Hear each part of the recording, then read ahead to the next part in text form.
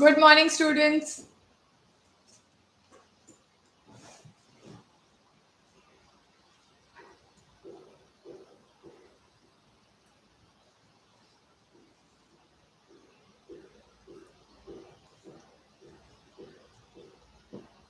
Yes, so should we start?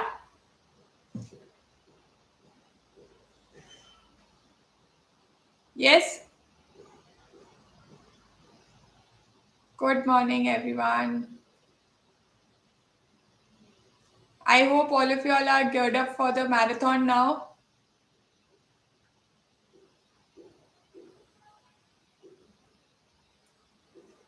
Yes.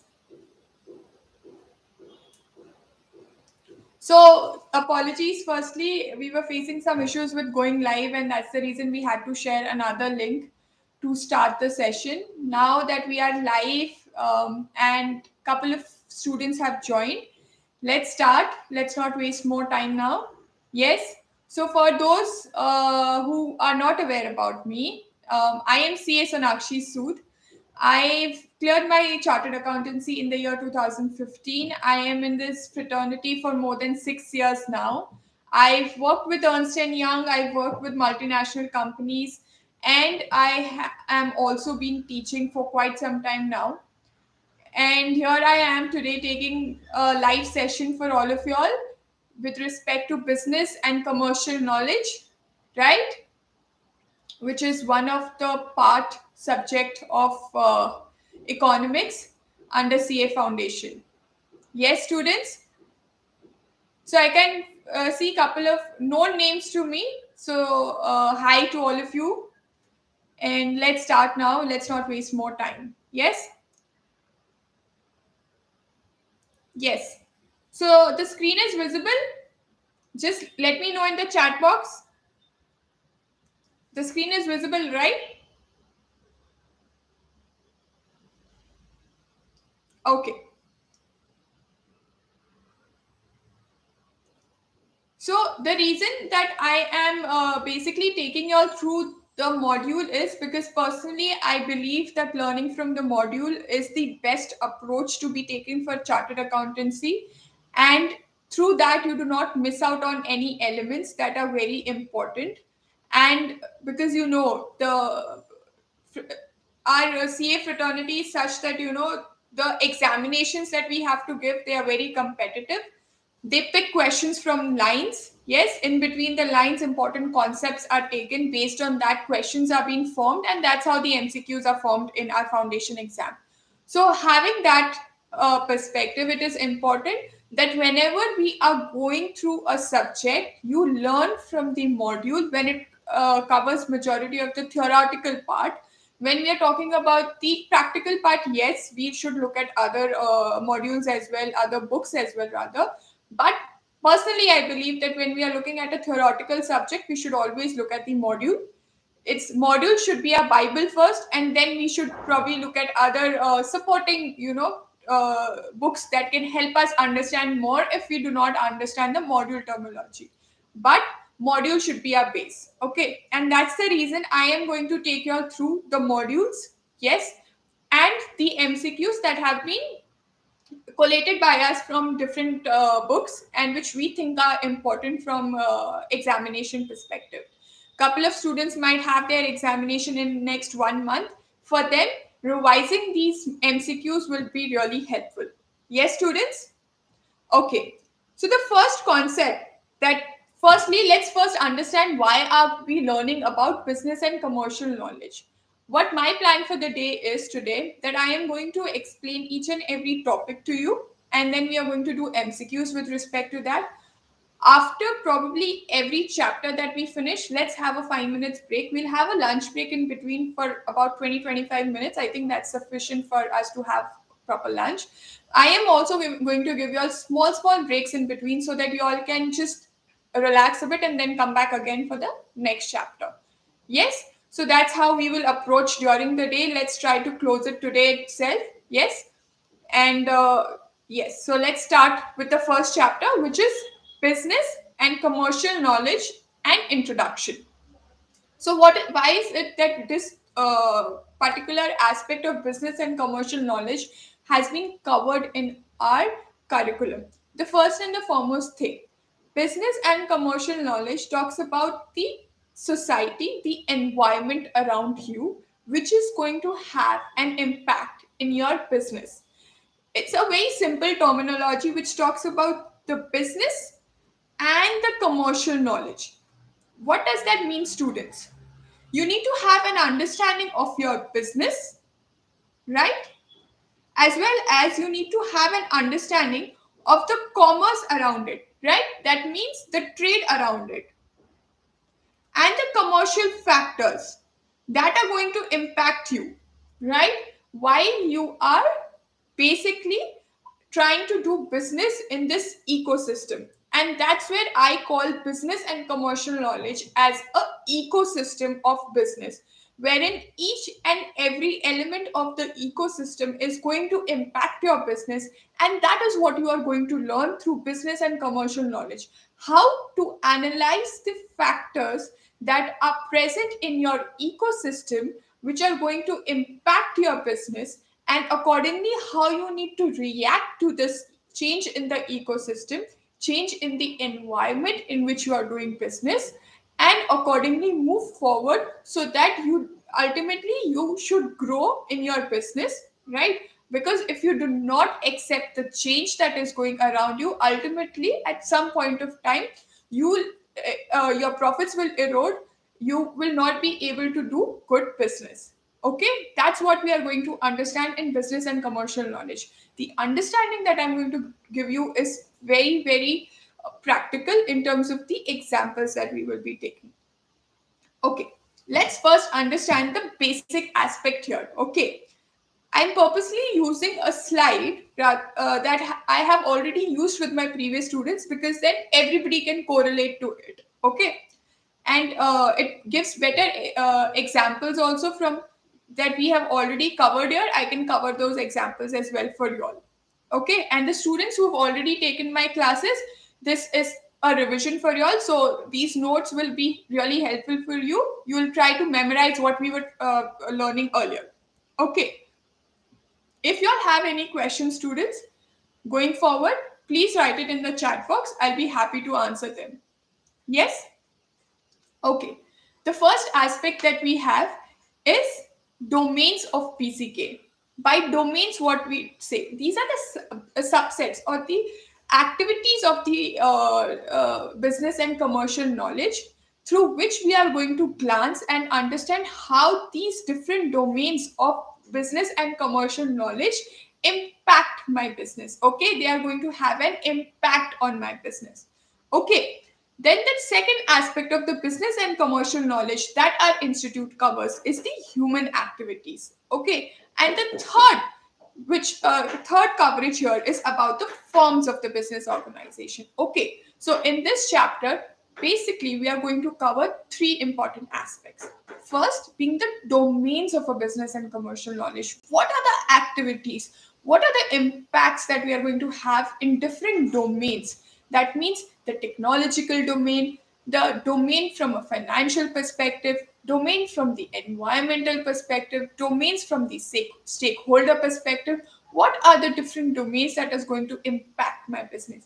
Second, from a human activity perspective. From a human activity perspective, we are going to cover from the economic activities perspective and the non-economic activities perspective. So what are economic activities? What are non-economic activities is something that we will learn now in going forward. The third aspect that we have covered here is forms of business organization. These terminologies would be very known to you, like the sole proprietorship, the Hindu undivided family partnership, limited liability partnership, company. Yes, students. So let's go through each of this aspect, right? And then we will solve the MCQs. I'm going to cover briefly only the aspects which are very important from examination point of view. Okay. So the first important aspect that we need to learn here is about BCK domains, right? What are the domains of the BCK? The first domain that our book talks about is the activities. Okay, the activities. Here, Be very careful. By activities, what are they saying? They are talking about the manufacturing activity, they are talking about the trading activity, commerce, and the services. So, what is this, students? What are they talking about here? So, in business and commercial knowledge, one of the domain is how you are going to do business, and how you can do business, students. How you can do business? Either you can do manufacturing, yes, you have a raw material, you process it, right, in your warehouse. You have plant and machineries through which, based on the input, your output will be formed, right? You have a raw material, you process it, and a finished good is formed. This is called as manufacturing. You manufacture a product.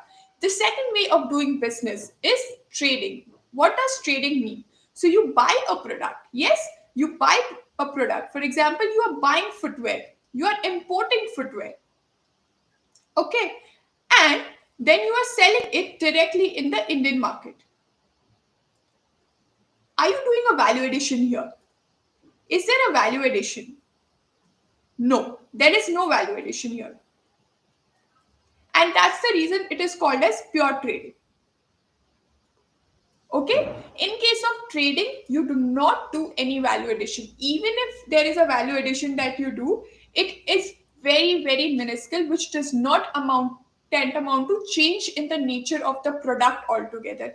I am not going to do any activity on this footwear which is going to change the nature of the footwear in such a manner that it will not amount to trading. Okay. The third aspect is commerce. That means normal trade or of auxiliaries. Okay. Or auxiliaries to trade services. Okay. This is basically covering the services aspect, which I am providing at this point of time. It's a service, right?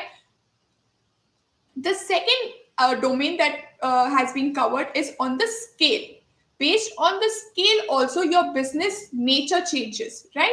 For example, micro enterprises, small enterprises, medium enterprises, and large enterprises. So, what are micro enterprises? Micro enterprises is when you do a door to door sale, right? What is a door to door sale? You have a product, you bring up, you go to each and every door, you explain the product to them, and that is how you are trying to do sale of the product. That is called as door to door sale. So these are very small enterprises, not even an enterprise. It is usually run by an individual only. What are small enterprises? Like shops, small kiosks, like thelas. These are small enterprises who today you have a product, you are selling it. Tomorrow you may not have a product. So you do not have a fixed existence per se. Okay, what are medium enterprises? Medium enterprises are enterprises like the showrooms, the offices, right? Those are medium enterprises. They have a fixed office place. Yes, they have a fixed business way of doing business. Because in case of micro and small enterprises, students always remember there is no fixed business here. आज आप कुछ कर रहे हो, कल आप कुछ और करोगे, राइट? जिसमें आपको लगता है कि आपको ज्यादा प्रॉफिट मिलेगा. आज आप फ्रूट बेचने का ठेला खोल रहे हो, कल आप वेजिटेबल्स बेचोगे, परसों आपको लगता है दिवाली आ रही है तो आप दिवाली के प्रोडक्ट्स बेच रहे हो. So that's how your nature of product of sale keeps on changing based on the environment around you. Now you see how environment is making an impact, right? तो देखो छोटी छोटी enterprises like small scale enterprises also कैसे अपने cell के लिए products change कर देते हैं, राइट? तो आपको ये हमेशा ध्यान होगा, जो छोटी शॉप्स होती है जब दिवाली आती है या कोई भी स्पेसिफिक होली आती है, जैसे कुछ जो त्योहार आते हैं, उस टाइम पे do they not keep the festival specific products also in the shop? Yes or no, students? Yes or no? Let me know in the chat box. They do change the nature of the products that are kept. They do the basic products that they usually sell in the market is always there, but then still they do have certain additional products also, which is very similar to students, which is there in the which is required for the festivals. And that's how what happens in the business environment around you. There is a change in the nature, right?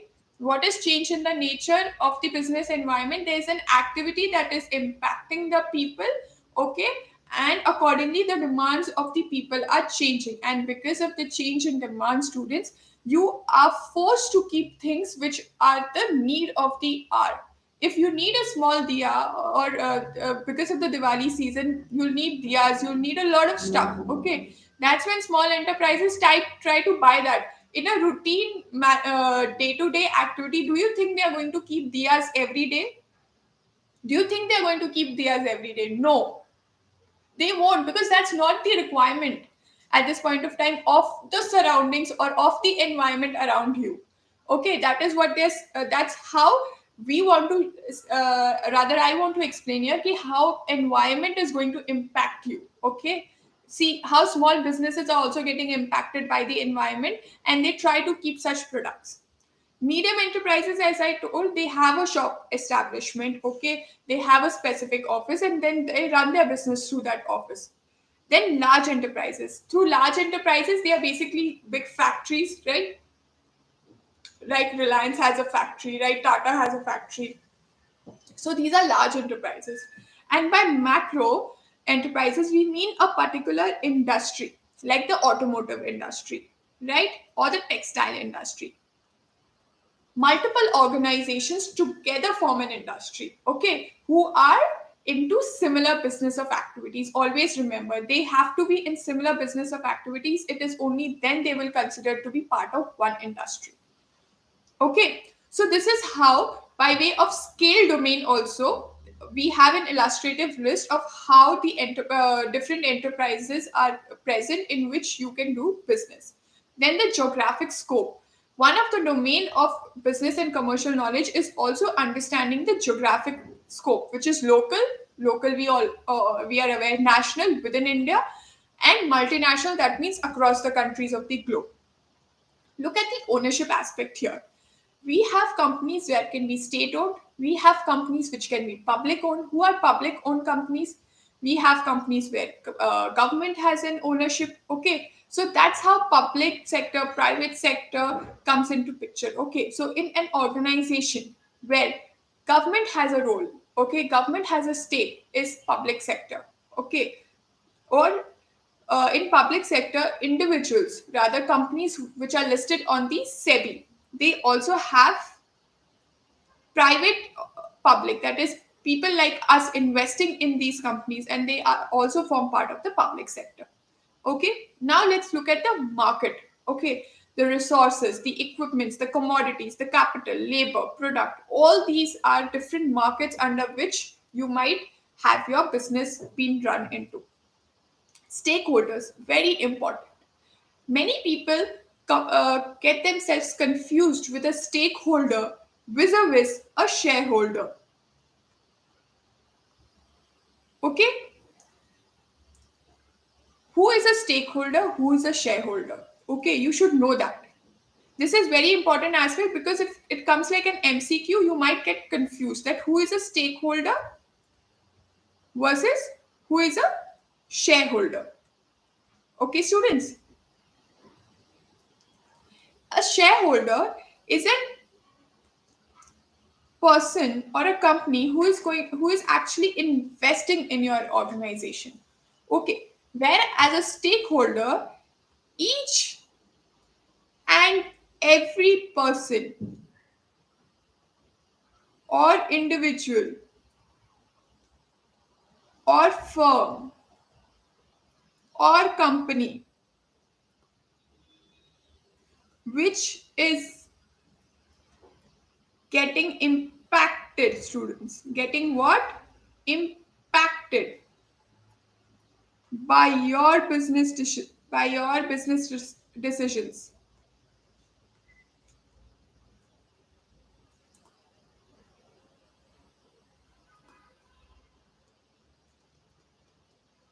is basically going to be termed as the stakeholder. Yes? Understood, students? Give me a thumbs up in the chat box if you all have understood what is a stakeholder and what is a shareholder. A shareholder is also interested in your business, okay, because it has invested in your business. But in case of a stakeholder, need not be that the person has invested in your business, okay.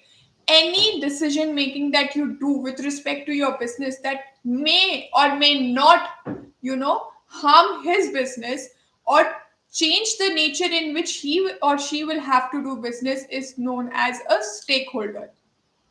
Yes, students, have you all understood? Yes or no? Okay. So when we look at this, बच्चों ये फिर आप सोच सकते हो कि stake holders कौन होंगे, कौन हो सकते हैं फिर stake holders?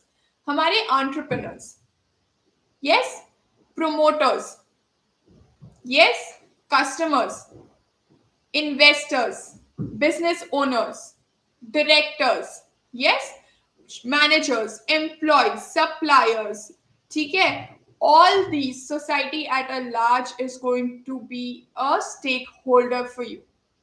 And more so, students, in case of public sector companies where we are already as an investor investing, government has invested, the entire public has interest in that company. For example, Tata Motors, for example, any other Reliance industry, if they are making a single decision with respect to their business, they are putting it forth before the public. Why are they putting it forth before the public? Because the public is a stakeholder for that company.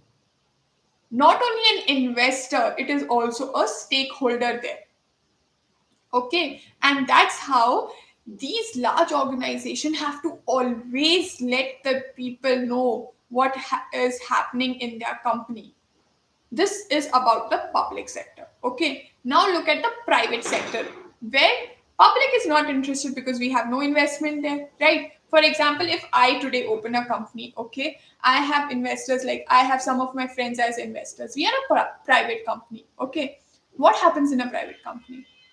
I may have a manufacturing facility, so I will have my suppliers, I will have my creditors, I'll have my customers, right? Yes. Then, if tomorrow I decide to close my business, is it that my supplier is going to be impacted by this?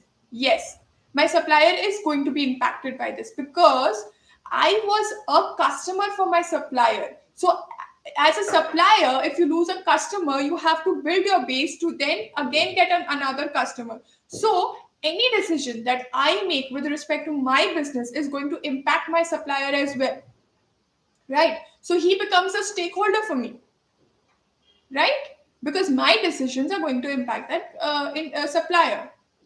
So you all understood, students, how stakeholders are also very important for a business organization. Similarly, decisions of a business organization are very important from a stakeholder perspective, right? I have 5 suppliers, out of which I decide one supplier is not required. Okay, this business decision is going to impact his business. Yes or no? It is going to impact his business. So that is what you need to understand. Stake by the word stakeholders. And always remember, there's a difference between a stakeholder and a shareholder. Shareholder will have investment in your business. Stakeholder will not necessarily have investment. Employee का क्या investment है आपके business में? Right? But a business decision that because of COVID you are going to lay off the employees is impacting them. Yes, he's a stakeholder. Okay. From a functions perspective, also business and commercial knowledge needs to be understood. Like from the marketing function, the accounting and finance, taxation function, human resource function, right? All these functions need to work in alignment together so that the business grows, right? So impact in any of one of those functions is going to have an impact on your business. Okay. Then we also have the mode of the mode as one of the domain here, which is about the digital domain, the brick and mortar. That means the stores that we have, traditional and physical sale. So you will see sale of goods, right, or services also for that matter of fact has gradually changed from a it has gradually changed from the traditional way of doing it, that is we used to go to the shops and buy it, to basically going to the online store wherein you just at the click of a button, now you can go on Amazon, Flipkart, Myntra, Nykaa, anywhere and buy the products that you need. Okay. Next, so once that we have understood what are the different domains of business and commercial knowledge, we are now trying to understand that what exactly and how business and commercial knowledge features, right? What are the features here that are important in business and commercial knowledge?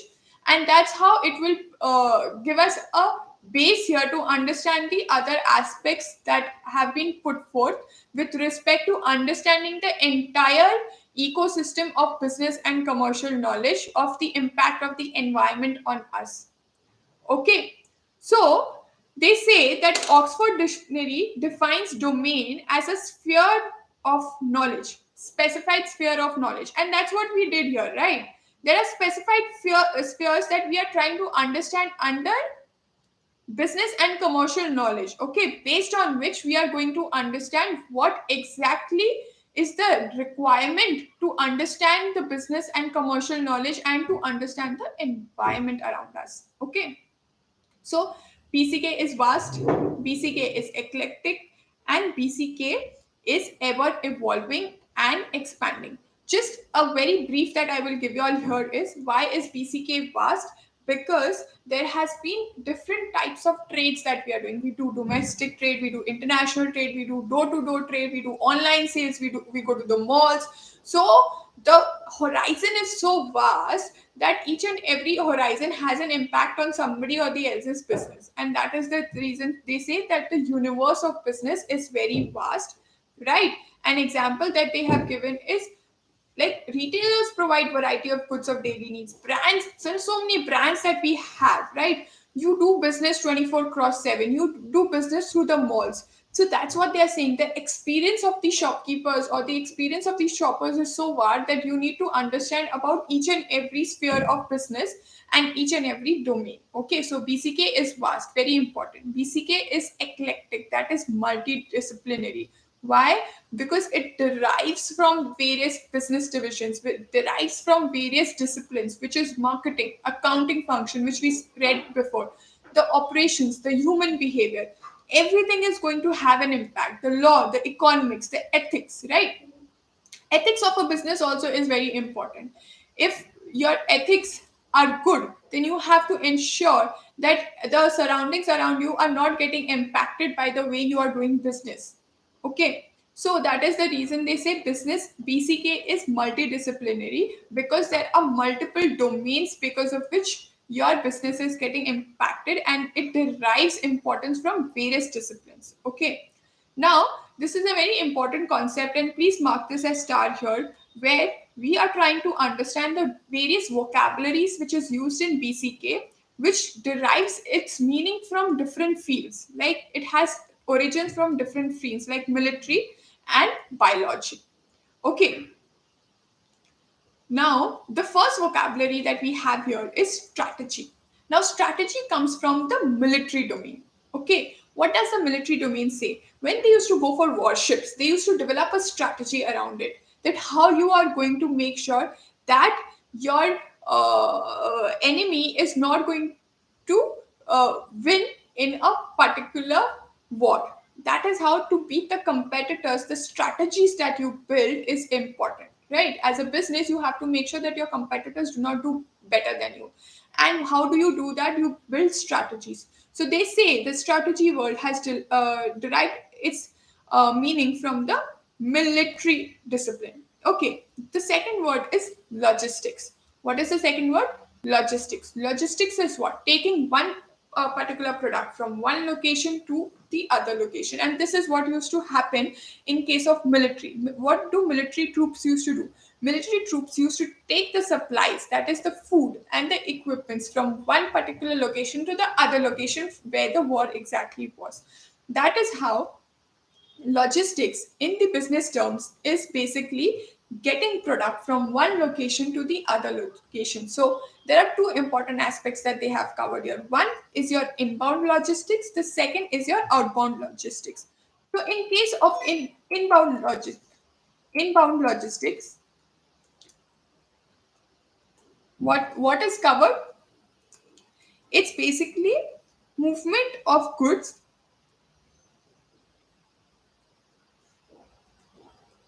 with respect to your inputs, and output logistics is movement of your output.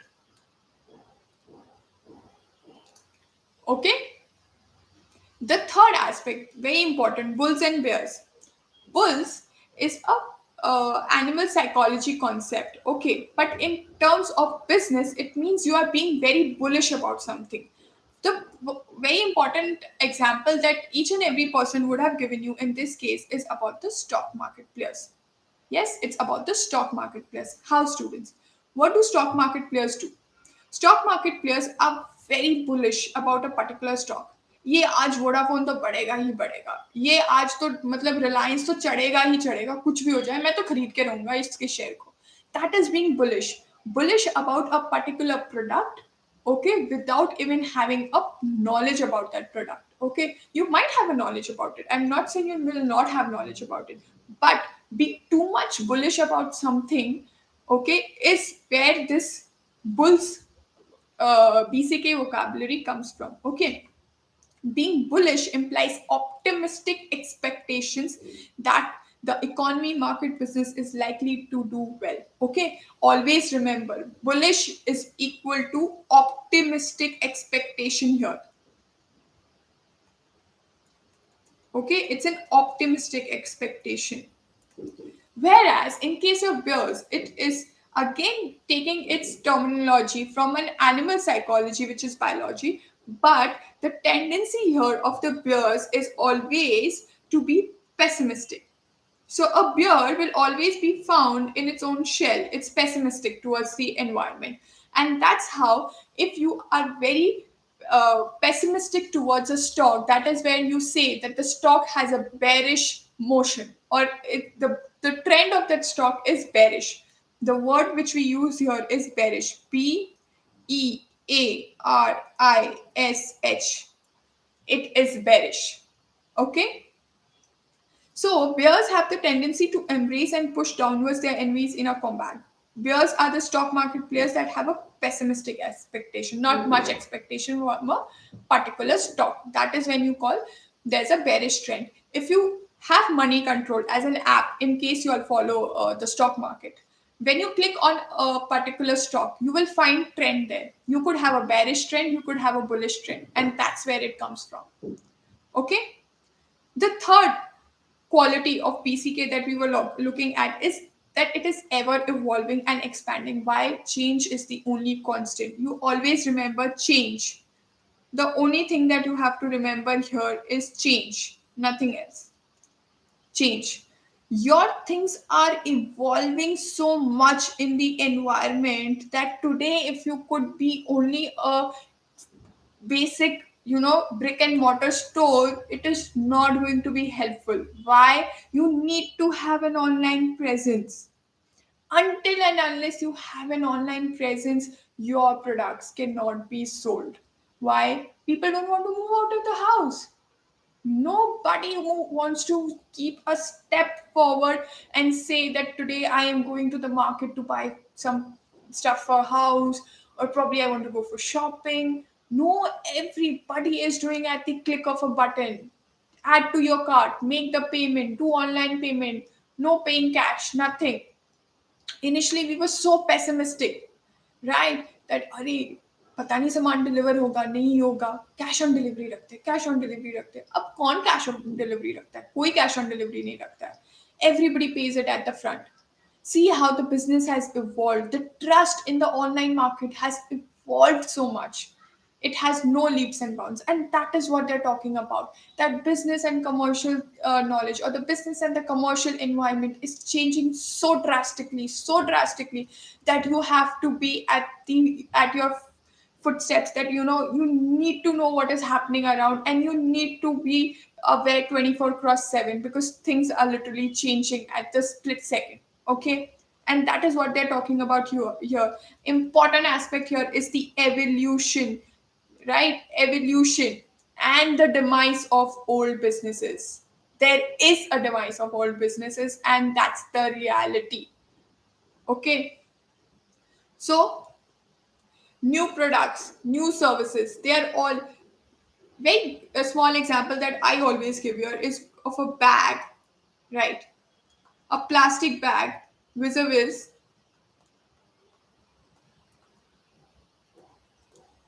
a paper bag.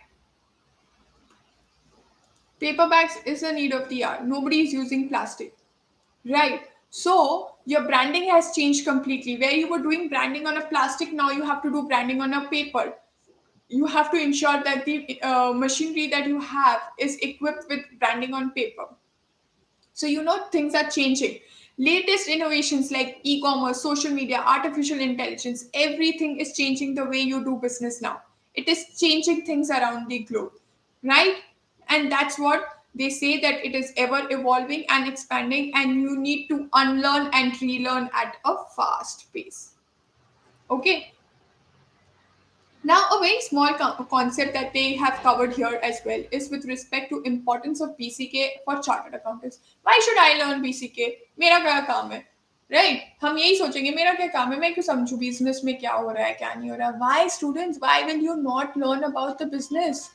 आप audit करोगे बच्चों जाके, आप उनको बताओगे आपको कितना profitability आना चाहिए था आपके बिजनेस में क्या सराउंडिंग्स में क्या हो रहा है, जिसकी वजह से आप बताओगे नहीं सर आपके बिजनेस में 10% profit is not the appropriate profit, आपको तो 20% कमाना चाहिए था. आप इंडस्ट्री में जाके देखो बाहर सब 20% कमा रहे, आप 10% क्यों कमा रहे, right? How will you understand that as a chartered accountant, and how will you be able to guide your customer, which is actually the company for whom you're doing the audit?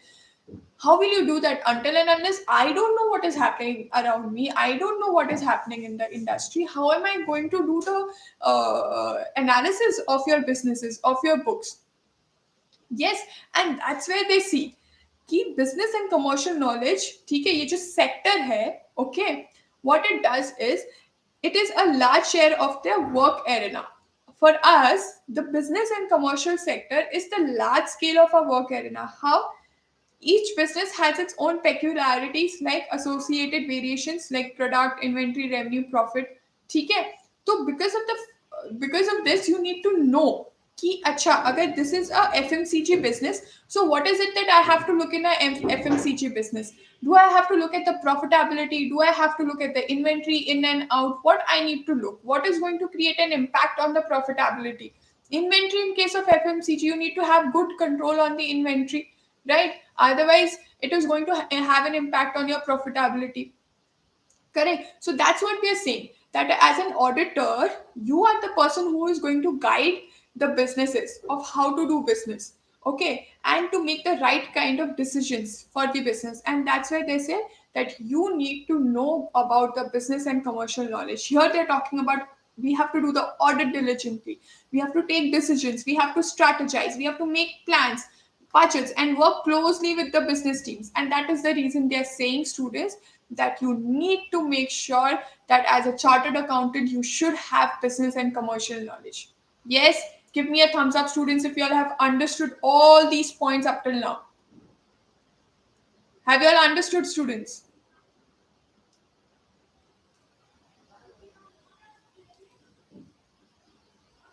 Yes.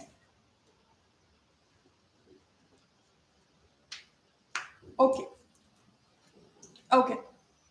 Now, after the business domains, okay, after understanding that business is vast, eclectic, multidisciplinary, we come to the next aspect. When you all remember, we were looking at the human activities, which were of two kinds. Students. What was it? Economic and non-economic, right? What was it? Economic and non-economic.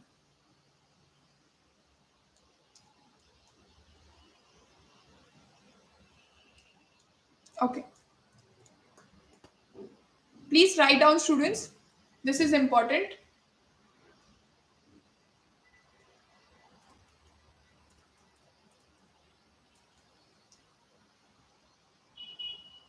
Yes, human activities. Are you all with me? Yes, come on. Human activities, economic, non-economic. Yes, economic, non-economic. Economic क्या है? In return of consideration. What is it? In return of consideration is economic activity. Non-economic, no consideration involved. It is out of love and affection.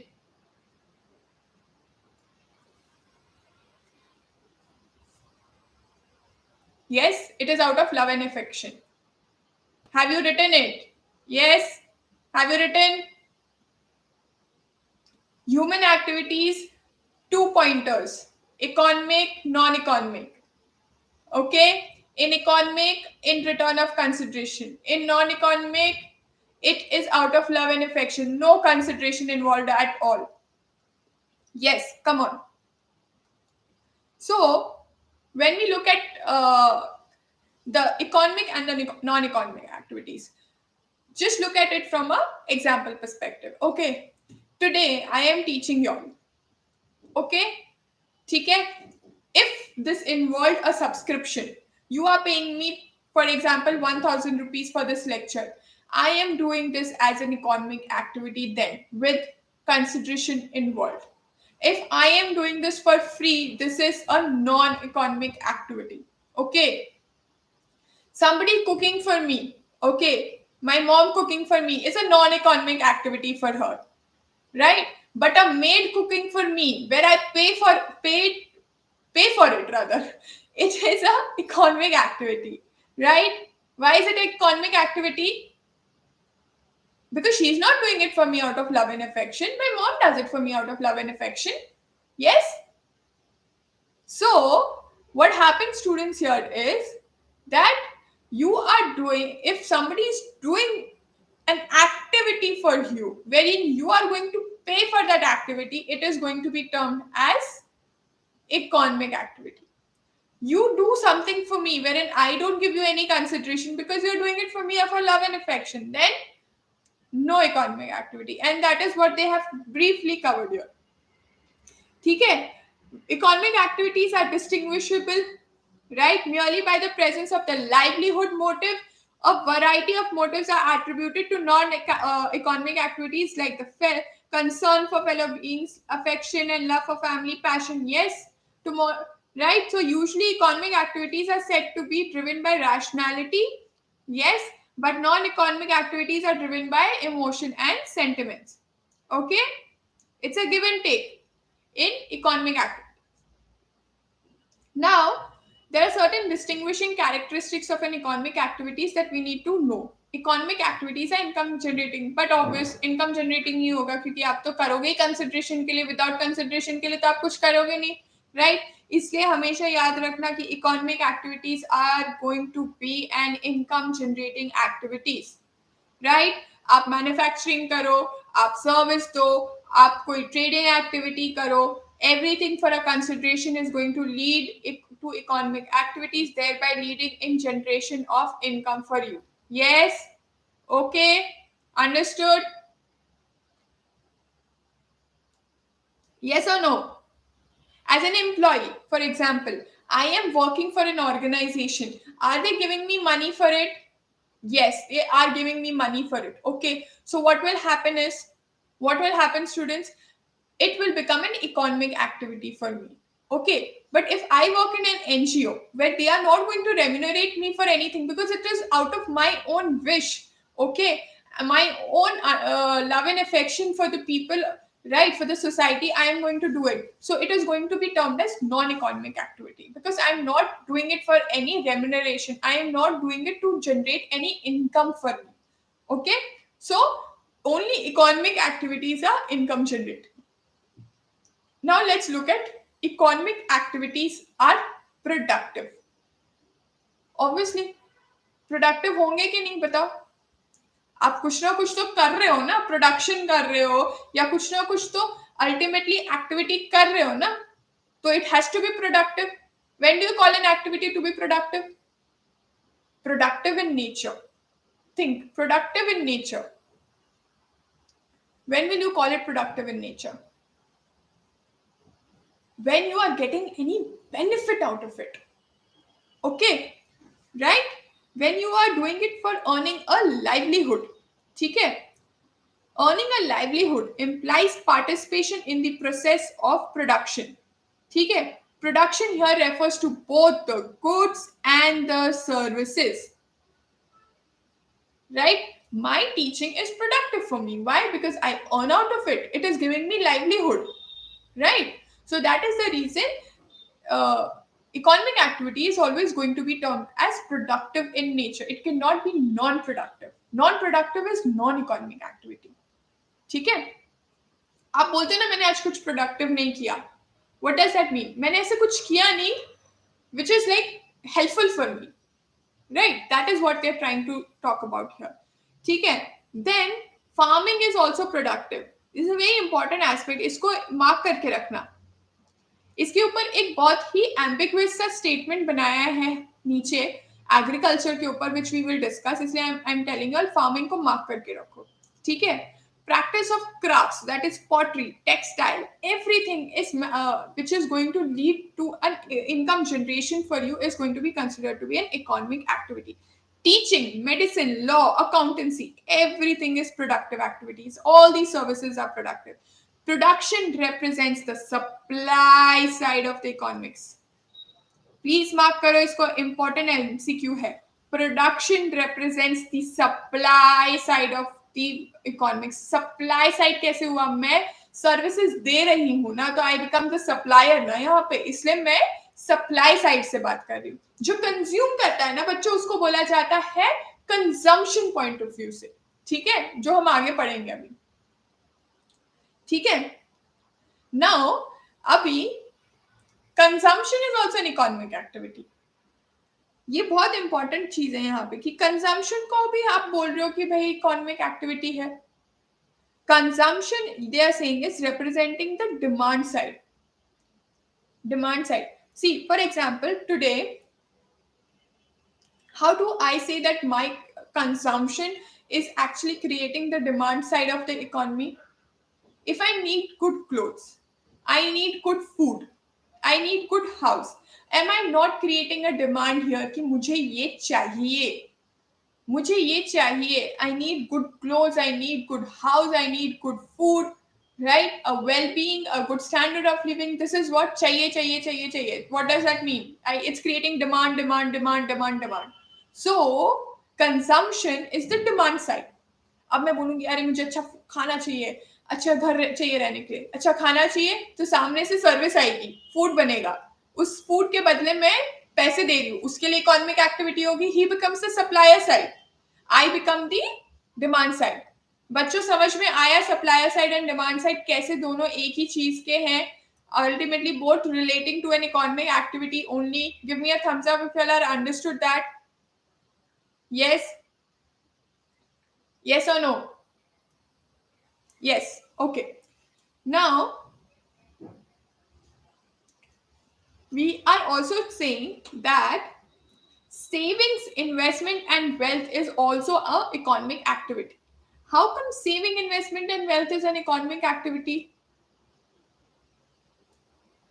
Yeah, here I had given an example of a bank. Okay, how a bank operates, students, right? How is bank operating? So today I have earned some little amount of money. Out of that little amount of money, I have saved some money. Okay, now if I want to save the money, where am I going to go? I know my house is not safe. These days nobody's house is safe. What do? You take a bank locker. Okay, you go and you invest. Yes, what do? You go and you invest. Yes, once I have made the investment, then what is the bank going to do? It is going to reinvest that money. How is it going to reinvest that money? It is going to give it to the person who is in need of that money, who has approached that bank for a loan. So what happens is, यहाँ से मैं पैसा डाल रही हूँ bank में, ठीक है? यहाँ से रुपीस जा रहे हैं जो मेरी सेविंग्स है, ओके? एंड यहाँ से बैंक उस बंदे को दे रहा है लोन जिसको लोन की जरूरत है। सो बैंक क्या करता है? लोन वाले से चार्ज करेगा 11%, मेरे को इंटरेस्ट देगा 7%, उसको आर्बिट्रेज मिल गया। क्या हो गया यहाँ पे? उसको पैसे मिल गए 5%, इसका इनकम हो गया Did it not become an income generating activity for the bank then? What it did, it just rerouted the investments. यहां से इन्वेस्टमेंट आया, इसको इन्वेस्टमेंट दिया, इसको इंटरेस्ट दिया, इससे इंटरेस्ट लिया, मेरे पैसे बन गए, मेरे पैसे बन गए, राइट? कैसे बनते हैं बैंक के पैसे? ऐसे ही बनते हैं ना बैंक के पैसे. So this is the entire life cycle of a investment. What is the life cycle of an investment? यहां से पैसा आया बैंक के अंदर, यहां से पैसा गया बैंक से, यहां पे किसी को लोन दिया, यहां किसी की इन्वेस्टमेंट हुई, यहां से 11% चार्ज किया, सॉरी, यहां 7% इसको दिया, यहां से इसको 11% चार्ज किया, 5% का इसको बेनिफिट हो गया, राइट? इसका भी बिजनेस बन गया, इसने भी तो कोई एक्टिविटी की ना, इससे इसकी भी तो एक्टिविटी हुई ना, इसको भी तो पैसे मिले ना, इसका भी तो इन्वेस्टमेंट की वजह से ग्रोथ हुआ, राइट? जो इसको इंटरेस्ट 50,000 सपोज मिला बैंक से, ठीक है, वो क्या हुआ बच्चों? इसके लिए भी तो वो इनकम जनरेटिंग एक्टिविटी हो गई. सिर्फ बैंक के लिए थोड़ी ना हुई इनकम जनरेटिंग, इसके लिए भी तो हुई इनकम जनरेटिंग. जिसने इन्वेस्टमेंट किया, जिसने लोन लिया, उसके लिए भी तो इनकम जनरेटिंग हो गई, क्योंकि उसने नया बिजनेस खोल लिया उससे, right? So you know how this entire life cycle now goes, this entire life cycle. Okay, this is how you have to remember it from the savings and investment perspective. ठीक है?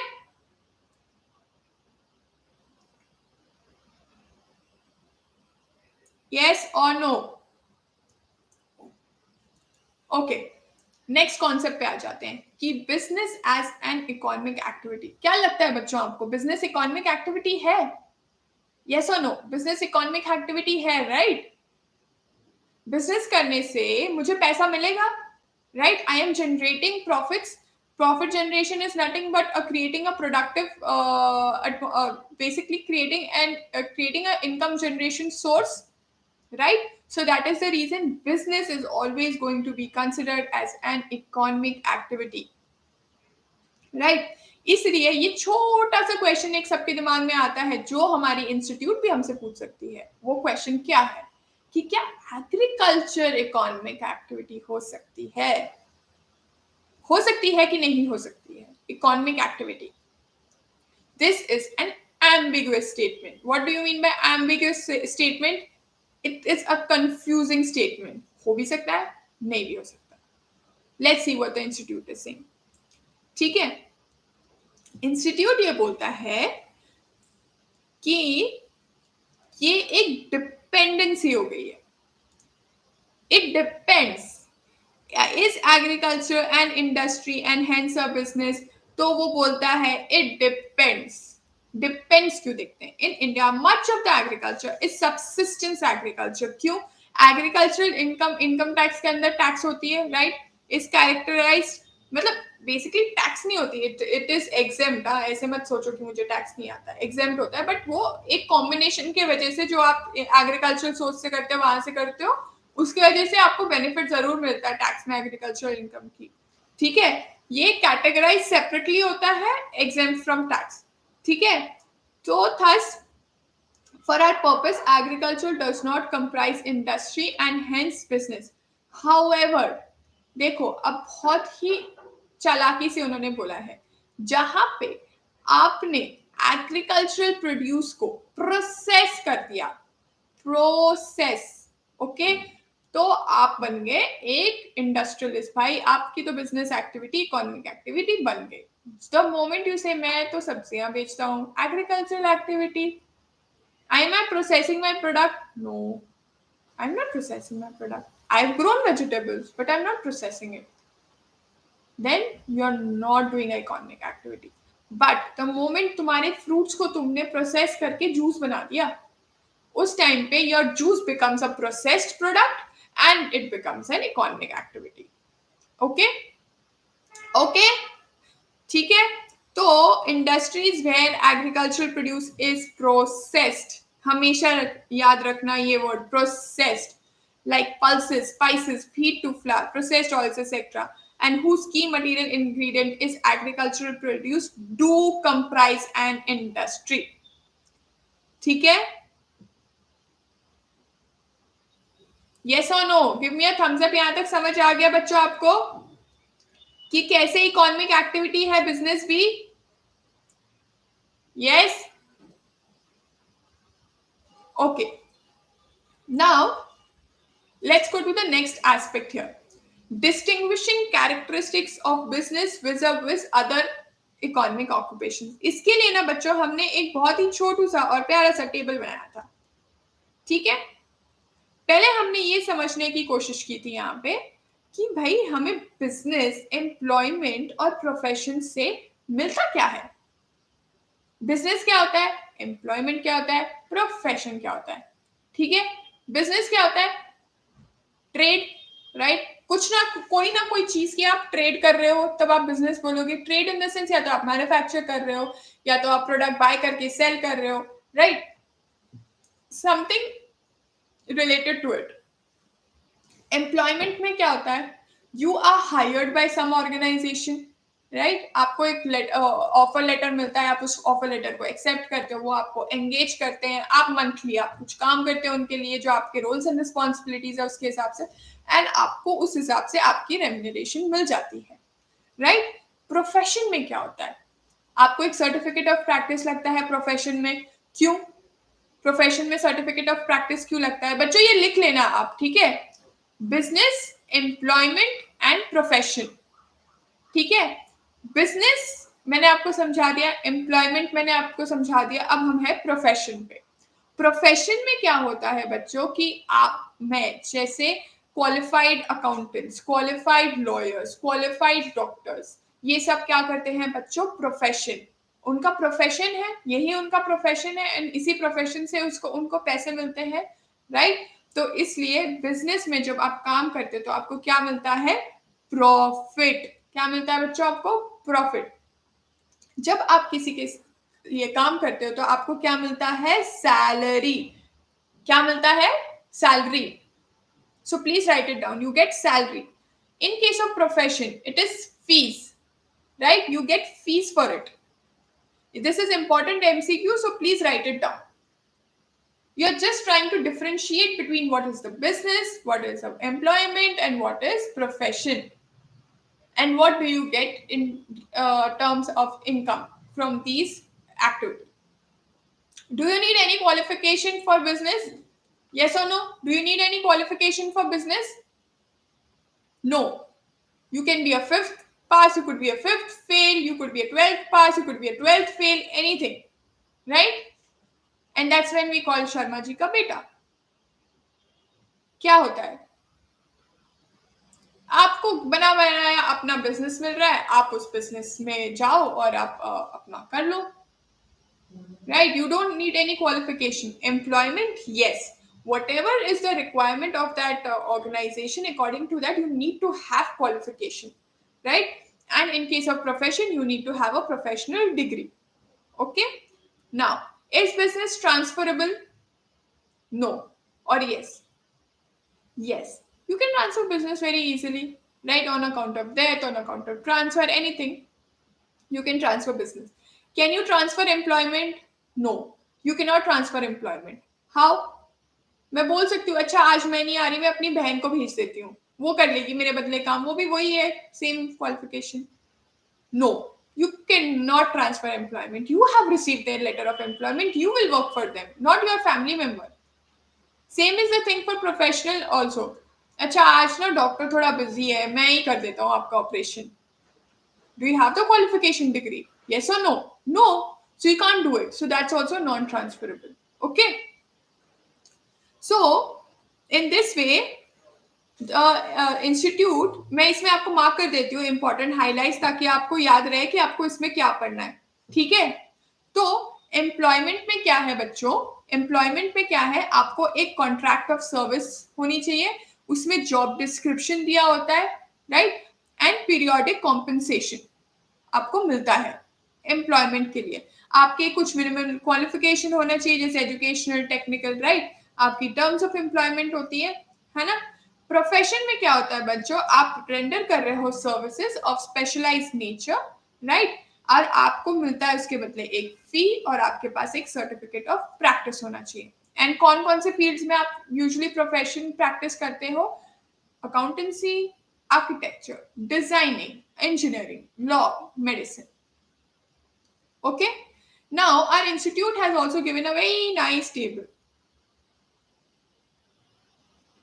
to distinguish between business, profession, and employment. Let's go through it one by one. Very important aspects I have already covered in the small table that I had prepared, but all the other aspects let's cover in brief because it's somewhere important. Okay, you need to know it. इसमें से बहुत easy वाले MCQ आएंगे, ऐसे कोई बहुत difficult वाले नहीं आते. इसमें से डिफिकल्ट वाले आते हैं इस जो लाइन के बीच में जो बोला जाता है ना, इकोनॉमिक एक्टिविटी का कौन सा डिमांड साइड है, कौन सा सप्लाई साइड है, ये छोटी छोटी चीजें जो है वो मैटर करती हैं.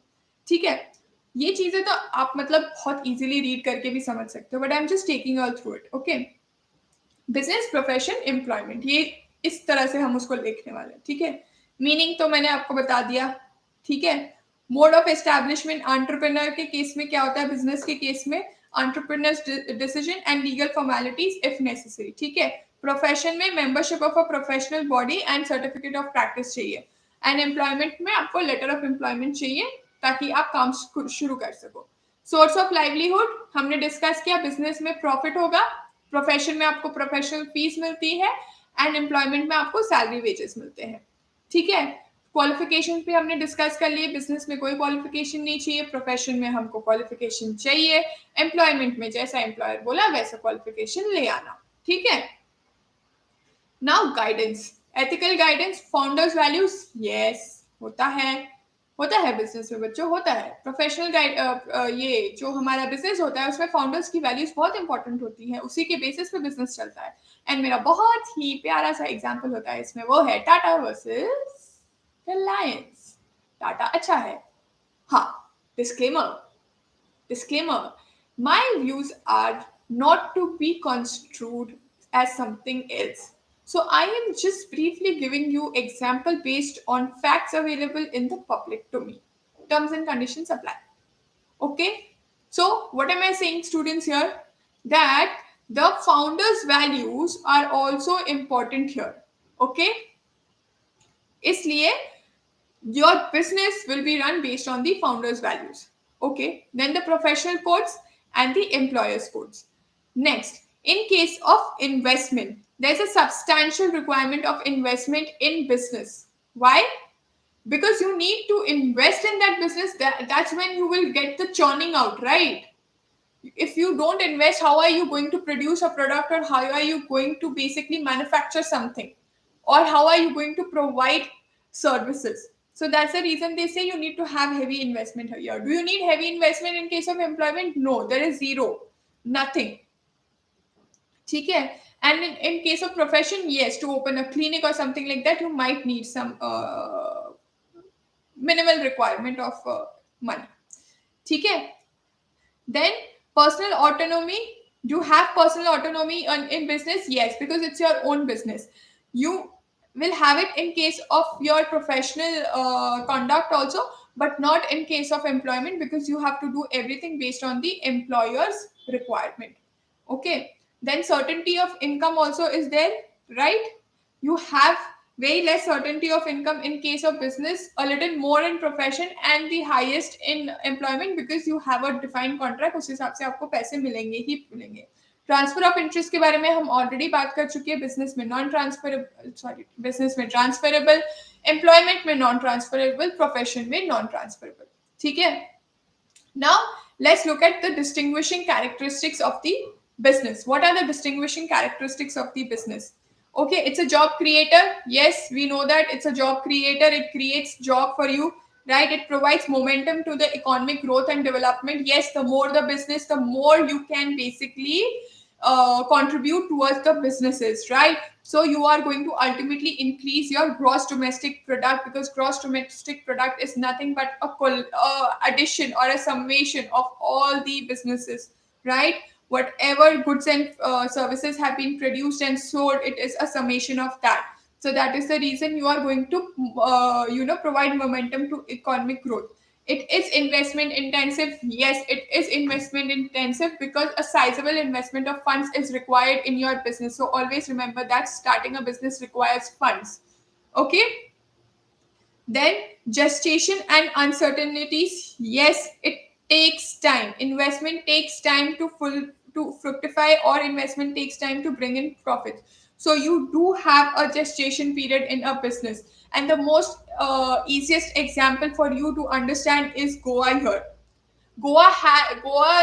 The tourism in Goa has a gestation period. Okay, and what is the gestation period here, students?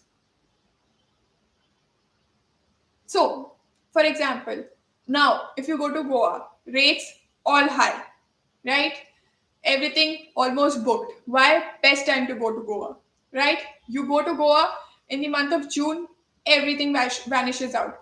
Rates extremely low, availability extremely high, because not the best season to go to Goa. So that's where we are saying there's a gestation period. Now let's talk about uncertainties.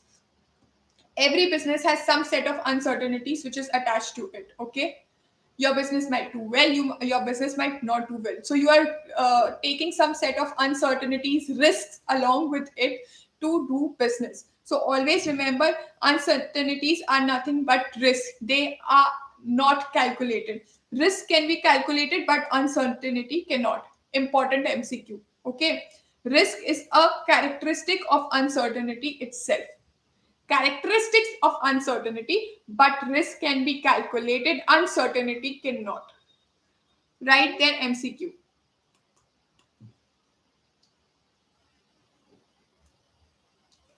Then is systematic. It's not random. They talk about it. It is not random or unorganized, right? It is a consciously created system of production. Sorry, thus, firm infrastructure needs to be put in place, supply chain of material needs to be developed, and material need to be processed or transformed, right? Products need to be marketed and sold, payments need to be collected, right? There needs to be system कि हाँ यहाँ से मेरा raw material आएगा, फिर मैं इसको यहाँ पे process करूंगा, फिर मैं यहाँ पे इसको quality check करूंगा, फिर मैं इसको as a finish good consider करूंगा सेल के लिए, सेल होने के बाद मैं उसका कलेक्शन करूंगा, कलेक्शन को मैं बैंक में डिपॉजिट करूंगा. तो ये पूरा एक सिस्टम बनाया जाता है, एक एसओपी बनाया जाता है पूरा चीज का. इसे वो बोलते हैं ये एक systematic and organised way of activity है, not an ad hoc way of activity. Okay, and they also say it is objective oriented and purposeful. क्यों? बिजनेस करने का मेरा मेन पर्पस यही है कि मुझे क्या करना है बच्चों, क्या करना है मुझे प्रॉफिट अर्न करना है. I am not doing business to earn losses, students. Just understand that I am not doing business to earn losses. The only and only motive that I have is to earn profits, reinvest that profits, and earn more money out of my business. Okay, so it says profit is said to be the defining motive behind business. What it is? It is the defining motive behind business. ठीक है, and objective of the firm is to set as maximization profit as possible. That's the most important objective, right? Okay.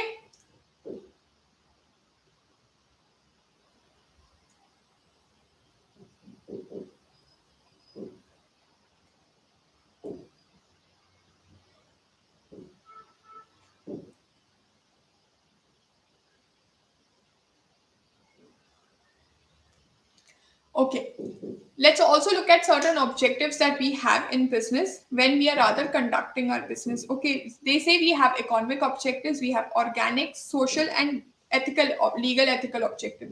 Economic objective, very simple, what we just learned sometime back, that we sales, profits, return on investment, market share is your economic objective towards doing a business. What is the organic objective here? Survival, right? Health, right? Growth, diversification of capabilities. That's the organic objective that you have here. Social responsibility is towards your community, towards your social outlook, right? Towards the environment as a whole, right? To support your employees, to support your investors, customers. That's a social responsibility that you have towards the environment.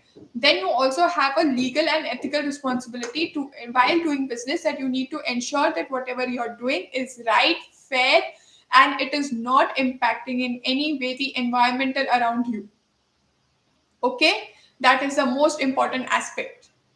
Okay, so whenever somebody says that when you're doing business, what are the four important objectives that you have to look at it from is economic objective, your organic, your social, legal, ethical, and environmental objectives.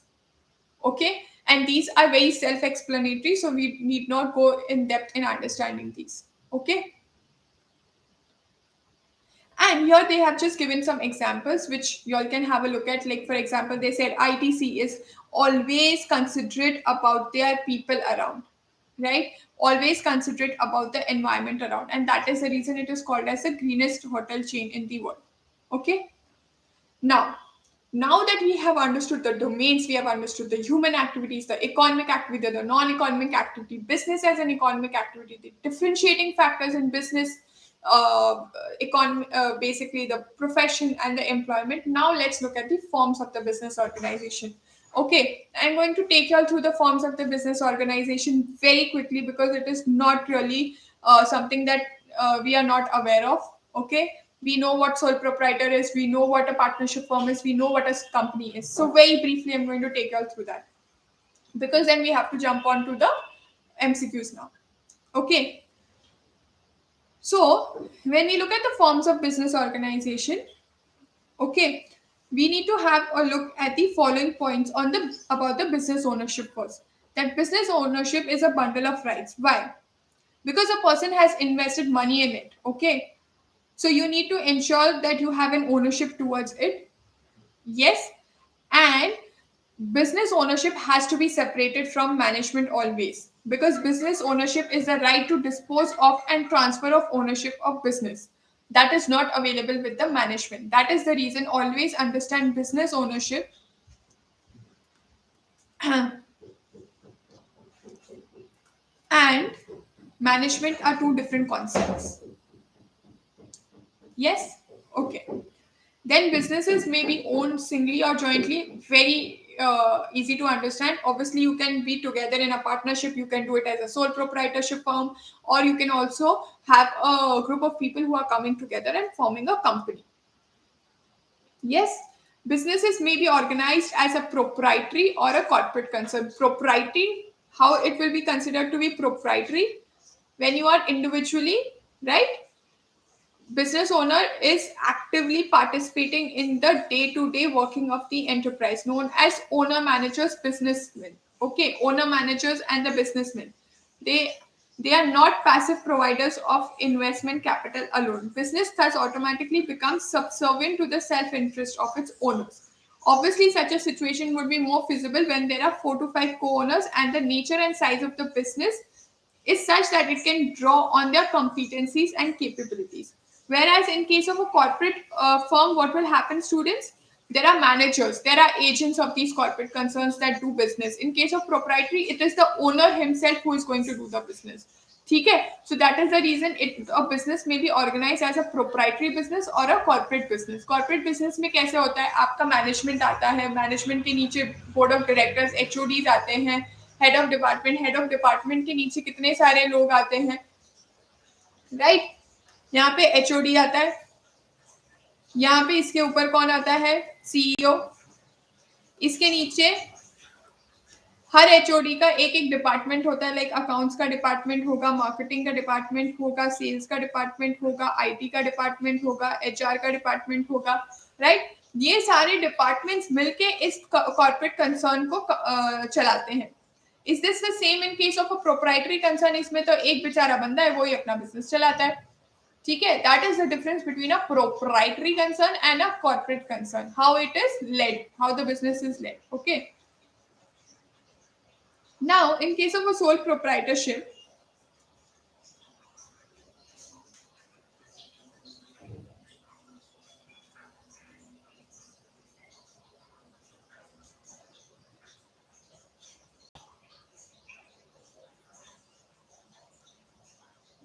let's understand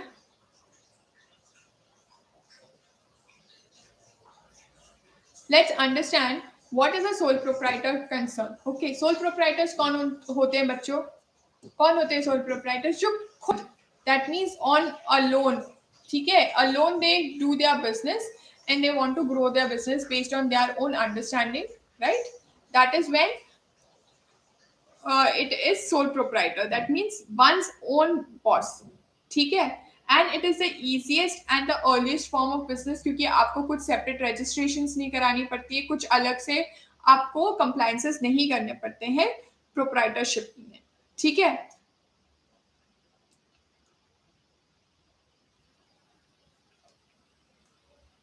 I'm directly taking you all through the features of the sole proprietorship. ठीक है, इसका merit क्या है? Autonomy of being one own business is one of the merit. एक limitation इसका ये है कि आपके पास जितना कैपिटल है आप उतना ही लगा सकते हो, उससे ज्यादा कैपिटल आप नहीं लगा पाओगे. ठीक है. Third, visibility of the owner and the personalized services. What? Visibility of the owner and personalized services. अगर मैं खुद अकेले ही अपनी अकेडमी चला रही हूँ तो मेरी ही विजिबिलिटी, मेरी ही पर्सनलाइज सर्विसेज होंगी, right? That is not the case in case of a group of people coming together. Everybody will get visibility, and that is what sole proprietorship is all about. Sole visibility, right? Sole bearer of the risk. Always remember, which is a limitation. Unlimited liability, a limitation. Fate as a going concern. आज मैं हूँ, कल मैं नहीं हूँ. If I die, then my proprietorship concern is not going to continue. So that is what it is, a limitation. And succession of ownership. It will happen only by way of will, ठीक है, और application of the law of inheritance. Now HUF. HUF में simple सा चीज एक करना है कि आपको सिर्फ कर्ता के बारे में देख सुनना है और समझना है, क्योंकि HUF में सिर्फ कर्ता करता है सब कुछ. उसके जो नीचे के लोग हैं वो ज्यादा कुछ करते नहीं है, जो करता है करता करता है. सो HUF enjoys a separate entity status under the Income Tax Act. HUF cannot be formed by a group of people who do not constitute a family. ये भी बहुत इंपॉर्टेंट एमसीक्यू है. who do not constitute a family. ये नहीं कि चार दोस्त आके बोले हम HUF बनाएंगे, हम तो because we are friends for more than 7 years, you consider us to be family. है? सुना है ये फ्रेज? सुना है सबने? राइट? सुना है ना बच्चों? तो ऐसे लोग नहीं हो सकते. आप HUF नहीं बना सकते. HUF वही बना सकता है जो एक फैमिली का पार्ट हो. You need to have blood relations to form an HUF. Okay? Then HUF cannot earn income from salary. These, right? Now, and you also need to know that only 3 successive generations can form an HUF. That's it, not more than that. Okay? So, formed by birth in a Hindu, that is Buddhist, Jain and Sikh family. Okay, so HUF is usually found in the Hindu part of the community, and they say that Muslims usually form a association with the help of a partnership agreement and not with the help of HUF. Then one of the merit here is because you have a family of pool family, that you can pool resources very easily. That is the reason it is one of the merit, right? Social capital through family involvement. Yes, there's an instant trust among the people, among the family members, and that is the reason you do not have issues with respect to getting in more capital for different businesses, right? Decision making is quick. Why? Because karta is the only person who takes all the decisions. Karta. Unlimited liability is a limitation of an HUF, right? And succession also happens only by will. Okay? Now, let's look at partnership. Third part. Partnership kya baat hai? When I think that as an individual, I am not able to do business. I am not able to manage my operations. I think I need person who can help me out with my business. Then I get on board a person who is reliable, okay, and who is going to help me with my business. And that's where I think of a partnership firm. Now, in partnership firm, you have to always think about 2 aspects. One, partnership with limited liability, partnership with unlimited liability. When I talk about partnership with unlimited liability, it is a normal partnership firm. When I talk about partnership with limited liability, I talk about a limited liability partnership firm. Okay, so partnership is what it implies: contractual co-ownership of a business. What it is? A contractual co-ownership. It is a relationship between 2 or more persons who agree to share profits as well as losses. Yes, if I have person A, if I have person B, what is going to happen? They are going to supposingly 50-50 हम profits share करेंगे, 50-50 हम loss share करेंगे.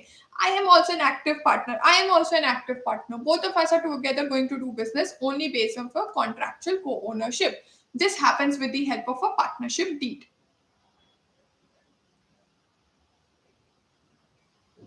Okay, this happens with the help of a partnership deed. Okay, and it may be verbal or written. It specifies the basis of association of the persons in a partnership business, that is capital contribution, profit sharing. The deed may be registered in India under the Partnership Act 1932. Okay, now let's look at the merits and demerits of having a partnership firm. Agreement, a merit. Two or more persons, merit. क्योंकि दो लोगों का दिमाग चलेगा, मतलब दो लोग एक साथ मिलके एक डिसीजन मेकिंग करेंगे. मेरा डिसीजन गलत हो सकता है, but if I get an input from some other person, I can do better decision making. Profit sharing, okay. Business objective, mutual agency, a merit. Unlimited liability, limitation. Fate as a going concern, limitation. क्योंकि दो लोगों में से एक अगर चला जाता है तो again you become a sole proprietary. ठीक है. Limited liability partnership. Limited liability partnership very similar to that. The only difference between the two is कि limited liability partnership में एक तो आपको कंप्लायंस करना पड़ता है कंपनीज एक्ट के हिसाब से. दूसरा आपका जो बेस्ट चीज ये होता है कि आपकी liability is limited to the contribution that you make towards the organization. There is no separate you know association of liability with you. ठीक है. No personal liability as a partner, क्योंकि इन पार्टनरशिप फॉर्म तो आपके personal assets भी seize हो सकते हैं. Limited liability partnership में ये नहीं होता है. Incorporation is mandatory. बहुत इंपॉर्टेंट एस्पेक्ट है. पार्टनरशिप फॉर्म में कोई इनकॉर्पोरेशन मैंडेटरी नहीं होता है. इसमें इनकॉर्पोरेशन आपको एक एलएलपी का नंबर मिलता है. ठीक है. जैसे एक कॉर्पोरेट आइडेंटिफिकेशन नंबर सिन होता है, वैसे ही इसमें एलएलपी नंबर होता है. ठीक है. Its legal entity is separate from its partners, unlike to a normal partnership firm. ठीक है. जहां पे आपके ट्रेडिशनल पार्टनरशिप फर्म में नो लीगल सेपरेट एंटिटी होता है. Minimum two maximum, no limit on the maximum. Minimum 2 and maximum 20 partners allowed in a partnership firm. ऐसी कोई लिमिट ही नहीं है लिमिटेड लाइबिलिटी पार्टनरशिप फर्म में. ठीक है. रजिस्टर ऑफ कॉर्पोरेट, ये आरओसी जो है, ठीक है, रजिस्टर ऑफ कंपनीज, ये एक एडमिनिस्ट्रेटिंग अथॉरिटी है. क्यों? मैंने आपको जैसे स्टार्टिंग में बताया, इसको एक कंपनी की तरह कंसिडर किया जाता है. जस्ट दैट कुछ रेगुलेशंस कंपनी के इसके ऊपर अप्लाई नहीं करते, बट मोर और लेस कंपनी की तरह ही एक्ट करती है एक लिमिटेड लाइबिलिटी पार्टनरशिप फर्म. ठीक है. एंड इसलिए इसको अपने रिटर्न्स भी फाइल करने पड़ते हैं. ठीक है. Partnership firm income tax return file करता है, बट जो एलएलपी होता है उसको अपने बुक्स भी फाइनलाइज करने पड़ते हैं, उसकी भी रिटर्न फाइल करनी पड़ती है. ठीक है. Now let's come to company. Company में एक बहुत ही नया कंसेप्ट आया आजकल, ओपीसी, 1% कंपनी. 1% कंपनी भी खोल सकते हो आप. जरूरी नहीं है कि आपको मिनिमम 2 शेयर होल्डर्स चाहिए उसमें. ठीक है. नाउ अब हम देखते हैं difference between public company and private company. Public company में हमने बहुत क्लियरली अंडरस्टैंड किया था कि पब्लिक, जहाँ पे पब्लिक इंटरेस्ट है उसको पब्लिक कंपनी कहा जाएगा. जहाँ पे private set of people come together to form a company where no public interest is applicable, public ने कोई पैसा नहीं डाला है उसमें, it will be considered as a private company.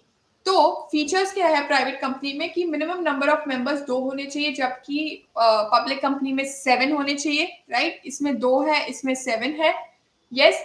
Maximum number of members 200 होने चाहिए प्राइवेट कंपनी में. पब्लिक कंपनी में कोई लिमिट नहीं है.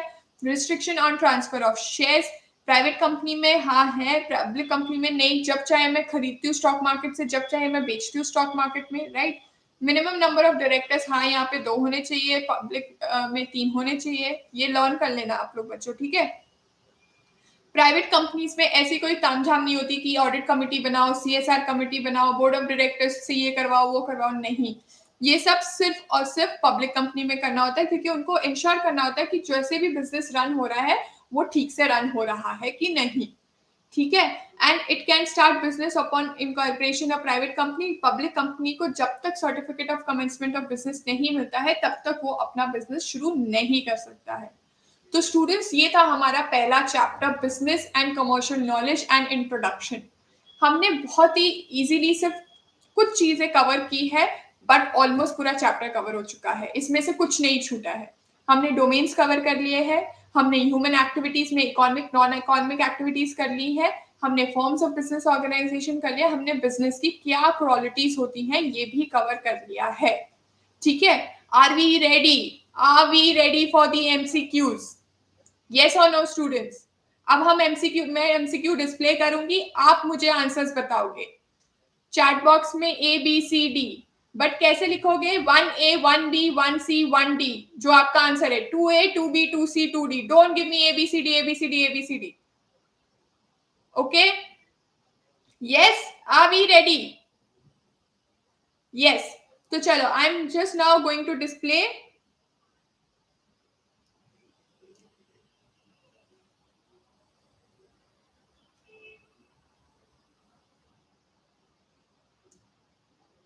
Okay. Just let me know when it is visible, please. Is it visible? Yes. Visible okay cool चलो सो हमारा अब बच्चों इसमें बहुत सारे क्वेश्चंस हैं मेरे को पता है कि कौन सा क्वेश्चन इंपॉर्टेंट है कौन सा नहीं है तो मैं आपको जो क्वेश्चन सॉल्व करने के लिए बोलूंगी वही करना ठीक है और वो आई विल इंश्योर कि आपको वो क्वेश्चन क्लियरली दिख रहा है ठीक है तो अभी आपको पहले करना है क्वेश्चन नंबर 1 क्वेश्चन नंबर 1 बोलता है economic activity consisting of production buying and selling of products and services is business profession vocation और occupation what is it what is it students क्या बात है बच्चों दिल खुश कर दिया 1A yes it is 1A okay now commercial awareness involves knowledge of what how business makes money what customer wants what are the problems all of the above what should it be what should it be yes it is 2D okay it is 2D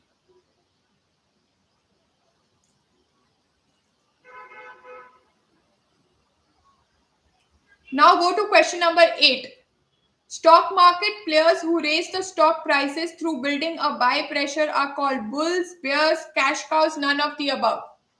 Question number 8, students. Question number 8. 8, 8, 8. It is A. बच्चों bulls का क्या था? What was bulls? They were creating a pressure. Optimistic approach याद रखना जो bears है उनको pessimistic approach होता है वो स्टॉक मार्केट की को रिड्यूस करेंगे उसकी स्टॉक प्राइस को ठीक है बढ़ाएंगे नहीं सो BCK helps CAs in question number 11 students BCK helps CAs in becoming more aware and responsible conducting audit diligently handling business issues and providing solutions all of the above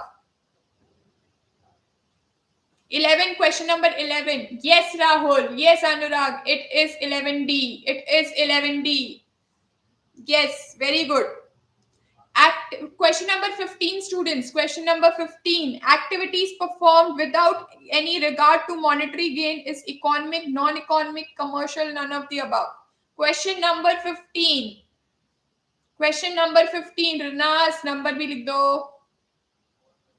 15C yes 15C it is non-economic activity come on yes everybody's getting it right very good I'm very happy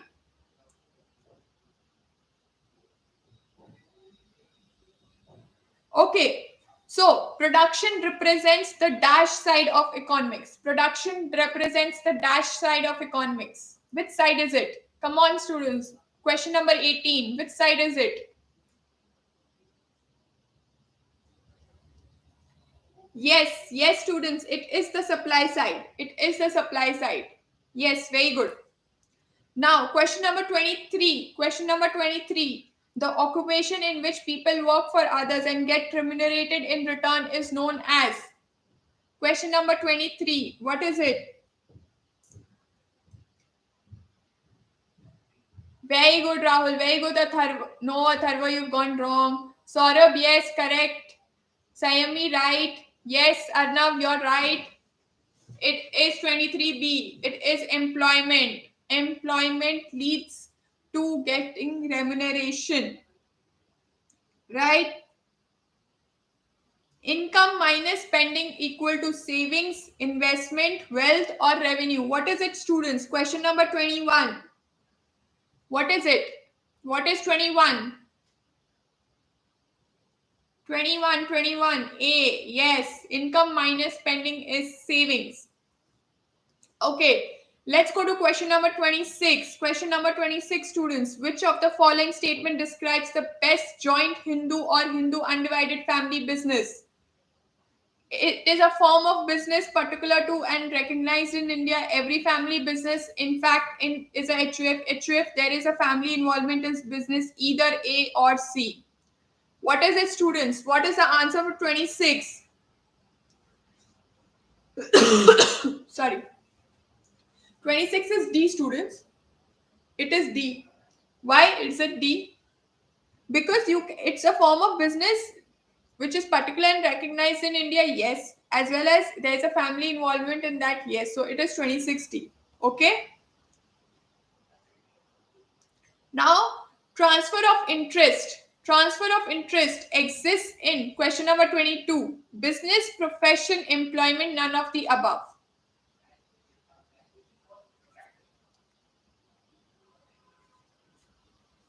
Yes, very good. It is there in business. Very good. Question number 27.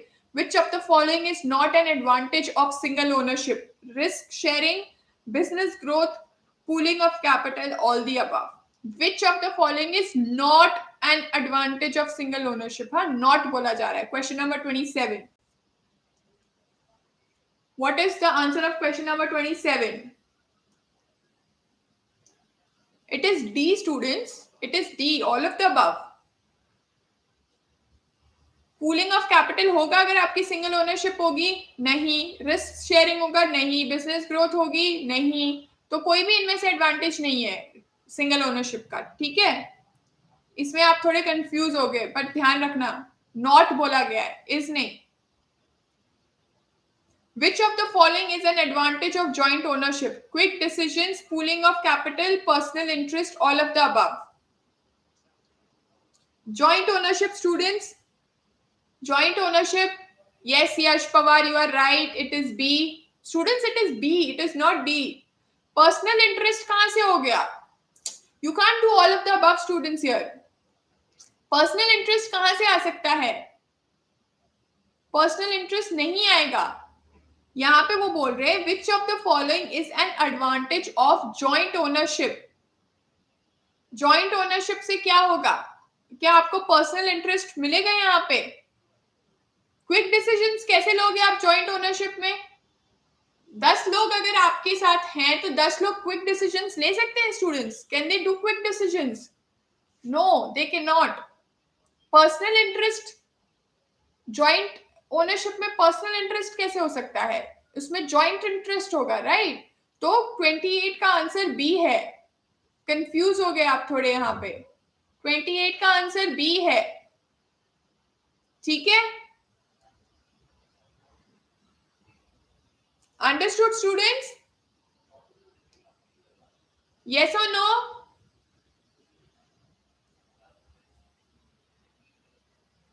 Have you all understood or no? Okay. Next.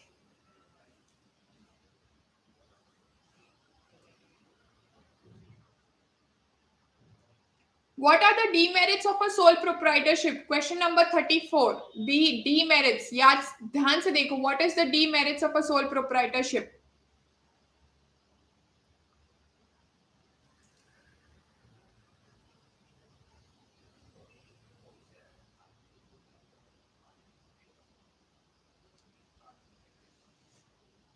Yes, it is D. Very good.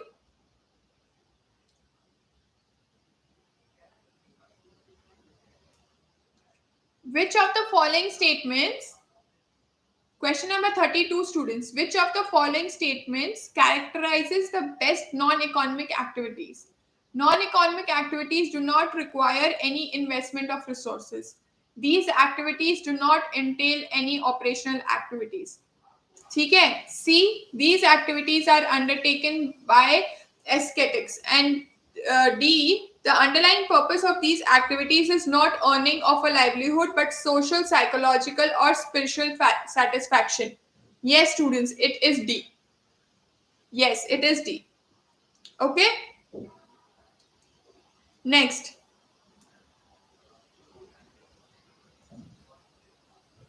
Dash successive generations of an Hindu undivided family are known as HUF? How many generation students were leading to HUF? How many? 37. Yes, students. Yes, Saurabh, Sayami, Jia, Yash Pawar. Yes, very true. It is 3. It is 3. Yes, it is 3. Okay. So we fairly covered all the important questions here. Does anybody have any question? Should we take a 5-minute break and then start off with the next chapter? Yes? Let's take a 5-minute break. Let's come back at 12:35. Yes, 12:35 is what I'm going to immediately start, okay? No waitings. We are on a marathon, okay?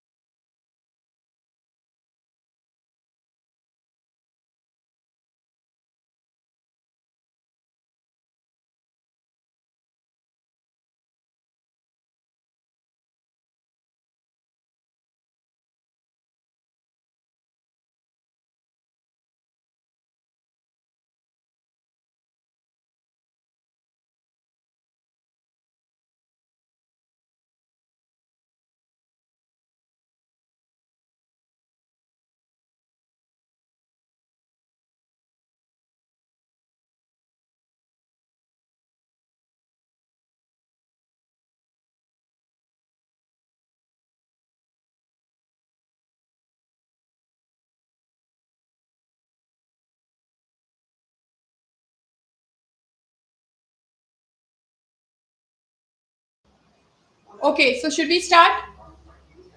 Yes, I have all of you all around. Give me a thumbs up if you all are back. I'll start now.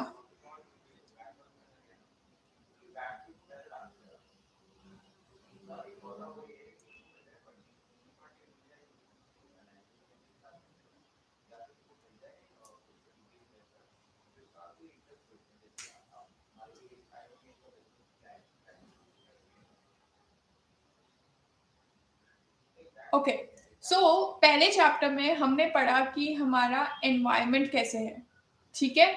Yes, कि हमारे environment में क्या क्या factors है, क्या क्या domains हैं। Domains को हमने डिफरेंट एक्टिविटीज़ के तौर में समझा कि हमारे स्केल के बेसिस पे क्या होता है, हमारे स्टेक होल्डर्स के बेसिस पे क्या होता है, राइट? रीजन्स के बेसिस पे लोकल, नेशनल, इंटरनेशनल कैसे होता है, right?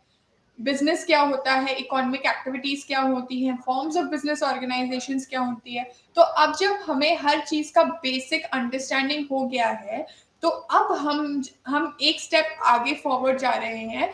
Now we are going to the second chapter which purely talks only about one thing. Just remember this word, business environment. I talk about this as an ecosystem here because for me, business environment is nothing less than an ecosystem.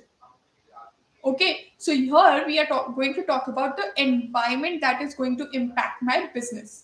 Yes, students, the environment that is going to impact my business. Okay,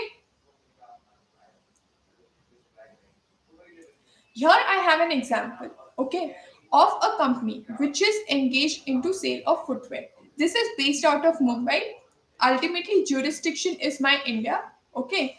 Now, I have to understand that if this is the company, the location of this company is India. Okay, I need to understand about the ecosystem that is going around my company.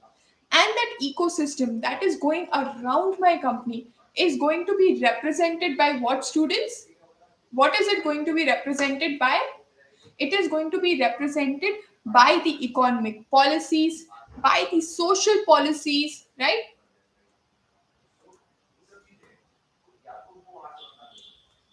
Changes in business. Yes or no? Sorry, I think it's not visible. Changes in business. Yes. Please draw this down, students. I'm giving you 2 minutes to please draw this down. This is going to be very important for you all.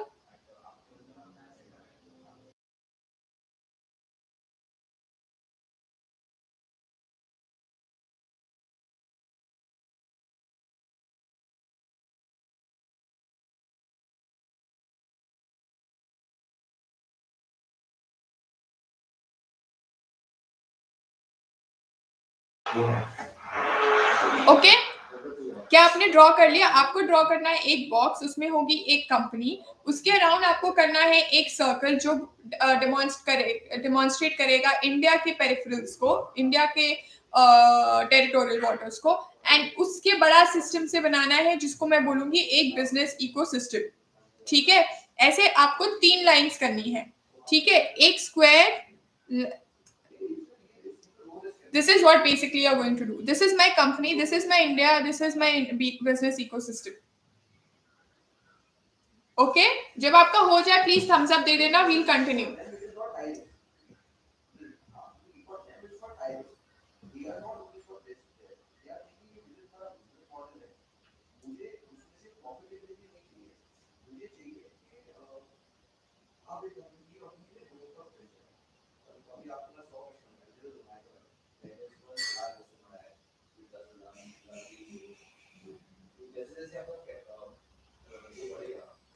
हो गया? ठीक है, I am starting now. Okay, so basically इससे हमें समझना क्या है कि जो मेरी एक कंपनी है उसके अराउंड जो भी सराउंडिंग्स है, that is going to be called as my business environment, in short my business ecosystem. And यही चीज मुझे समझनी है। जब मैंने ये समझ लिया, मैंने बिजनेस एंड कमर्शियल नॉलेज को समझ लिया, ये समझ लो एक चीज इसको। ठीक है, तो मुझे क्या समझना है कि मेरे बिजनेस के अराउंड क्या क्या चेंजेस हो रहे हैं जो मेरे बिजनेस को डायरेक्टली या इनडायरेक्टली इम्पैक्ट कर रहे हैं। मेरा है फुटवेयर बिजनेस, मैं इंपोर्ट करती हूँ फुटवेयर चाइना से। ठीक है, और फिर उसके बाद इंडिया में बेचती हूँ एक मार्जिन लगा के, सपोज 5% मार्जिन लगा के मैंने इंडिया में बेच दिया, ठीक है, सपोजिंगली इंडिया। तो अब मैं ये आपको धीरे धीरे एग्जांपल्स के थ्रू बताना जाने वाली हूँ कि कैसे changes in the business environment is going to impact my way of doing business. Suppose India China war छिड़ गई, इंडिया चाइना वॉर छिड़ गई, क्या ये चीज मेरे बिजनेस को इम्पैक्ट करेगी स्टूडेंट्स? यस और नो? क्या ये चीज मेरे बिजनेस को इम्पैक्ट करेगी? यस। क्यों? क्योंकि मेरा चाइना से इंपोर्ट बंद हो सकता था, बंद हो सकता था, अभी तो बंद होता ही है। Now Chinese products are going to be banned in India. So India China war, be it a political war, be it a military war, both are not going to be beneficial for my business, because somewhere I think it is going to jeopardize my business, क्योंकि मेरे पास product कैसे आएगा? अगर मैं import नहीं करूंगी तो मैं अपने इंडिया में बेचूंगी क्या? बिकॉज मैं खुद का तो कोई प्रोडक्शन सिस्टम यूज कर, मतलब मेरा खुद का तो कोई प्रोडक्शन वेयर हाउस कुछ है नहीं, तो I am completely dependent on China import. If I'm completely dependent on China import, how am I going to sell my goods in India? So this is going to be a political change in the environment that has impacted my business, that has impacted my business. Yes or no? Yes. ठीक है, second change from local to, by local I'm saying stores, okay, to online. I don't have an online presence, मेरी कोई website नहीं है, मैंने किसी Amazon या फ्लिपकार्ट से कोई टाई अप नहीं किया है, कुछ नहीं किया है। क्या होगा स्टूडेंट्स? क्या होगा? Because I do not have a presence in the E world, okay, in the net world, then what will happen? Somewhere or the else my store's sale is going to reduce only. It's only when I show my presence online and I try to create a brand for myself, which will give me a recall value. It's that time that my business is going to improve. So the change in the business environment, wherein the things got changed 24/7, कि भाई अब तो मैं by way of a click कुछ भी purchase कर सकती हूँ footwear. Why will I go to a store? That's where if I don't change my business plans, I don't change my business strategies, what will happen, students? My business or my shop is going to be closed, right? Is it going to be closed or not? Yes, it is going to be closed, because I did not react. I did not react to the change in the business environment. I did not accept the change. Okay, so this is what I'm going to try and make you all understand, that how business environment is very important. अगर business environment नहीं समझा तो बच्चों business ठप हो गया, ये समझ लो, ठीक है? बिजनेस एनवायरनमेंट नहीं समझा तो बिजनेस ठप हो गया, ये समझ लो। क्योंकि अगर बिजनेस एनवायरनमेंट के चेंजेस आपको कैसे इम्पैक्ट कर रहे हैं आपको नहीं समझ में आ रहा, तो आपका बिजनेस यहाँ रह गया और दुनिया यहाँ चली गई, ये समझ लेना, ठीक है? नाउ बिजनेस एनवायरनमेंट में हमने काफी एनवायरनमेंट्स को कवर किया है, internal environment, external environment, right? Internal within the organization, external to the organization. That is the reason it has micro elements and the macro elements, like micro and macroeconomics.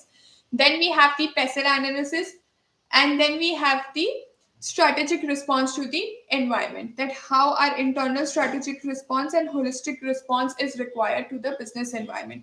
एक एक करके अब हम हर एक environment के factors को समझेंगे, and through some small examples we will understand how we need to respond also, and how it is important to analyze the changes also. ऐसे हो सकता है change हो गया हमें पता नहीं चला, क्योंकि हमने उस environment को समझा ही नहीं, ना हमें लगा कि वो environment हमारे business को impact कर सकता है, ठीक है?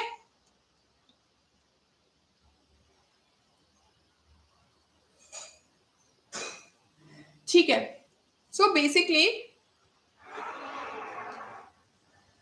पहले हम बेसिक बिजनेस एनवायरनमेंट के बारे में समझ लेते हैं, ठीक है? ये मेरा इकोसिस्टम है जिसके बारे में मैं बोल रही थी कि एनवायरनमेंट में बहुत सारे फैक्टर्स होते हैं, factors outside the firm which can lead to opportunities और threats to the firm. Although there are many factors, the most important are the socio-economic, the technological, the supplier, the competitors, and the government. So, according to Gluick and Jock, ये जो 5, 1, 2, 3, 4, 5 है, ये जो 5 factors है ना, ये सबसे important है एक बिजनेस एनवायरनमेंट में. लॉ के पर्सपेक्टिव से कोई चेंज हो गया तो मुझे अपने बिजनेस को चेंज करना पड़ेगा। सप्लायर्स का कोई चेंज हो गया तो मुझे देखना पड़ेगा। कस्टमर्स की डिमांड में कोई चेंज हो गया, मुझे देखना पड़ेगा। मेरा कंपेटिटर कुछ नया ले आया, मुझे भी देखना पड़ेगा। मेरे क्रेडिटर्स का कुछ चेंज ऑफ बिजनेस या चेंज ऑफ कोई मैकेनिज्म हो रहा है, मुझे समझना पड़ेगा, राइट। यहाँ पे क्रेडिटर्स का मतलब यहाँ पे ये कंपनीज को रिप्रेजेंट कर रही है, तो अगर इस कंपनी में कोई चेंज हो गया तो मुझे भी तो देखना पड़ेगा कि उसके वजह से मेरे बिजनेस में कोई इम्पैक्ट पड़ रहा है कि नहीं पड़ रहा है, राइट। तो यही ग्लोइक एंड जॉक बोलते हैं कि environment includes factors which are outside the firm. अभी at this point of time पे ये आउटसाइड की बात कर रहा है, बट इनसाइड द फर्म भी होती हैं, which can be an opportunity for you और which can be a threat to you. इसके हिसाब से 5 इंपॉर्टेंट फैक्टर्स है जो आपको ध्यान रखने हैं। एक है technological, supplier, competitors, government and socio economic factors. इसको प्लीज इंपॉर्टेंट मार्क करना क्योंकि ये बहुत इंपॉर्टेंट है, ठीक है। बिजनेस एनवायरनमेंट में सारे फैक्टर्स कवर हो जाते हैं, ठीक है। और एक ये लाइन जो मैंने इधर मार्क की है वो बहुत इंपॉर्टेंट है। A business is a successful business is which in which they identify, appraise and respond to the various opportunities and threats in its environment, right? Identify, appraise and respond, 3 important चीजें, तभी आपका business चल पाएगा, नहीं तो आपका business नहीं चल पाएगा, ठीक है। नाउ कैरेक्टरिस्टिक्स क्या है हमारे बिजनेस के, लेट्स सी द कैरेक्टरिस्टिक्स। बहुत ही easy, complex, dynamic, right? Then it is multifaceted and it has a far reaching impact. These are the 4 important factors that we need to understand about a business environment. Okay, why a business environment is complex? Why? Because इसमें इतने सारे factors हैं, इतने सारे factors कि सब कुछ अगर आप समझने जाओगे तो आप पागल हो जाओगे, ठीक है। तो ये बोलते हैं कि environment consists of number of factors, events, right? Conditions and influences arising from different sources, right? All in all, environment is complex, somewhat easier to understand but difficult to grasp in totality. That is the reason it is called as complex environment. क्योंकि business environment में multiple factors है, इसलिए complex. बस इतना याद रखो, multiple factors hence complex. इधर लिख लो,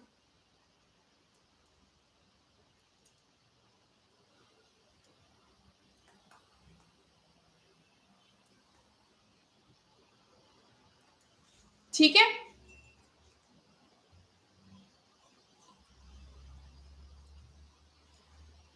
यहाँ पे एक बहुत अच्छा एग्जाम्पल दिया हुआ है इन्होंने पबजी का। कैसे सिर्फ इंडिया चाइना के बैड रिलेशंस के वजह से इंडिया में ऑलमोस्ट 57 एप्स बैन हो गई। What is it causing? Changes in the business environment, right? So anything and everything can cause a change in the business environment and which can have an impact in your business. Okay. Now, dynamic. Why dynamic? Because the factors are so many. So the elements of dynamism is also too many. And that is the reason they say that there is dynamism in the environment causing it to continuously change its shape and character. Again, one of the reason is multiple factors.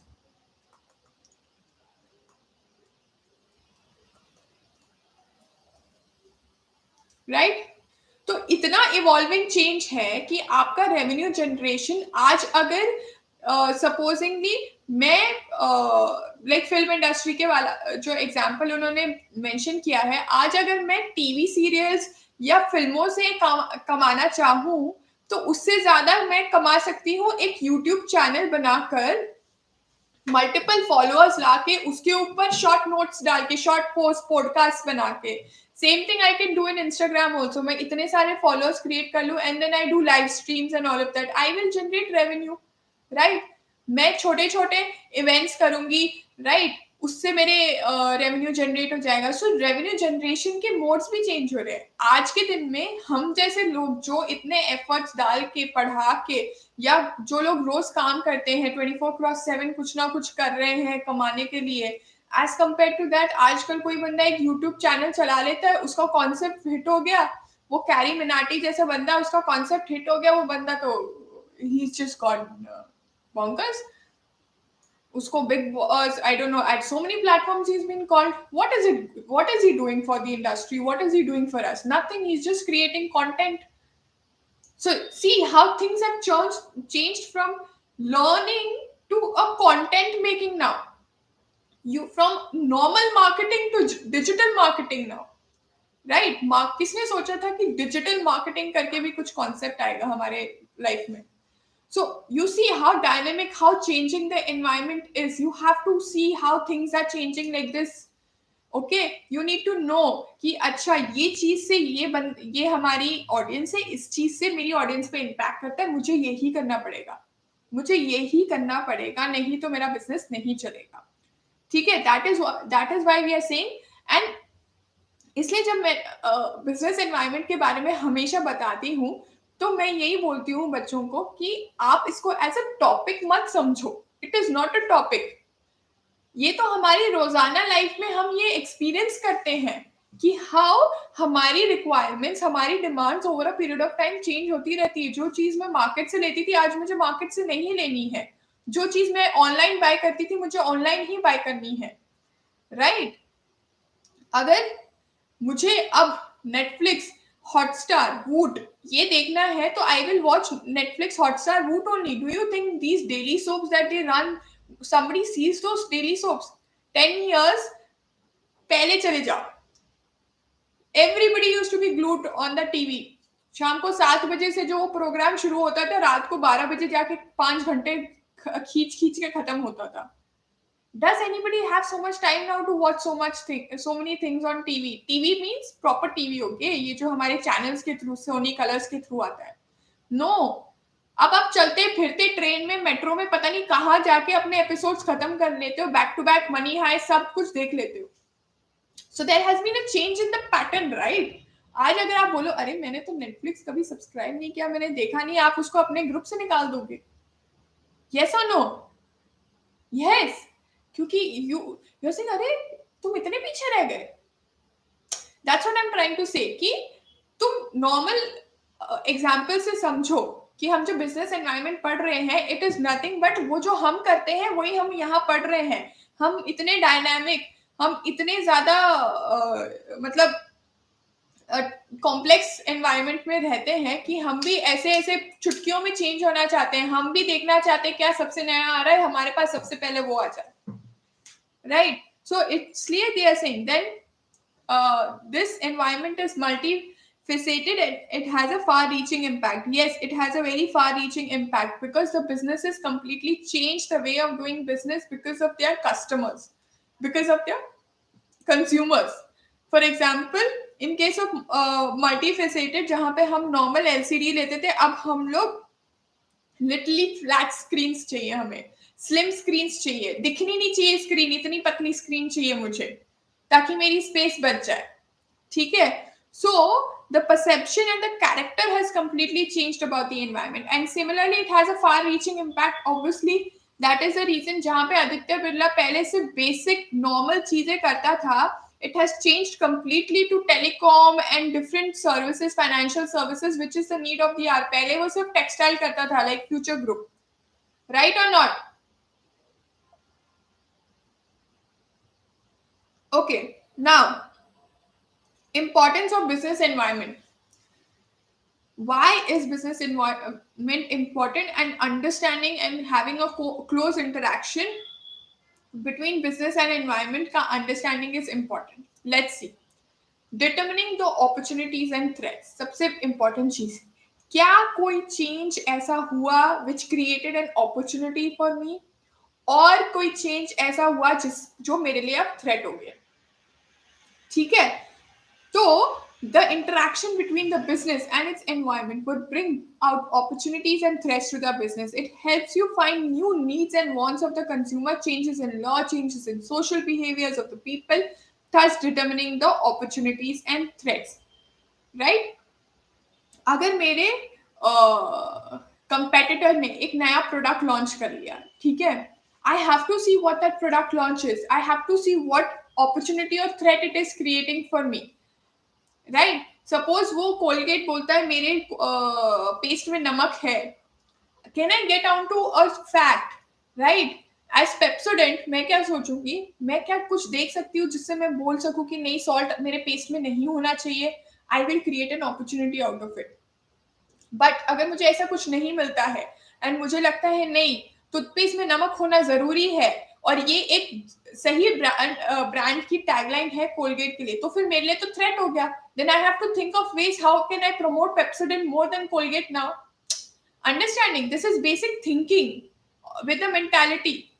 मैं आपको continuously मेरा phone दिखाऊंगी, देखो 1+1+1+1+, कल को आप phone लेने जाओगे तो आपके दिमाग में पीछे बैक ऑफ द माइंड कहीं पे अनकॉन्शियसली आप सिर्फ 1+ के बारे में सोचोगे। क्यों? क्योंकि 1+ ने इतनी ब्रांड कर दी है अपनी, like Vodafone Idea, Vi, right, with two small small puppies going out, right. वो जूस होती थी हमारी, क्या बोलते थे उसको, जो हमारे वोडाफोन वाले आते थे क्रिकेट मैच के बीच में। So see how till now I have an impact of that image. I don't remember that name, but that image is somewhere there in my mind. If somebody knows what I'm talking about, please write it in the chat box. I'm really not able to recollect that name. Okay. So that's how you know things happen. They create an impact on you. So you need to know that your competitor, if it is creating a brand, then you need to be aware that that brand is not creating a threat for you, or it is rather creating an opportunity only. ठीक है? Giving direction for growth. How? Interaction with the environment. If Zuzu, is it Zuzu? I don't know यार. हाँ, कुछ तो ऐसे ही था. So given direction for growth, ठीक है, कि अगर मैं अपने बिजनेस एनवायरनमेंट को इतना अच्छे से समझ गई कि मुझे एक क्लियर डायरेक्शन मिले कि हाँ if I target this change of the business environment, then obviously I am going to grow. Then that is what they are saying. Understand, interact with the environment to give you a direction of growth, continuous learning and image building. Right? Environmental understanding helps a business organization in improving their image by showing their sensitivity to the environment in which they operate and meeting the competition. As I said, competitors की strategies को समझो और उस हिसाब से अपनी strategies को reform करो.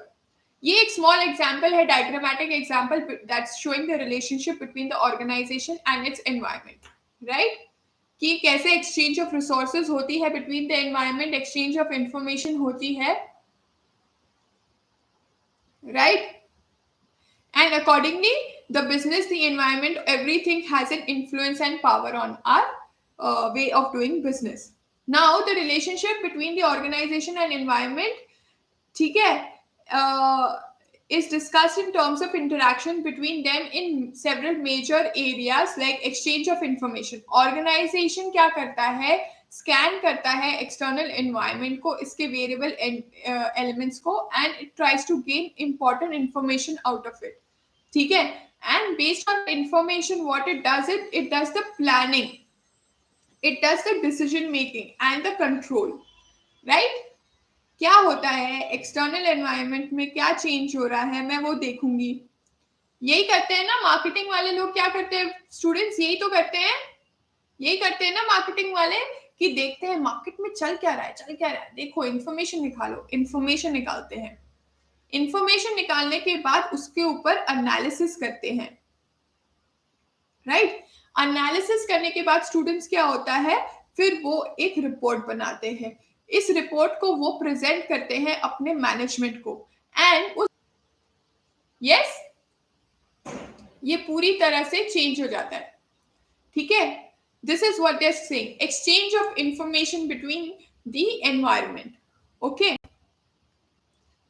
then a very important aspect, any data having commercial importance is going to lead to information, which is an important MCQ which I had asked my students to write, that data until it gives you some commercial importance cannot be information.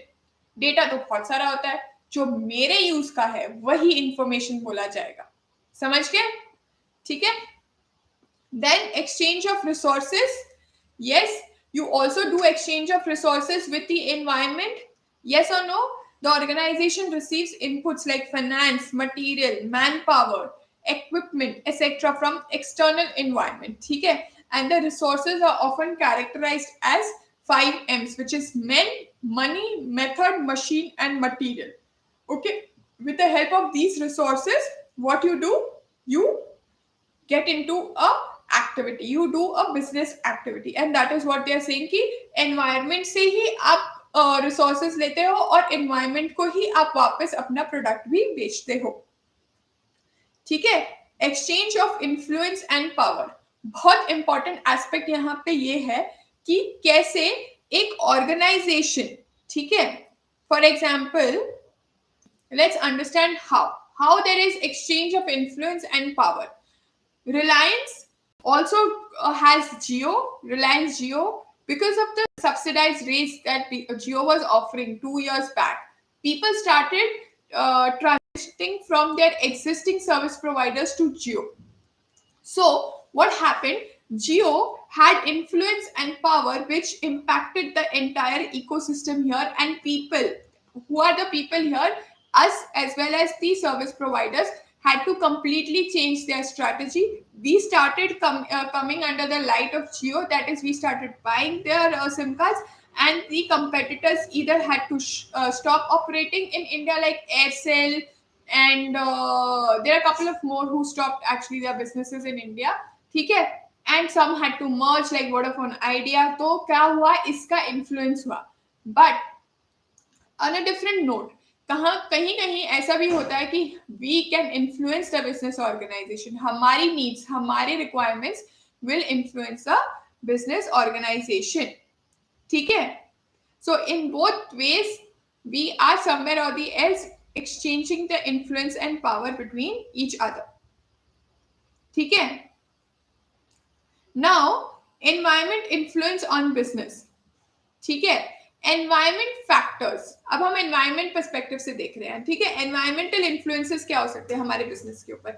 Environmental factors or constraints are largely, if not totally, external and beyond the control of the individual industrial enterprises and their management. They are essentially the givers within which firm and their management must operate in a specific country and vary often greatly from country to country.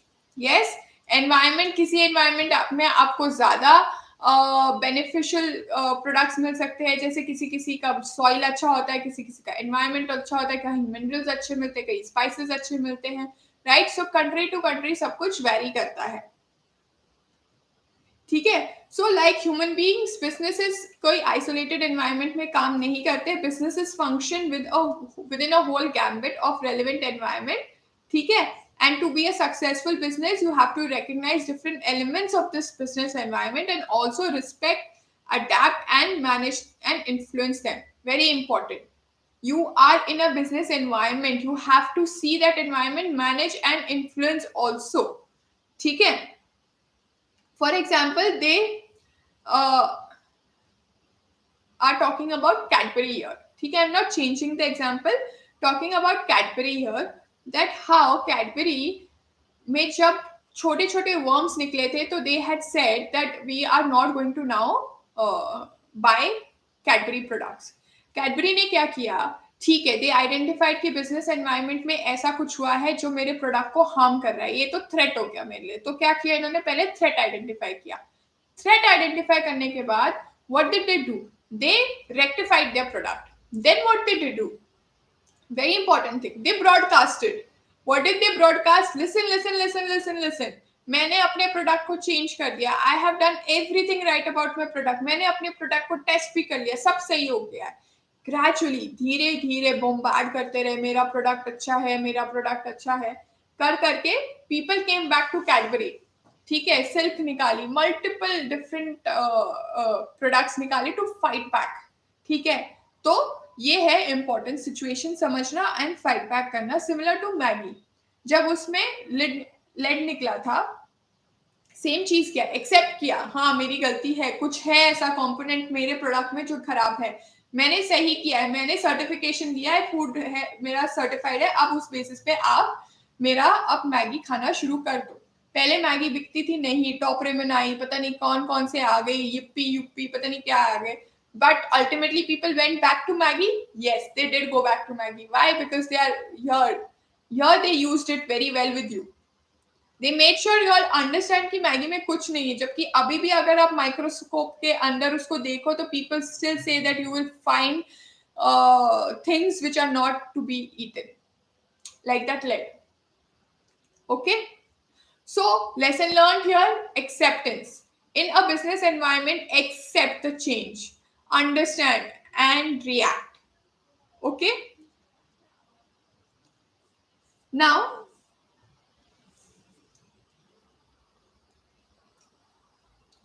there is a framework, they say, in through which you need to understand the environmental influences. ठीक है, आपको क्या करना चाहिए? सबसे पहले दे से take an initial view.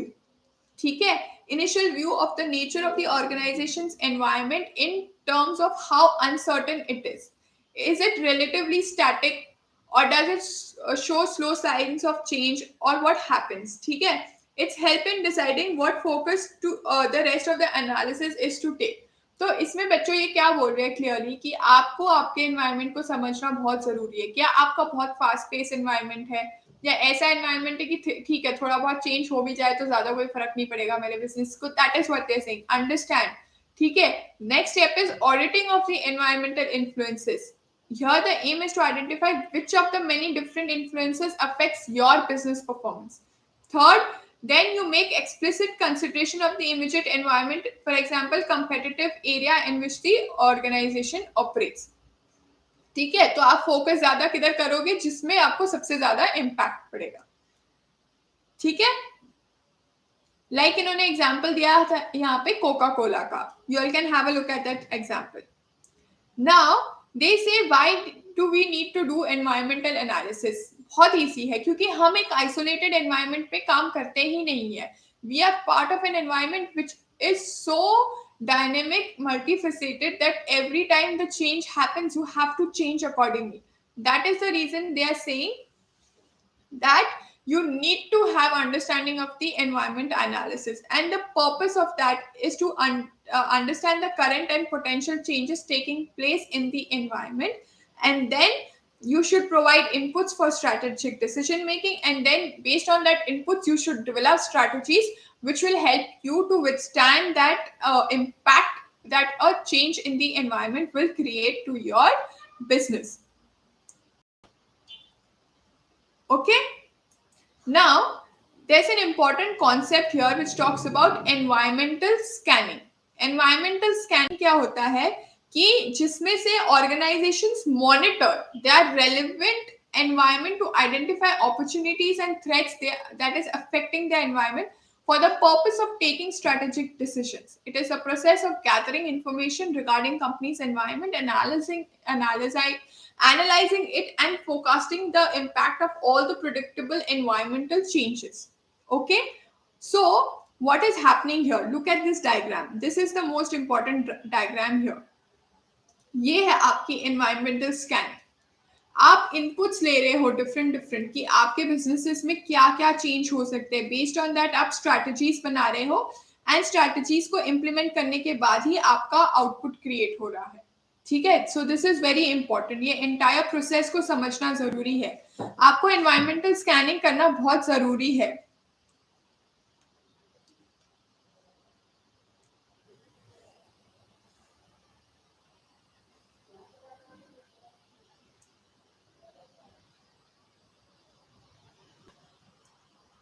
And यहीं पे हम समझेंगे सबसे इंपॉर्टेंट चीज इस चैप्टर में कि क्या events, trends, issues and expectations होती हैं जो फैक्टर्स डिटरमिन करते हैं एनवायरमेंटल स्कैनिंग में. ठीक है, मतलब एनवायरमेंटल स्कैनिंग में आप कर क्या रहे हो बच्चों? आप एनवायरमेंटल स्कैनिंग, आप एनवायरमेंट को अंडरस्टैंड करने की कोशिश कर रहे हो. इवेंट्स आइडेंटिफाई कर रहे हो. आप क्या कर रहे हो? इवेंट्स आइडेंटिफाई कि अच्छा क्या ये इवेंट मेरे को इम्पैक्ट कर रहा है? नहीं.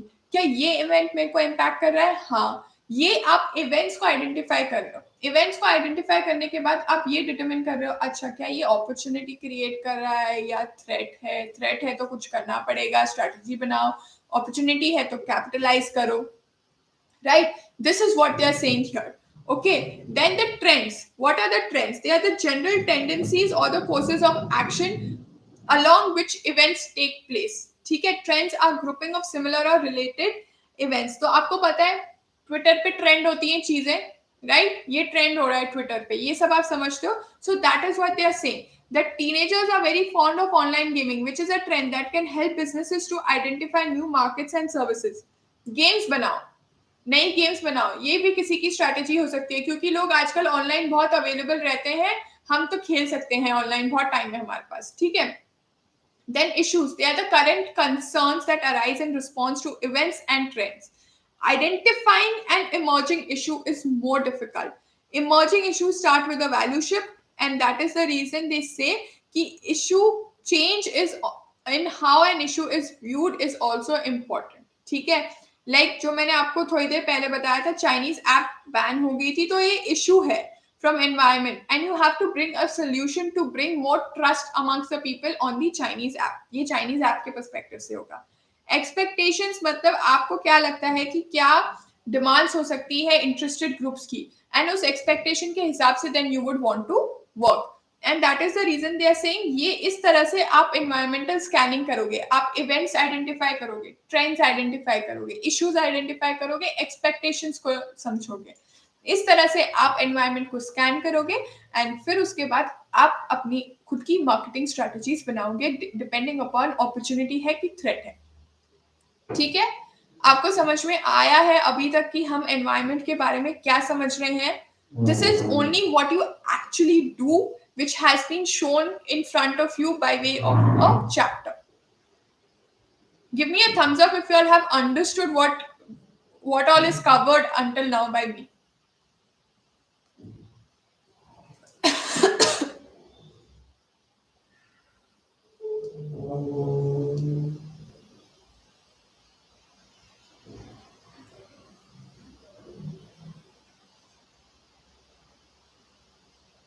ओके, ठीक है, तो समझ में आ गया, दैट मीन्स आप लोगों को, right?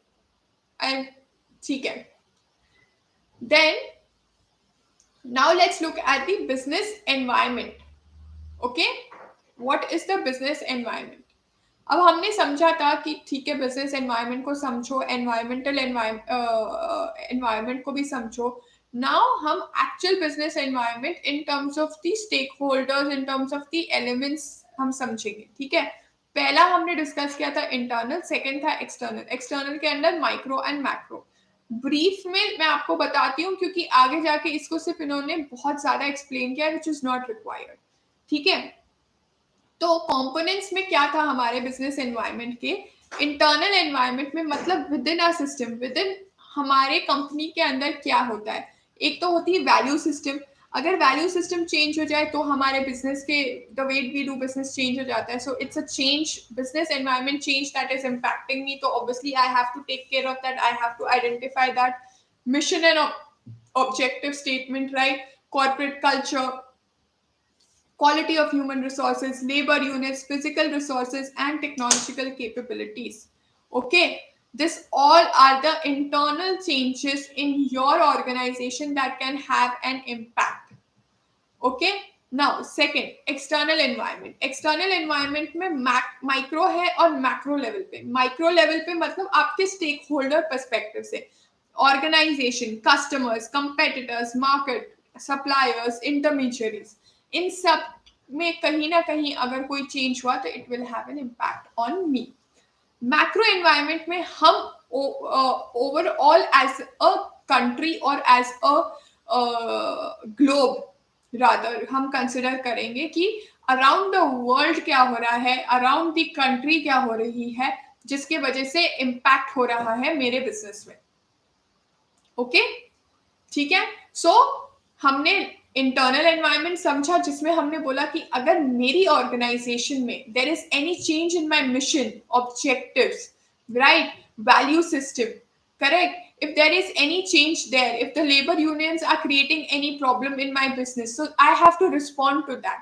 That is the internal environment. Now I talk about the micro environment. In my micro environment, I'm talking about the things around me in the immediate periphery, like the suppliers, the creditors, the competitors, right? Now, the third aspect is the macro environment. In the macro environment, I'm talking about the periphery of the world and the nation as a whole.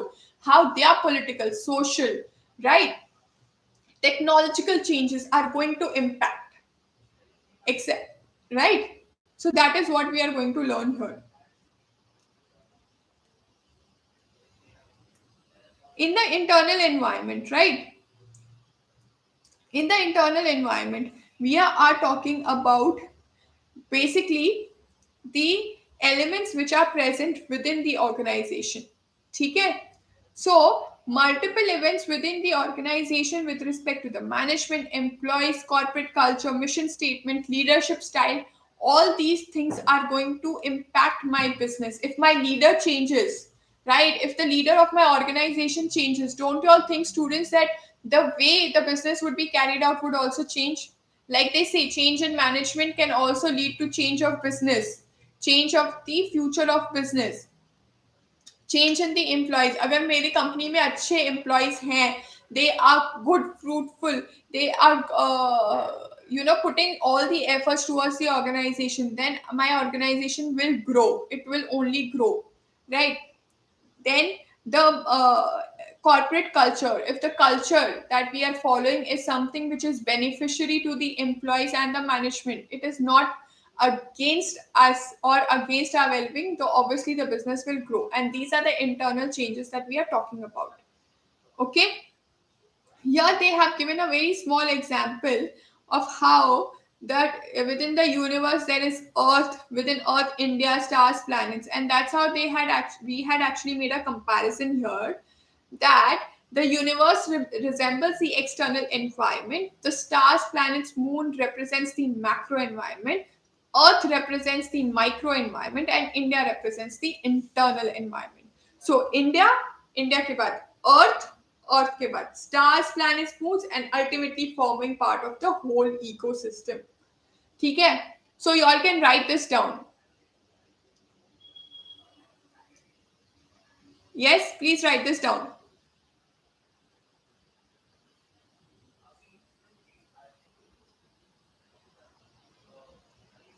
Okay. Now, when we talk about the external environment, okay, we are talking about two environments here, the micro environment and the macro environment. Micro, we've already considered like the customers, the suppliers, right? In the macro environment, there are important factors that influence us. That's the strength, the weakness, the opportunity, and the threat. Strength, in inherent capacity which an organization can use to gain strategic advantage over its competitors.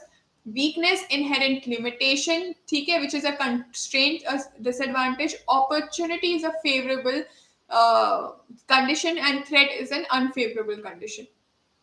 ठीक है, तो in a macro environment these are the major factors that you have to look at, कि क्या कोई situation is creating a threat, some situation creating opportunity, weakness, or strength.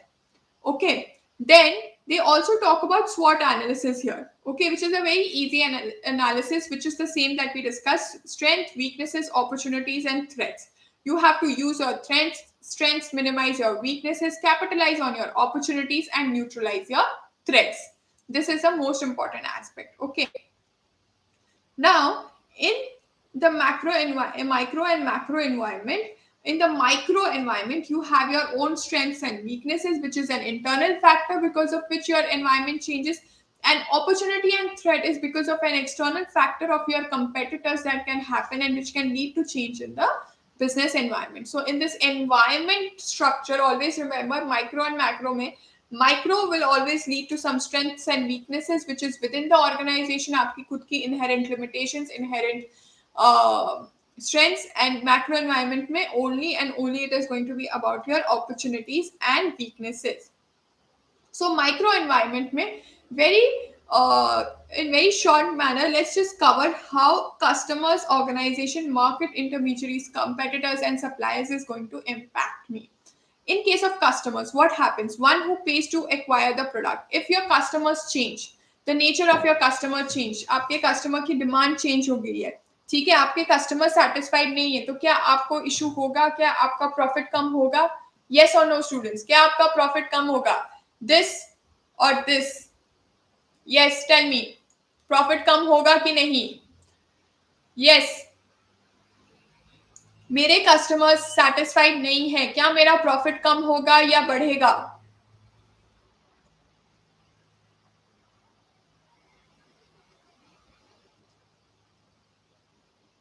Yes, students, tell me in the chat box कि बढ़ेगा, कम होगा, क्या होगा?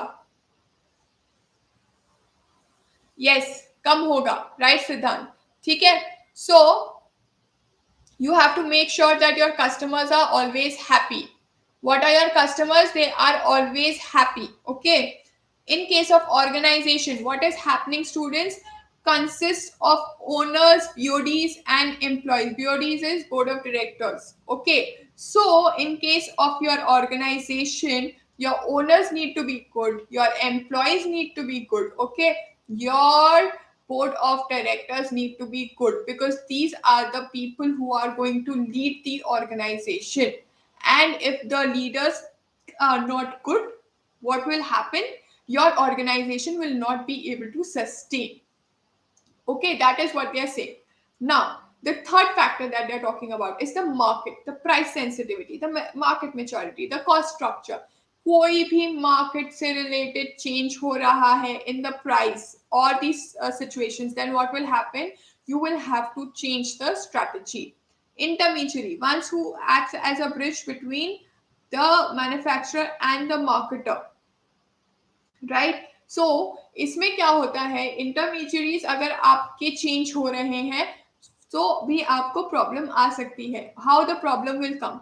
Here I have given an example of Amazon and a normal customer. ठीक है, अगर there is an intermediary, अगर मेरा प्रोडक्ट 400 रुपए का था, इंटरमीडिएरी 200 रुपए लगा के मार्केट में 800 रुपए में बेच रहा है, whereas compare to that अगर मैं Amazon पोर्टल पे जाऊं, ठीक है, और यही प्रोडक्ट मुझे 600 रुपए में मिल रहा है, तो क्या बंदा कोई मुझसे आके खरीदेगा कि डायरेक्टली Amazon पोर्टल से खरीदेगा? बच्चों, किससे खरीदेगा? Amazon से खरीदेगा कि मुझसे खरीदेगा?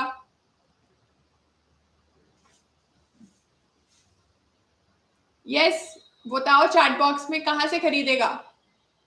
जल्दी जल्दी. Amazon से खरीदेगा या मुझसे खरीदेगा?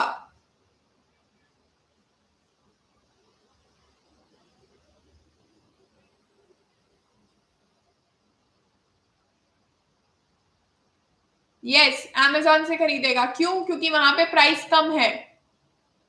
राइट, वहां पे प्राइस कम है, इसलिए वो कहां से खरीदेगा? Amazon से खरीदेगा. इसलिए आपको बहुत ही ज्यादा कंट्रोल रखना पड़ेगा कि is your intermediary actually going to create a problem in your problem in the selling of your product. Okay, now the competitors. अभी अगर आपके कंपेटिटर्स ने कोई ड्रास्टिक चेंज कर लिया है, फॉर एग्जाम्पल हमने देखा था कि जब कोका कोला अपने आप को प्रमोट करता था शुगर फ्री करके, अगर शुगर फ्री बोल के वो अपने आप को इतना अच्छा प्रमोट कर रहा है, तो क्या आपको लगता नहीं है पेप्सी, स्प्राइट, थम्स अप को भी कुछ ना कुछ करना पड़ेगा so that they can come in the market and they give a threat to Coca Cola? yes or no? yes, they have to do it. and that is the reason आपके competitors क्या कर रहे हैं ये आपको जानना बहुत जरूरी है. it's a internal micro business environment. okay, similarly suppliers, अगर आपके suppliers with their bargaining power affect the cost structure, अगर आपका सप्लायर आपसे ज्यादा चार्ज कर रहा है तो क्या आपका प्रोडक्ट का cost as compare to your competitor ज्यादा होगा? यस, ज्यादा होगा. इस हमेशा याद रखो कि हैव राइट सप्लायर्स. ठीक है, आपके सप्लायर्स की वजह से भी आपकी कॉस्टिंग बहुत ज्यादा इम्पैक्ट करती है. सो know your suppliers, right? Then let's talk about the macro environment. In the macro environment, as we discussed, we had multiple factors like the demographic, right? Political, economic, social, technology, government, legal, global. Let's take all of them one by one. Okay. Demographic is nothing but the population size and the income distribution.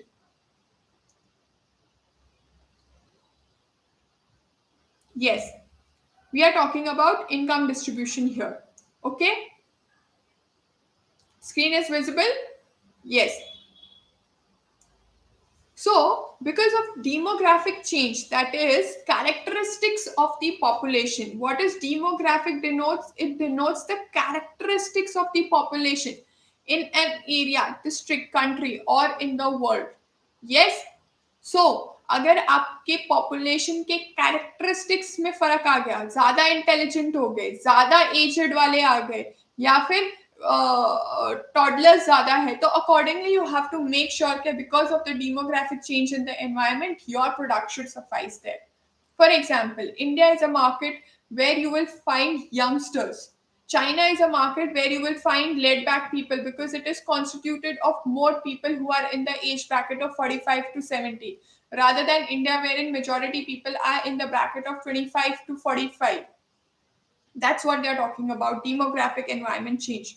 So if anything happens there, population size, geographic distribution, ethnic mix, anything changes, you need to make sure that you are actually responding to that change as well. Now, in the economic environment, what is the economic environment? Economic environment refers to the nature and the direction of the economy in which a company competes. Yes, what is it? Nature and direction of the economy. So, economic environment determines the strength, the size of the market. What it determines? The strength and the size. So, the purchasing power in an economy depends on the current income, prices, savings, right? All these things, current income, prices, savings, and the circulation of money. अगर यही नहीं हो रहा है बच्चों अगर environment में, तो who is going to buy your product? Nobody is going to buy your product then. That is the reason they are saying कि एक income distribution pattern determines the market possibilities. इसलिए आपको ये डिटरमिन करना बहुत जरूरी है, राइट?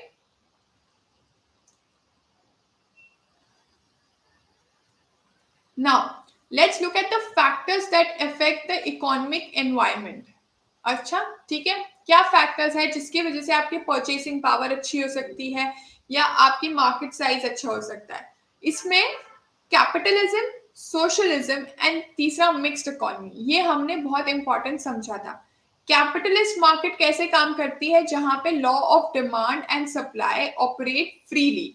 मतलब nobody is basically regulating your law of demand and supply. ठीक है? At your own discretion based on the law of demand and supply, you determine the price of the product. There is no regulation whatsoever. Okay, students, what is it? There is no regulation. Okay? There is no regulation. Please write that. Example is USA. The business are free to decide how they want to operate. As compared to that, you look at a socialist economy, जहाँ पे हर चीज कोई ना कोई govern कर रहा है. Everything is governed by the state. ठीक है? Resource allocation, investment pattern, consumption, सब कुछ डायरेक्टेड एंड रेगुलेटेड होता है. वो कौन है भाई? हमारा चाइना. ठीक है? Third is the mixed economy, जहां पे outcome of compromise between two diametrically opposing schools of thought. In a mixed economy, private, public, joint sectors, and like have all of them have some or the other say. ठीक है? These are followed by four important economic roles played by the government in a mixed economy: the regulatory, the promotional, the entrepreneurial, and the planning. तो regulation होता है mix में, but इतना ज्यादा नहीं होता है. कुछ सेक्टर्स पे रेगुलेशन डालते हैं, कुछ पे नहीं डालते हैं. जहां उनको लगता है कि रेगुलेशन जरूरी है वहां पे वो रेगुलेट करते हैं. जहां उन्हें लगता है कि रेगुलेशन जरूरी नहीं है वहां वो रेगुलेट नहीं करते हैं. ठीक है बच्चों? तो इसमें हमने बहुत एक सिंपल एग्जांपल देखा था कि हमारे को ऐसे क्वेश्चंस आ सकते हैं इसमें से कि हम उनको बताएं कि ये टाइप ऑफ इकोनॉमी क्या कैपिटलिस्ट है, सोशलिस्ट है या मिक्स्ड इकोनॉमी है. एक ऐसी इकोनॉमी जहां पे मैं अपने आप प्राइसेस डिटरमिन नहीं कर सकती हूँ किसी स्पेसिफिक सेक्टर ऑफ आर्टिकल्स के, तो वो कौन सी इकोनॉमी हुई?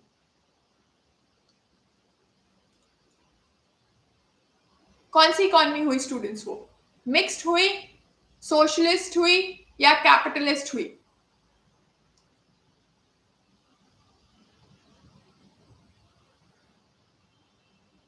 Yes, students.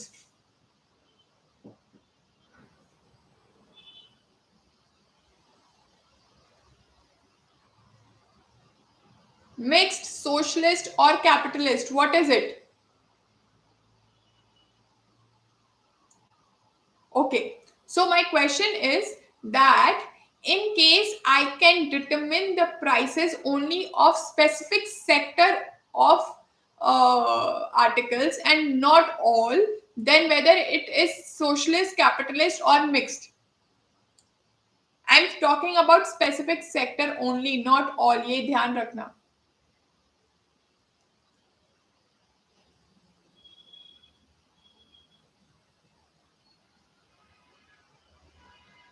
Yes, it is going to be mixed. Very good. It is going to be mixed only. This means that you all have understood it right.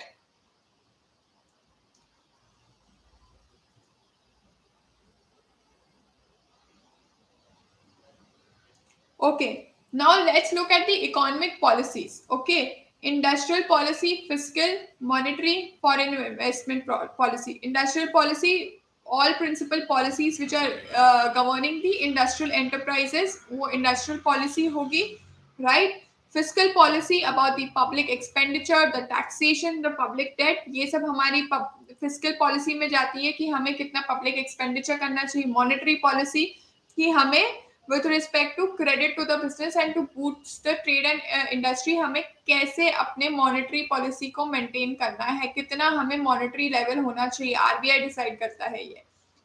Foreign investment policy to regulate the inflow and outflow of the investment in India or outside India.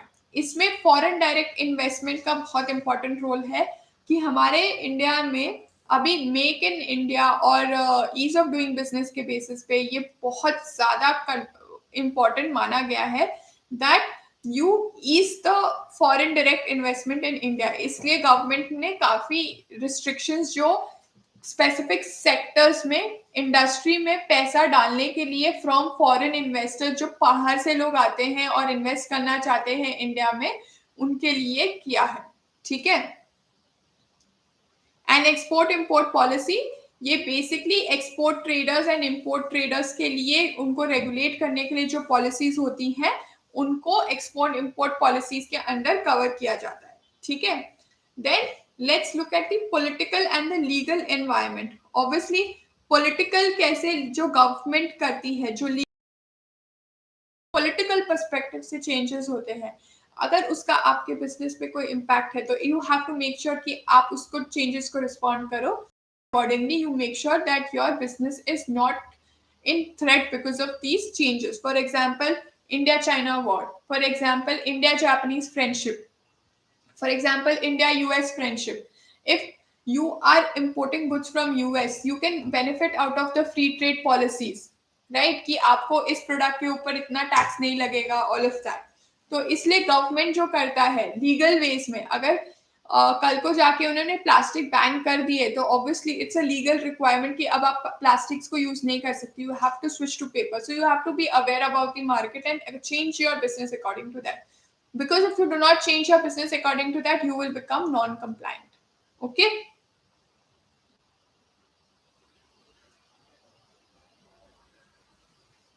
Okay. Then we are talking about the socio-cultural economic environment factors. So basically social environment में human relationships में social attitudes में अगर कोई भी change होता है तो you have to make sure कि आप उस हिसाब से अपने business को change करो, right?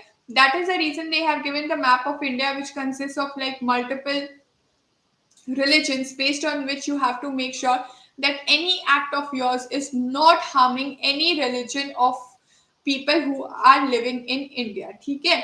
So that is the reason factors and influence that influence the socio-economic environment are the social concerns. So क्या हो रहा है इंडिया में जिसके वजह से हमारे सोशियो इकोनॉमिक एनवायरनमेंट में चेंज हो सकता है. लाइक राइट्स होते हैं. It's a change in the socio economic environment which has an impact on your business, right?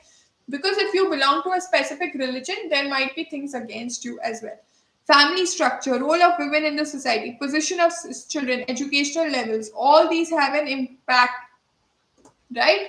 So, like use of beef is not allowed in India, but it is allowed in all the other countries. Okay, and that is the reason they say that you have to ensure that your product is not such that it influences or it creates harm to the socio-economic environment of India. ठीक है. Technological change. This is a very simple change. Rather, if there is any drastic change in the technology, you have to make sure that you are responding to it, like the risk and uncertainty of the technological development, R&D, ये सारी चीजों का impact आपके ऊपर होता है.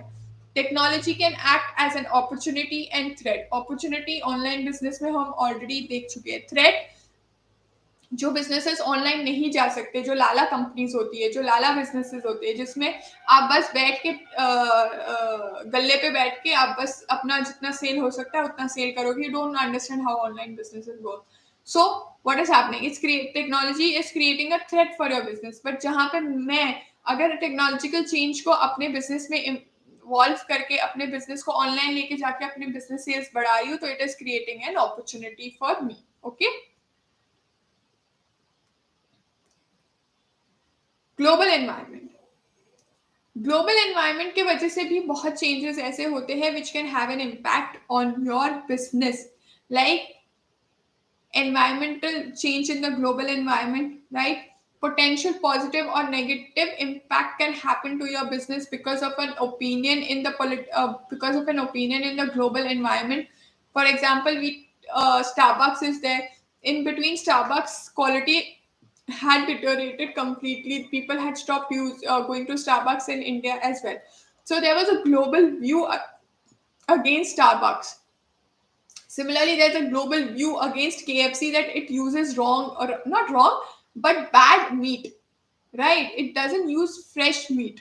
Okay, so there are a lot of complaints against KFC. So this is how, when there's a global view about a particular brand, you have to ensure, or you need to understand that that can have an impact on you, because you, as a franchisee owner of KFC or McDonald's, if there is an incident that happens in US, UK, Russia, where that brand has been banned altogether to sail in that particular country, it can have an impact in your country as well, because sometimes it does influence. Okay, and that is what global environment is all about.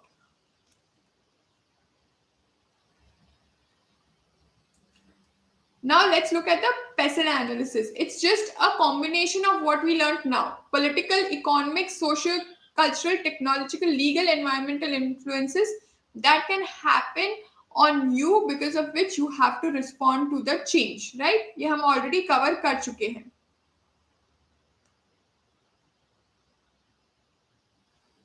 Now let's look at the responses that you need to give, right, to the environment change. What are the internal strategic responses that you can have to the change, or to the changes in the business environment? Okay, administrative response क्या होता है?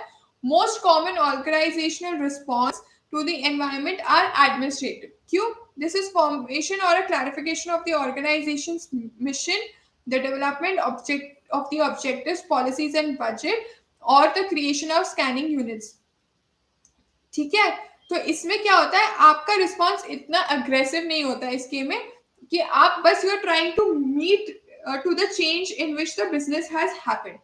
What is it, you are just trying to make possible that हाँ, जो change हुआ है उसके वजह से हमने कुछ तो अपने मिशन स्टेटमेंट में चेंज कर दिया, कुछ तो एडमिनिस्ट्रेटिव चेंज कर दिया लोगों को बताने के लिए, जबकि हो सकता है अपने एक्चुअल में ऐसा कोई चेंज ना किया हो बिजनेस में. Competitive response to the environment, typically they are associated with for profit firms, where you have to ensure that you are making a change actually happen, and you have to broadcast it, because obviously there are customers, right? There are customers who are impacted with your business, the way you are doing business, right? And if they think that you are not loyal to them, then obviously they are not going to buy your products. Okay. Then collective response. Collective response is what students collectively also, like an industry together, can respond to a particular problem. Yes, industry can also respond to a particular problem. Okay? Yes or no? This is what you have to understand. Okay? That, for example, एक industry है, like automotive industry है, ठीक है? There has been a considerable change in the, sorry, there has been a considerable change in the way the suppliers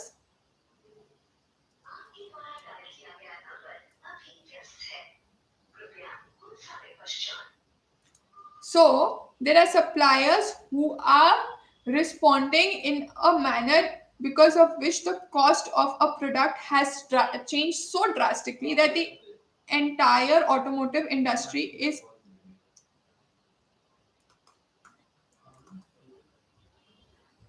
this entire automotive industry is actually having a problem because of this change in the cost, right? So what will happen is this entire industry is somewhere going to actually respond together to this problem. Have you not seen that, there are organizations like medical organizations who collectively oppose to a particular decision of the environment change, that you are required to actually work for these number of hours? So don't you see a lot of associations coming together? Yes, lot of associations coming together, medical associations, and then together collectively responding to that change. Yes or no? Yes, that's how it happens. So that's called a collective response. Yes. So pharmaceutical firms are forming strategic alliances to distribute non-competing medical medications and avoid the high cost of establishing sales organizations. Right? Medical associations में बहुत ज़्यादा होता है. Okay.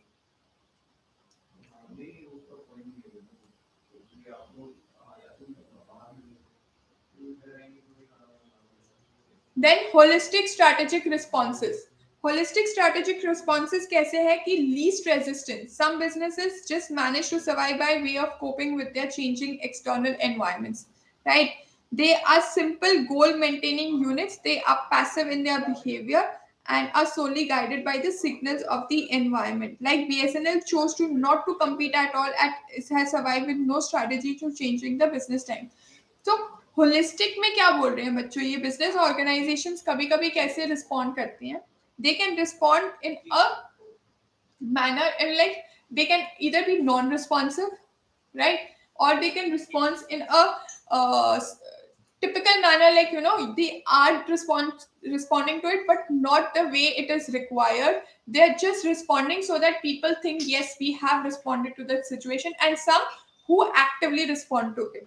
So least resistance में जैसे इन्होंने BSNL को cover किया है, choose not to compete at all and has survived with no strategy to change with the changing times, right?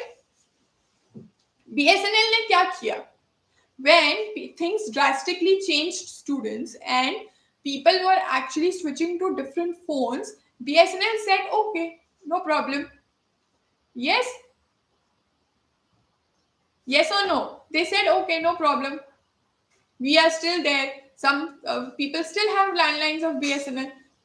Okay, then proceed with caution.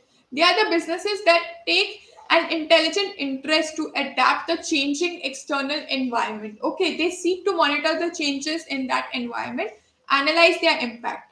And dynamic response कैसे होता है? जैसे रिलायंस जियो की बात कर रहे हैं यहाँ पे, ठीक है? Has disrupted the markets with its behavior. So this is how dynamic response happens to the environmental change. Okay, so fairly understood. We have fairly covered the environments here. The internal, macro, micro environment, ये तीन major environment जिसके अंदर different different factors हैं. पूरा चीज अच्छे से revise हो गया आपका? Yes, yes or no, students? Give me a thumbs up if you all have understood. Let's go to the MCQs now.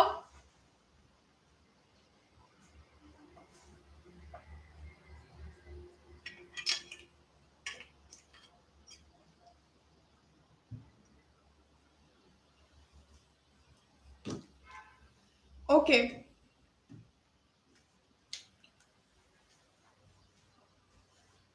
I'm taking the sheet of the MCQ, okay?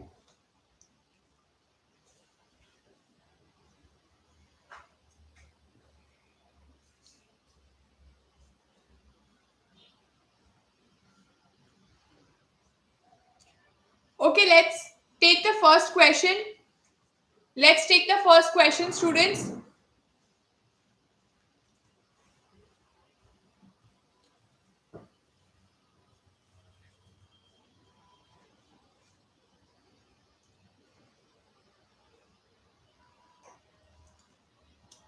Yes. So what is the answer, Omkar? Yes, you're right. It is C. In which of the following basic categories can business environment be divided internal and external? Yes. So let's go to question number 5. External factors in a business environment include what? What do they include, students? Question number 5, external factors में क्या आता है? Opportunity, threat, both या none of the above? 5 5 5 5 5 5 5 C, yes, true.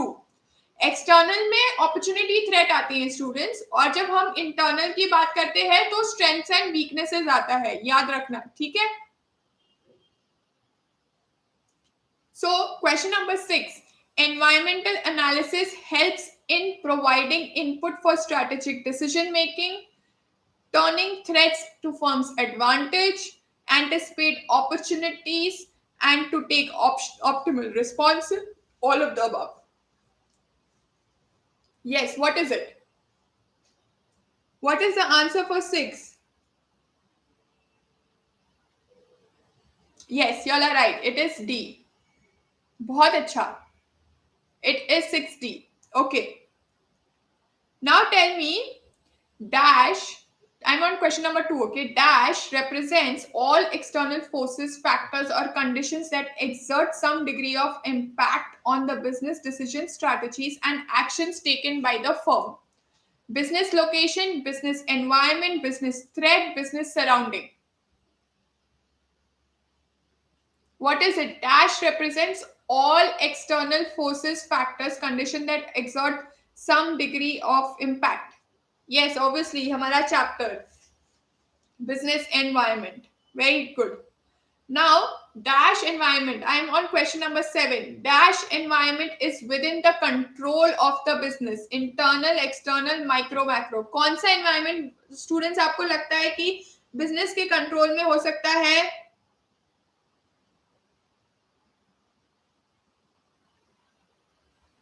Yes, yes, students. It is the internal environment.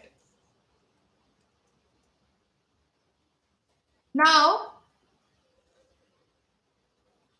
question number 3. Organizations depend upon which environment for input? Technological, socio economical, external या legal? कौन सी environment से हमें input आता है? Question number 3. Question number 3. Yes students, नहीं राहुल, आपका answer गलत है, नहीं दीपांशु। आपको टेक्नोलॉजिकल एनवायरनमेंट से इनपुट कैसे मिल सकता है बच्चों? आपको तो एक्सटर्नल एनवायरनमेंट से इनपुट मिलता है ना। आपका थर्ड का आंसर सी होगा। External environment gives you input about the organizations, मतलब rather the organization depend upon these inputs. तो ये external environment देता है आपको, ठीक है। टेक्नोलॉजी, सोशो, ये तो पार्ट ऑफ द एनवायरमेंट है ना। These are part of your macro environment, but ultimately it is who's the person? It is the external environment जिसमें सब इन्वॉल्व होता है, ठीक है। So dash environment, question number 8 students, dash environment is beyond the control of the business. Internal, external, micro or macro?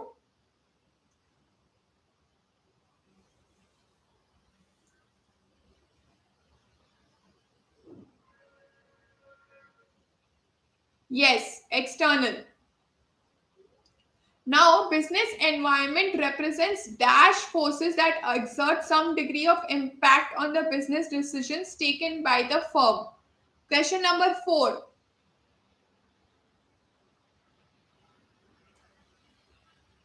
Question number 4.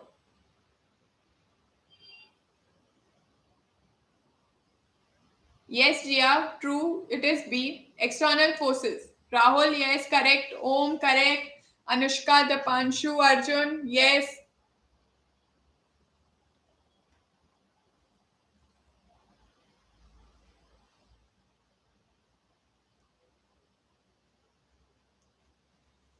Question number 9. Internal factors affecting a business environment is also referred to as dash factors. Which factors? Controllable, uncontrollable, relevant, or global?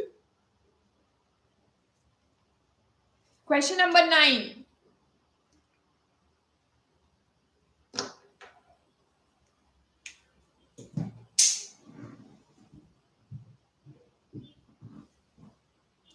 Yes, Aditi, Bhargavi, yes. Sayami, 9-8, true. It is a controllable factor. Now, question number 10. Trends. Trends relate to happening of events in internal environment, grouping of similar or related events, demands made by the interested group, none of the above.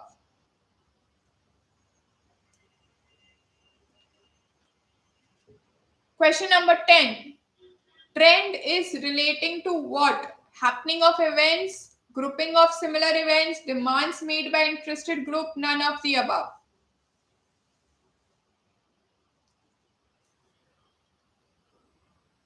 Yes, Rinas is right. It is 10B. It is grouping of similar event students. How can it be demands made by interested group?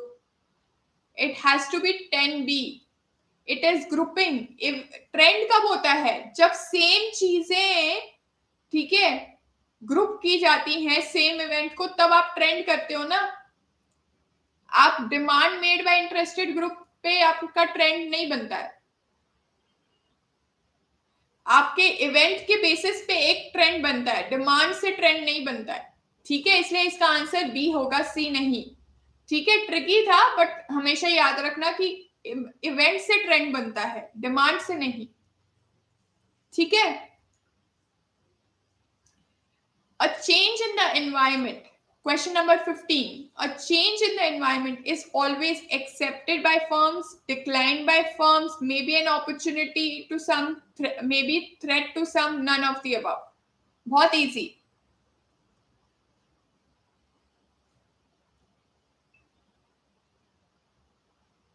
Yes, very good. Rahul, Bhargavi, Sayami, Anushka, Sharvari, yes. You all are right.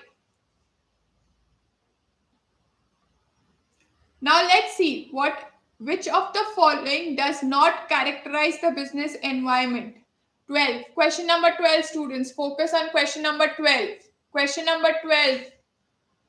Which of the following does not characterize the business environment? Methods of production, complexity, uncertainty, relativity. Which of the following does not characterize? Yes, Rahul, you're right. It is 12A. Come on, students. Anushka, yes. Omkar, Dipanshu, Arjun, Sumit, very true. सिद्धांत, आपका answer गलत है. आप एक बार फिर से check करिए क्वेश्चन को.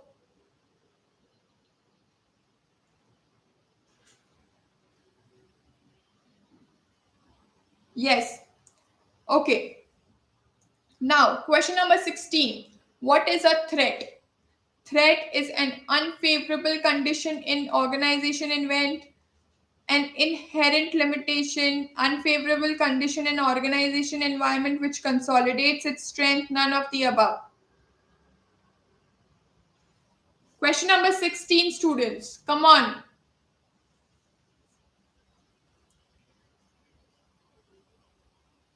Yes, true. Very good. ये कौन आ गया? राहुल, आपने फिर से 16C बोल दिया बेटा. कैसे 16C होगा? कंसोलिडेशन ऑफ स्ट्रेंथ हो ही ना होगा बेटा, वो डैमेज होता है. क्रिएट थ्रेट आपके लिए रिस्क क्रिएट करेगा बेटा. ठीक है, डैमेज क्रिएट करेगा. इट इज नॉट सी. सिद्धांत, आपने भी सी डाला है. नहीं बेटा, सी नहीं हो सकता है. अनफेवरेबल कंडीशन, बट उसमें क्या हो रहा है? एक थ्रेट क्रिएट हो रही है. ठीक है, स्ट्रेंथ को कंसोलिडेट नहीं किया जा रहा है. Now, which type of enterprise does not have the need to interact with the environment? Question number 17. Small enterprise, proprietary, micro, none of the above. Which type of enterprise does not have the need to interact with the environment? Question number 17. जिसने lecture अच्छे से सुना होगा उसको ये answer आ जाएगा। Question number 17। Vaishnavi फिर से देखिए, आपका आंसर गलत है। राहुल फिर से देखिए। अदिति फिर से देखिए। इसका आंसर डी होगा। इसका आंसर डी होगा बच्चों। डी क्यों होगा? क्योंकि सभी को एनवायरमेंट के बारे में समझने की जरूरत है, प्रोप्राइटर हो, छोटा हो, बड़ा हो। स्मॉल फर्म में मैंने आपको शॉप के एग्जाम्पल में दिया का एग्जाम्पल दिया था।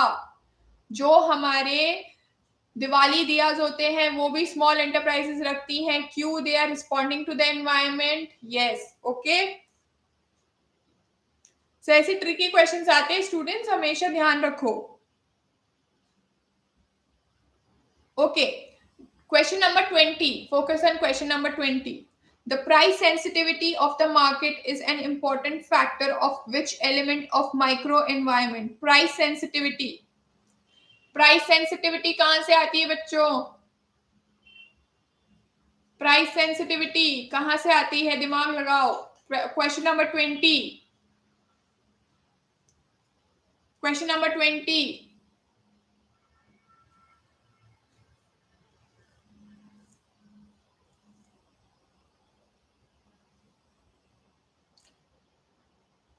अनुराग का आंसर सही है। शशांक का सही है आंसर। राहुल का सही है। It is B. Market sensitivity create करती है प्राइस में। मार्केट होती है बच्चों, मार्केट। माइक्रो एनवायरमेंट में market. Okay. Now, which of the following is not a factor of demographic environment? Ethnic mix, legal, population size, geographic distribution. कौन सा factor demographic environment को कवर नहीं करता? याद करो, मैंने अभी अभी बताया था आपको। Ethnic mix, legal, population size, geographic distribution. Jiya, एक कैसे हो सकता है बेटा? आप एथनिक मिक्स तो आपका मेन फैक्टर हुआ ना डेमोग्राफिक में। मैंने आपको पॉपुलेशन के बारे में बताया था। इसका आंसर बी है, legal.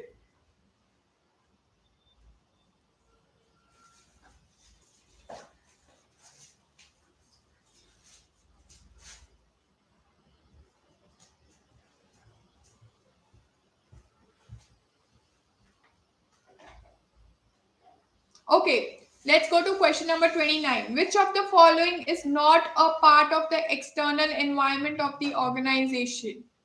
Which of the following is not a part of the external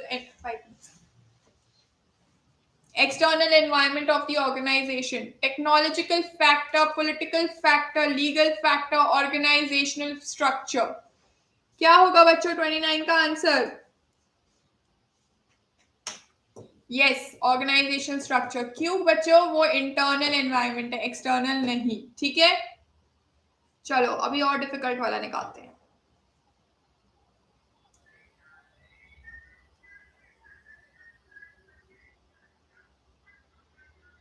okay, let's go to question number 44. The following statement relates to which strategic response approach to the environment? They seek to monitor the changes in that environment, analyze their impact on their goals and activities, and translate their assessment in terms of specific strategies for survival, stability, and strength. क्या आप ये चीज proceed with caution में करोगे, least resistance में करोगे, dynamic response में करोगे, या स्टैटिक रिस्पॉन्स में करोगे? किस में करोगे बच्चों ये?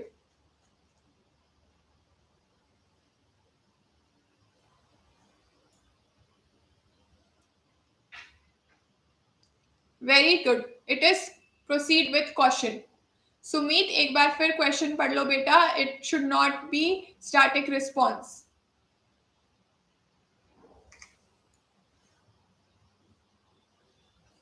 गुड, डिफिकल्ट था वैसे ये वाला।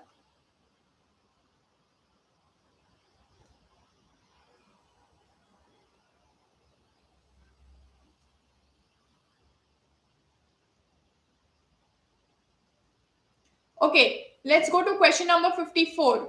Question number 54. Which of the following is not a characteristic least resistance strategic response?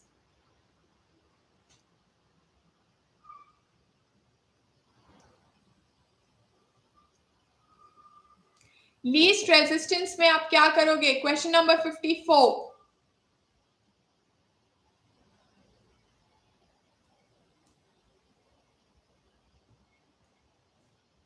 आप क्या नहीं करोगे? Exactly C.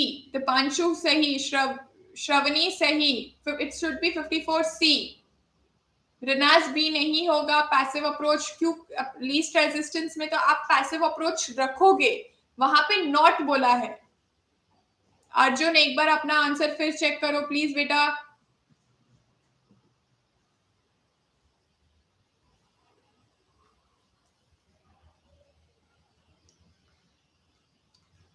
Okay, let's go to question number 56. Competitors refer to the other business entities that compete for resources only, market only, resources as well as market, none of the above. Competitors refer to the other business entities that compete for what? Yes. 56C. Resources as well as market. दोनों के लिए करेंगे.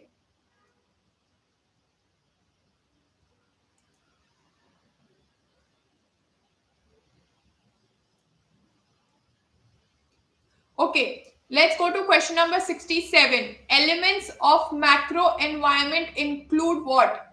Legal environment, competitors, customers, all of the above. Macro environment में क्या होगा बच्चों? Macro include what? Elements of macro. Question number 67. Elements of macro.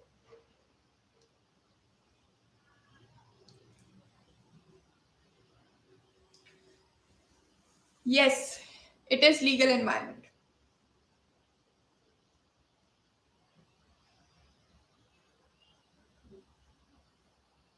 Okay, question number 80.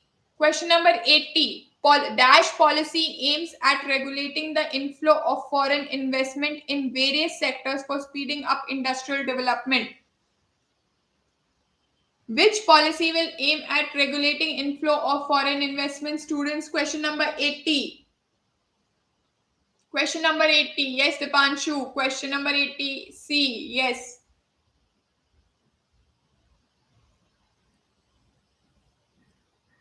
Yes.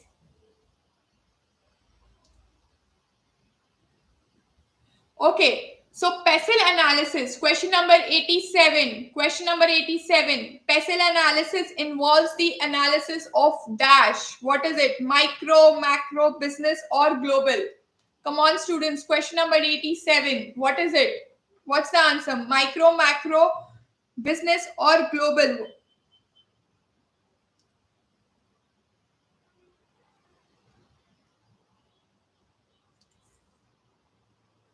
Deepanshu एक बार फिर से क्वेश्चन चेक करो. जिया फिर से क्वेश्चन चेक करो. It is macro, it is not micro. PESTLE का फुल फॉर्म क्या था बच्चों? पेसिल का फुल फॉर्म क्या था? Political, socio economic, right, technological, legal and economic. तो आपका माइक्रो में ये कैसे आ सकता है? ये तो आपका मैक्रो में हुआ ना. इसलिए इसका आंसर 87 बी है. ठीक है, इसका आंसर क्या है? मैक्रो एनवायरमेंट है.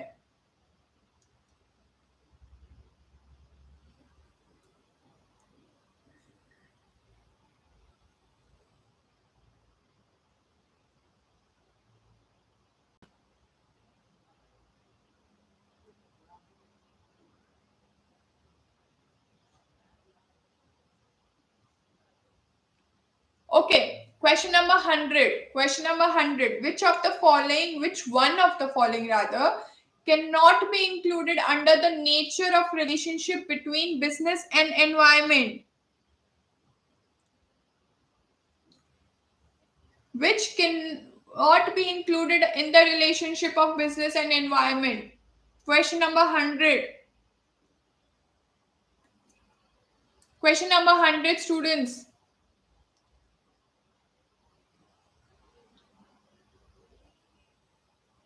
वैष्णवी एक बार फिर से देखो बेटा. यस. सुमित फिर से देखो बेटा. Yes it is fixed. कैसे हो सकता है? अगर फिक्स्ड होगा बिजनेस और एनवायरनमेंट के बीच में रिलेशन, तो फिर तो आप क्यों एनवायरनमेंट को समझ रहे हो? फिर तो आप नहीं समझोगे ना एनवायरनमेंट को. ठीक है. ओके. चलो let's break here for lunch now. ठीक है, लंच ब्रेक ले लें अभी. It's already 2 o'clock. Let's break for lunch. फिर नेक्स्ट सेशन में बाकी चैप्टर्स शुरू करते हैं. ठीक है. Okay so let's meet at 2:30 now. Okay. 20 minutes lunch break. 5 minute मैंने ऑलरेडी आपको पहले दे दी थी, तो इसलिए 20 minutes lunch break. I will start exactly at 2:30. Okay. Exactly at 2:30. Okay. See you then.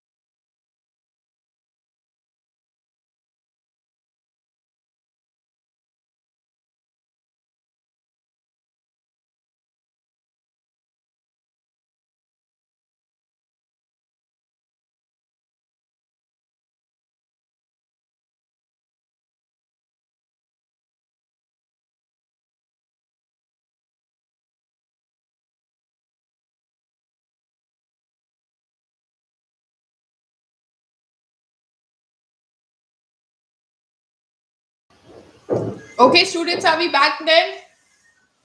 Yes? Should we start?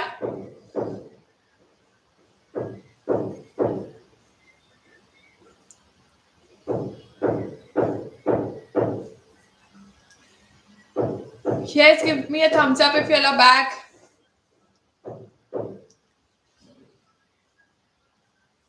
Okay.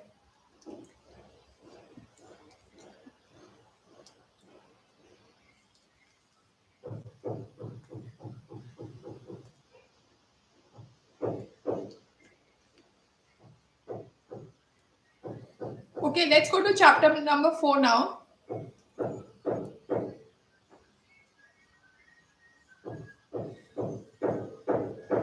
So, chapter number 3 is more of what are the different business industrialists that are in India, what type of business they do, who heads those businesses. Okay. So, in that case, we will just run past that afterwards. Okay.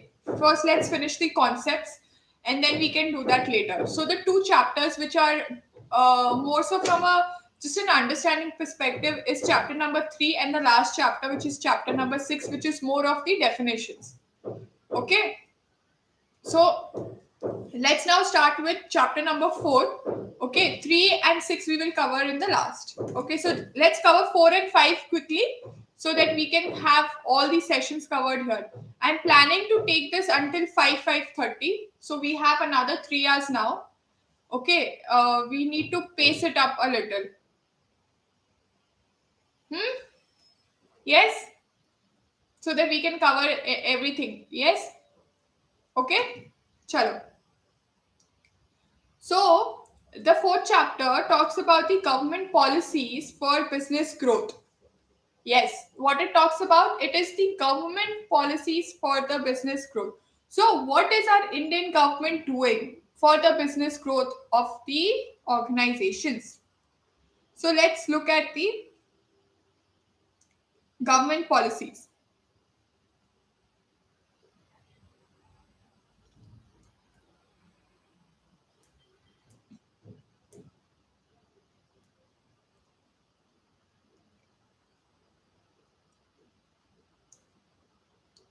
Okay, so here it is. We have the policies here, economic policies, which consists of the fiscal policy, जो हमने previous chapter में अभी just पढ़ा था, monetary policy, right?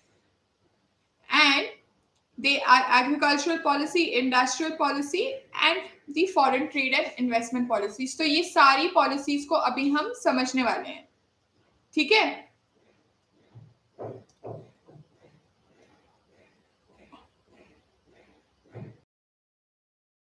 To adjust both the things together. Okay. So, in case of macro policy indicators and business conduciveness, let's see macro level पे कैसे policies हमारे को impact कर सकती है, ठीक है? So, GDP, inflation, tax rates, interest rates, and exchange rates. They are the 5 most significant macro policy indicators that impact business, right? What are the 5 most important factors here, most significant indicators to the business? Yes, what are the impacts that we have because of which indicators? It is GDP, inflation. I have written it down for y'all, so please y'all also write it down. It is GDP, inflation, tax rate, interest, exchange rate. Yes. So here let's see the concepts कि GDP में क्या होगा, GDP में क्या होगा बच्चों, इस case में इट्स वेरी सिंपल कि आपकी अगर प्रोडक्टिविटी बढ़ती है, ठीक है, जीडीपी बढ़ता है, तो obviously it is conducive to the business because there is growth, ठीक है. Growing GDP is an indicator of economic optimism and high demand expectations. Please mark this as an important MCQ. What is growing GDP an indicator of? It is an indicator of the economic optimism and high demand expectations. Thus, a virtuous cycle is activated whereby high demand expectation leads to higher supply. Okay. It's a growth opportunity. Greater investments lead to greater production. Greater production leads to income generation and thereby greater demand and hence lasting growth. Yes, क्या होता है? It is a vicious cycle they are saying, whereby अगर demand ज़्यादा होती है, ठीक है, then what happens? Because of the demand, there is a higher growth opportunity relating to greater amount of investment, greater production, and it just completes the cycle, right? What is the cycle about here? Just look at the cycle, students. यहाँ पे आपकी GDP बढ़ रही है, इसके वजह से आपकी डिमांड बढ़ रही है, राइट? डिमांड बढ़ने की वजह से आपको ऑब्वियसली आपके बिजनेस में और इन्वेस्टमेंट करना पड़ेगा ताकि आपका प्रोडक्शन इंक्रीज हो सके, इसलिए growing demands leads to growth in investment.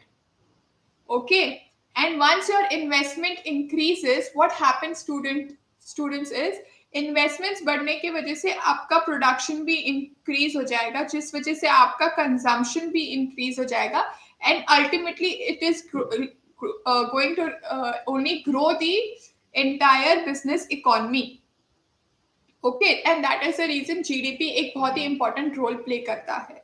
Inflation, अगर कॉस्ट हाई हुआ, ठीक है, तो क्या आप प्रोडक्ट्स खरीद सकते हो? नहीं.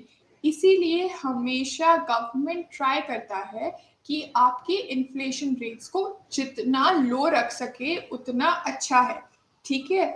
सो moderate for too low and inflation shall have a sedation effect on the economy, and too high inflation will give rise to uncertainties, erosion of profits, क्योंकि इतना cost इन्वॉल्व हो जाएगा कि आप उतना प्रॉफिट जनरेट नहीं कर पाओगे सेल से, बिकॉज आपका कस्टमर उतना तो आपको देगा ही नहीं, उतना तो सेल वैल्यू आप कर ही नहीं सकते हो, ठीक है. That is the reason inflation is also one of the important macro indicator for your business conduciveness. Okay, now the third is the tax rate. ठीक है, tax rates क्या है? The higher the tax rates, हाँ, higher the tax rates, obviously आपकी profit कम हो जाएगी, ज़्यादा पैसा गवर्नमेंट को जाएगा. Not right. Nobody will come to India and invest.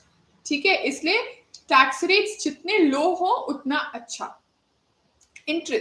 Interest of investment जितना हाई हो उतना अच्छा, जितना लो होगा उतना आपके लोग इन्वेस्टमेंट करने से कतराएंगे, इन्वेस्टमेंट नहीं करेंगे बिजनेस में, ठीक है. एक्सचेंज रेट काफी स्टूडेंट्स को पता नहीं था जब मैंने इनिशियली पढ़ाया था अपने बच्चों को, तो मैंने एग्जाम्पल दिया था कि एक्सचेंज रेट क्या होता है. बेसिकली एक्सचेंज रेट होता है कि आपको यूएस डॉलर पता है, ये एक करेंसी है, ठीक है. आईएनआर एक करेंसी है, यूरो एक करेंसी है, पाउंड्स एक करेंसी है, राइट. तो उसमें क्या होता है, बेसिकली जब एक यूएसडी को हमें आईएनआर में कन्वर्ट करना है तो कन्वर्जन किस रेट पे किया जाता है उसको बोला जाता है conversion exchange rate, conversion rate. 1 USD is equal to 73 INR.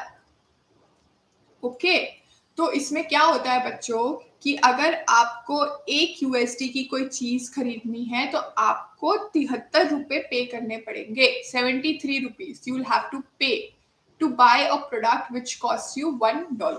Okay, and that is how in the business scenario when you relate to it, supposing I am a company which is in जिसका majority import होता है, तो if today which is on 13th of November, okay, I am buying a product, okay, what am I doing? I am buying a product which has costed me 20,000 USD.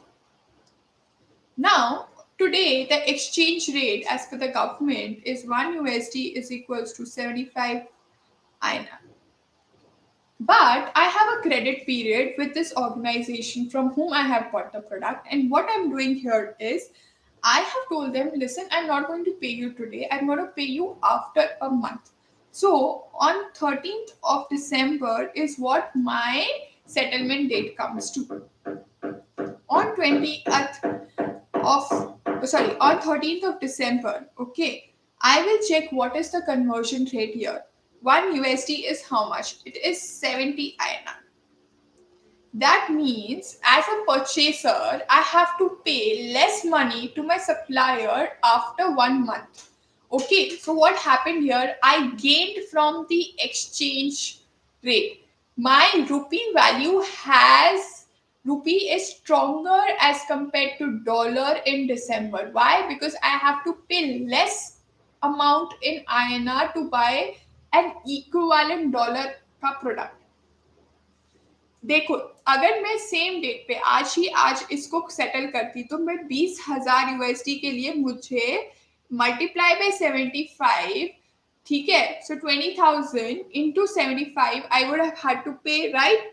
But in case of this thing, in case of 1 month credit period, what will happen is I am not doing that much. I am only giving 140 here, right? Whereas I am paying 150 here. So I am paying 10,000 rupees more because of the exchange fluctuation in November as compared to December. Okay. So this is what happens, that from a supplier, from an importer perspective, a stronger rupee value is good for me. Okay. But when it comes to a exporter who provides goods or services outside India, a stronger rupee is or a stronger rupee is not good for it, for its business. The reason being that in that case you are going to get less converted value, right? जब अगर 70 रुपए का रुपी value हो गया against 1 USD, तो obviously मेरे को दिसंबर में कम पैसे मिलेंगे. अगर मैंने 20,000 का बिल रेज किया होता है इंडिया से, ठीक है, अगर मैंने यूएसडी में ही रेज किया होता है तो मुझे ऑब्वियसली कम पैसे मिलेंगे क्योंकि रुपी तो अप्रिशिएट हो गया है, ठीक है. इसलिए एक्सचेंज रेट के डिफरेंसेस के वजह से भी आपके बिजनेस पे इम्पैक्ट पड़ता है, ठीक है.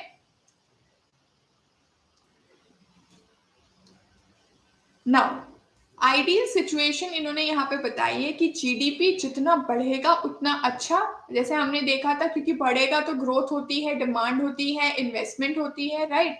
इन्फ्लेशन क्या है? इन्फ्लेशन इज जितना मॉडरेट रहे, ना ज्यादा बढ़े ना ज्यादा कम हुए, टैक्स जितना कम रहे उतना अच्छा, इंटरेस्ट जितना लो रहे उतना अच्छा, एंड एक्सचेंज जितना मॉडरेट रहे उतना अच्छा. क्यों? क्योंकि वो इम्पोर्टर को भी बेनिफिट करता है, वो एक्सपोर्टर को भी बेनिफिट करता है, इसलिए मॉडरेट लेवल का एक्सचेंज रेट होता है तो ये अच्छा होता है, ठीक है.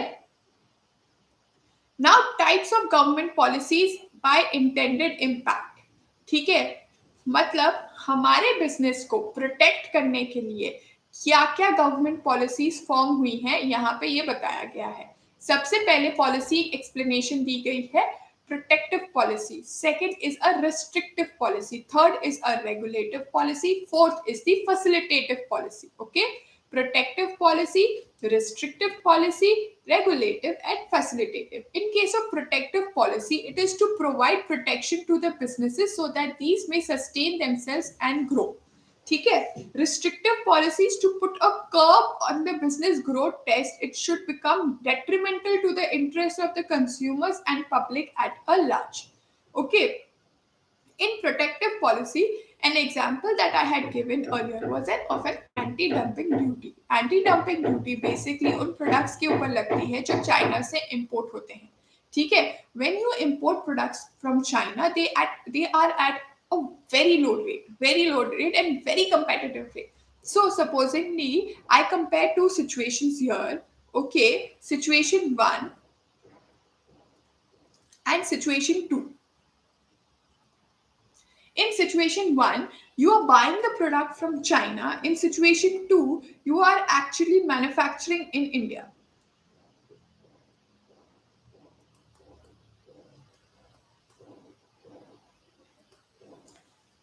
ओके, सो चाइना से इंपोर्ट कर रहे हो आप कोई प्रोडक्ट, सपोज करो यहाँ पे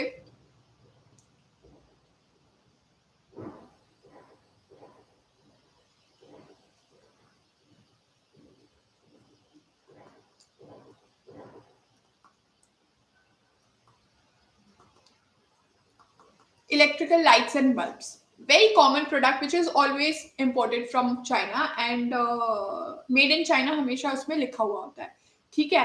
एज कम्पेयर टू दैट आप यहाँ पे वही चीज मैन्युफैक्चर कर रहे हो. ये चीज इम्पोर्ट होने के बाद वैल्यू आती है 100 रुपीज. ये चीज मैन्युफैक्चर होने के बाद वैल्यू आती है 50 रुपीज. तो मुझे बताओ, कोई भी सिनेरियो ले लो, क्या कभी इंडिया का प्रोडक्ट बिकेगा इंडिया के ही मार्केट में, भले ही ये वाला प्रोडक्ट मेड इन चाइना क्यों ना हो? Give me a thumbs up or a thumbs down. What is your view in the chat box? What will happen here? Will an Indian product be sold or will a Chinese product be sold?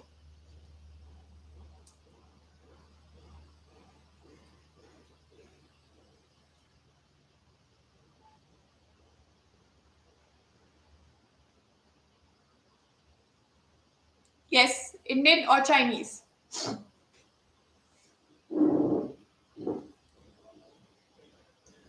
Come on, students.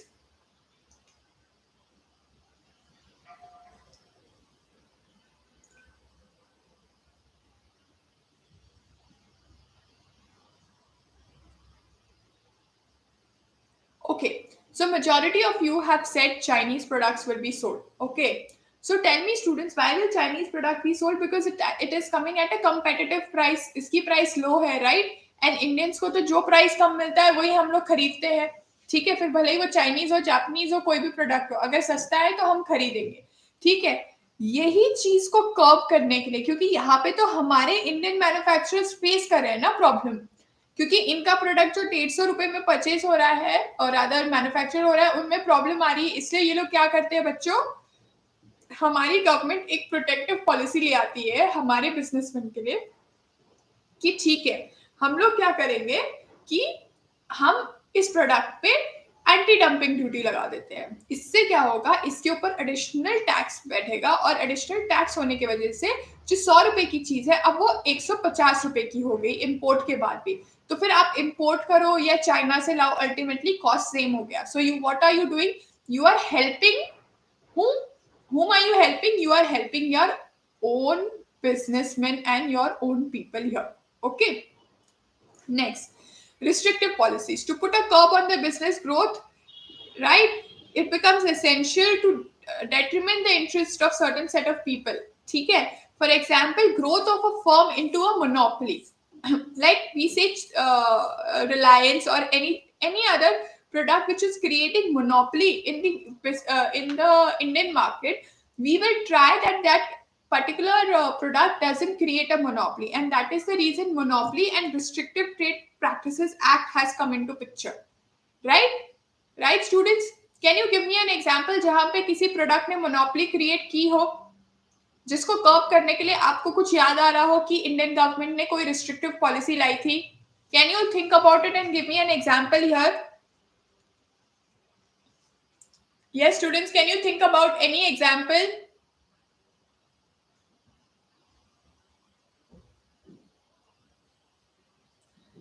Yes, can you think about any example here?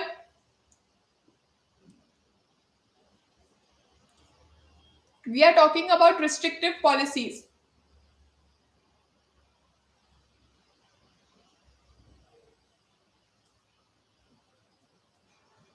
We are talking about restrictive policies.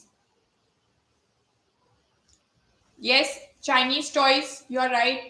Chinese toys के लिए specifically India ने make in India का banner create किया है.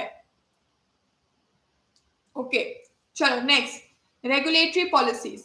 So while the freedom to carry on business is fundamental, but since you know India is a mixed economy, so we do have certain regulatory policies for certain set of divisions or activities that we undertake.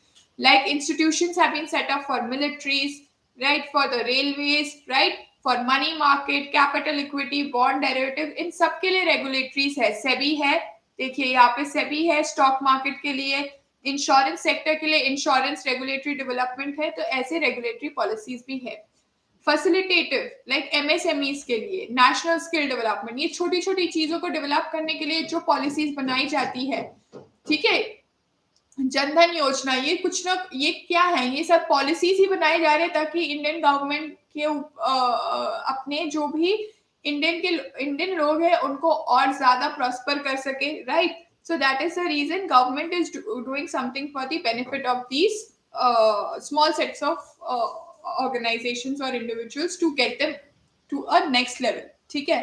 Now the economic change process, very important. Economic change काफी हुआ है India में over a period of time, like liberalization. Liberalization क्या होता है? Liberal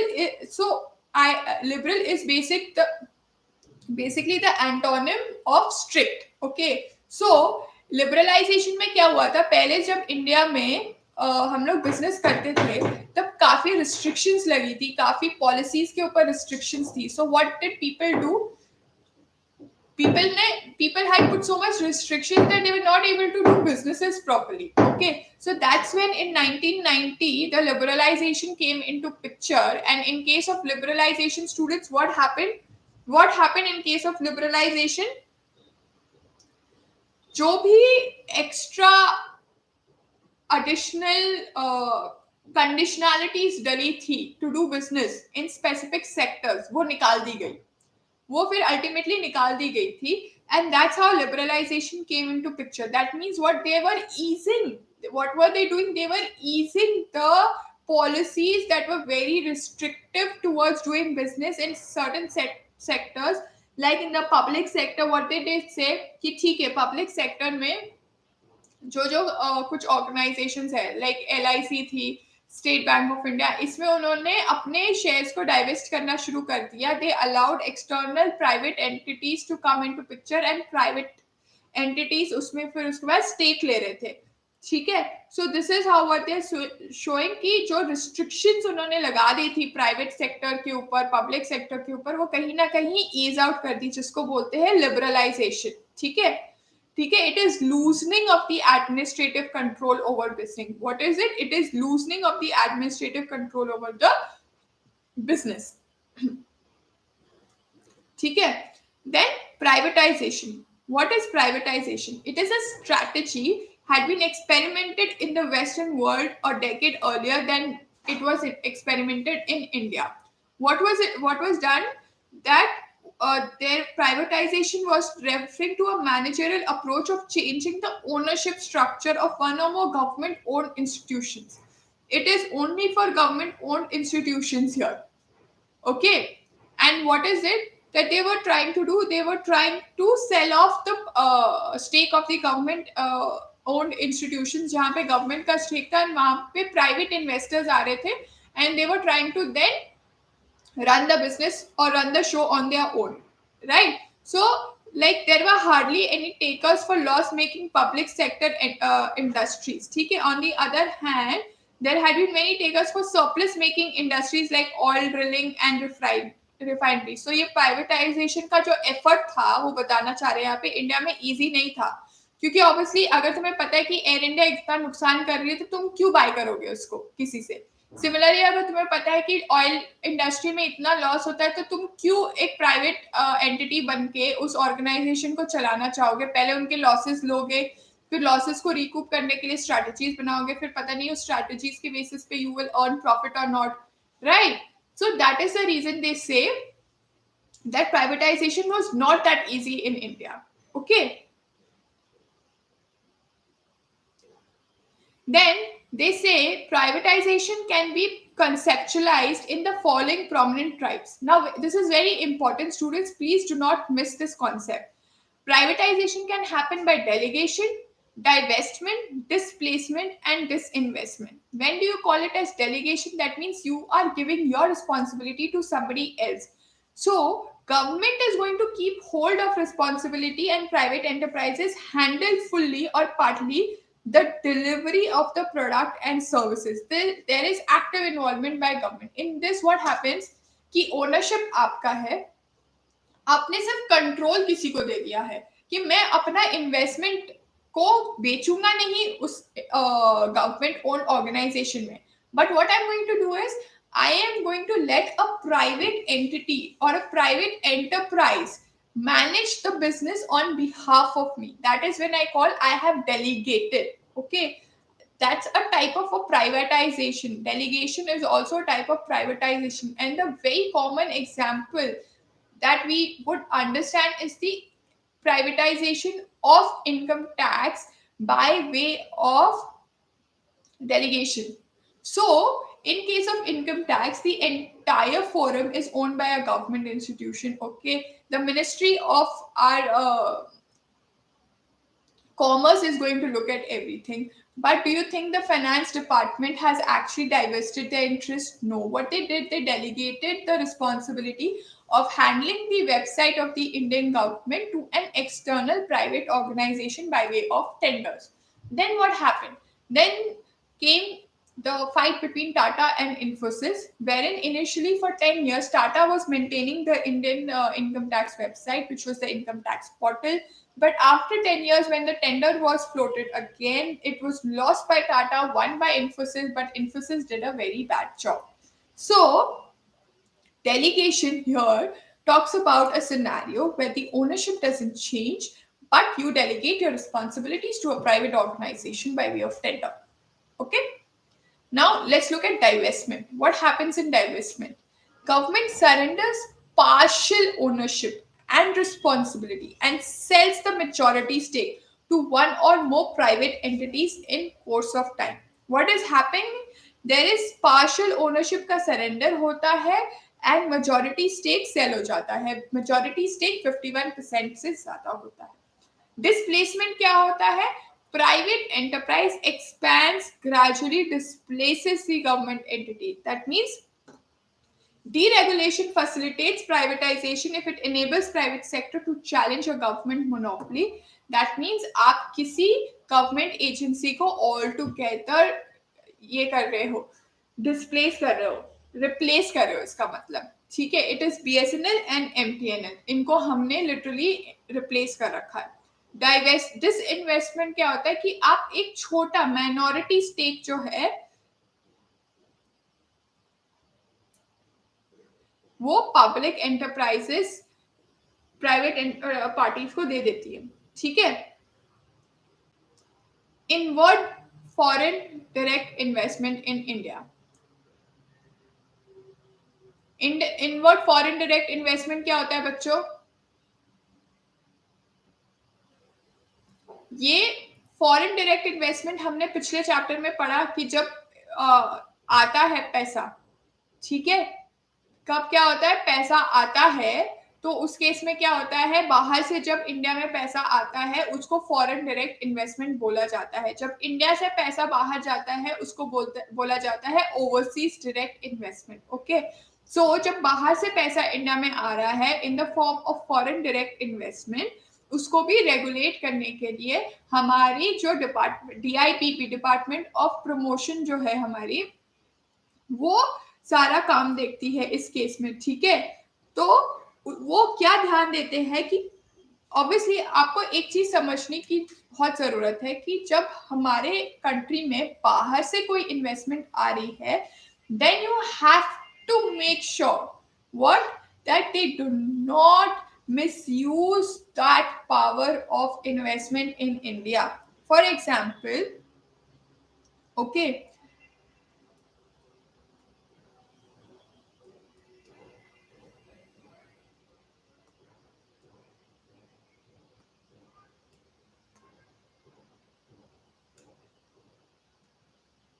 let it be UK. Okay, so I have an example here wherein I have a company formed here. Okay, there is a foreign direct investment happening from UK of a majority stake of 75%. Okay, now what happens here? This is into defense sector, this company. Don't you think if a person who is sitting in UK has a majority stake in a company in India which is in the defense sector is actually going to impact or can create a threat to my security? Yes, it will create. And that is the reason what government has done for institutions or organizations or sectors where it thinks that the foreign direct investment is going to create a threat. It's not allowed. It's not allowed at all. Okay. So defence sector में hardly 50% का आप ownership ले सकते हो, वो भी by government approval. इसमें भी अप्रूवल बेसिस पे होता है, या तो अप्रूवल गवर्नमेंट होता है या ऑटोमेटिक होता है, बट इसमें गवर्नमेंट है। सो देखो यहाँ पे बहुत सारे सेक्टर्स है जहाँ पे गवर्नमेंट ने प्रोहिबिट ही कर दिया है बिल्कुल कि आप कोई इन्वेस्टमेंट ही नहीं कर सकते हो ऐसे एंटिटीज में। देखिए ये कौन सा है, atomic energy, okay, lottery business, gambling, business of chit fund, nidhi company, housing, real estate, ठीक है। ये सारे, ये सिगरेट्स में they have said we don't want foreign direct investment in these kind of sectors because it is going to jeopardize the state of the Indian economy, because people who want to hurt India as a country will always try to capitalize through these sectors and cause harm to us, okay। ना foreign institutional investors, ये कौन होते हैं? Foreign institutional investors वो होते हैं जो foreign direct investment होती है बाय वे ऑफ हमेशा कंपनी होती है। Foreign institutional investors group of people होते हैं जिनके पास पैसा होता है to invest in multiple organisation, and ये usually these are individuals who only hold 10% of the stake in your company, okay, not more than that, they together come and invest in the equity of your company, ठीक है। Investment from India abroad, जो मैंने आपको बोला overseas direct investment, मतलब India से हम पैसा बाहर इन्वेस्ट कर रहे हैं। लाइक इंडिया से अगर मैं सिंगापुर वाली कंपनी में इन्वेस्ट करूंगी पैसा, तो उसको बोला जाएगा ओवरसीज डायरेक्ट इन्वेस्टमेंट। इसको भी हमारी एजेंसीज बहुत ज्यादा रेगुलेट करती है। दे मेक श्योर कि हम लोग ऐसी एंटिटीज में पैसा ना डाले। It's more of like a black money, you know, you are sending money from India to outside India. You will want कि जितना पैसा इंडिया में रहे उतनी अच्छी बात है। Y? Because the moment you take money outside India, getting it back to India is becoming difficult. The way like government is facing problems with the Swiss bank accounts, that the Indian people have invested so much money in the Swiss accounts that it is becoming so difficult to get the money back. And that is the reason this overseas direct investment is regulated very, very minutely by the government of India and the RBI to ensure that a single penny going outside India is actually not black money or not hawala money. Okay? And that's where it is covered basically. Okay? Let's do the MCQs for this chapter now. Yes?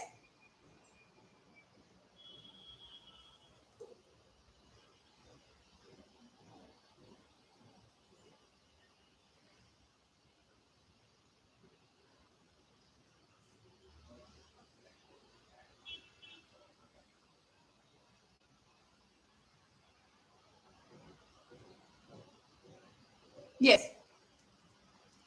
So let's do this. Let's go to question number 1. Yes, students, question number 1.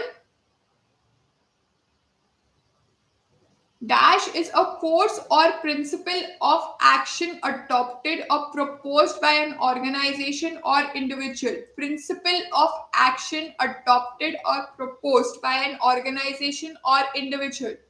What is it? Is it a policy or is it a strategy, students? Yes, is it a policy or is it a strategy? Is it a policy or is it a strategy? Okay. Yes, it is a policy. Correct. Who was the regulatory body for controlling financial affairs in India before SEBI? Before SEBI, who was the regulatory body for controlling financial affairs? Reserve Bank of India, Government of India, Insurance Regulatory, or Controller of Capital Issues? Regulatory body for controlling financial affairs.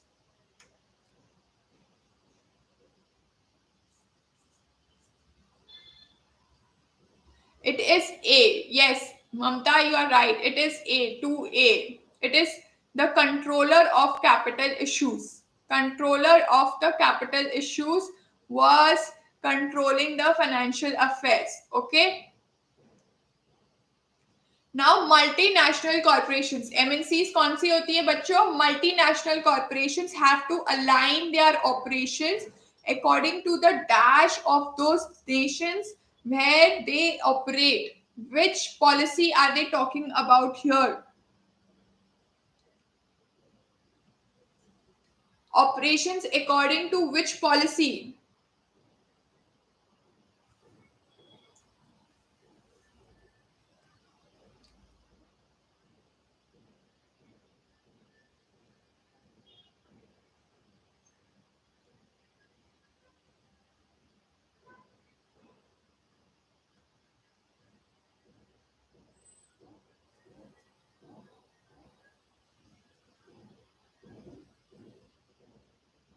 Yes, which policy are they talking about here?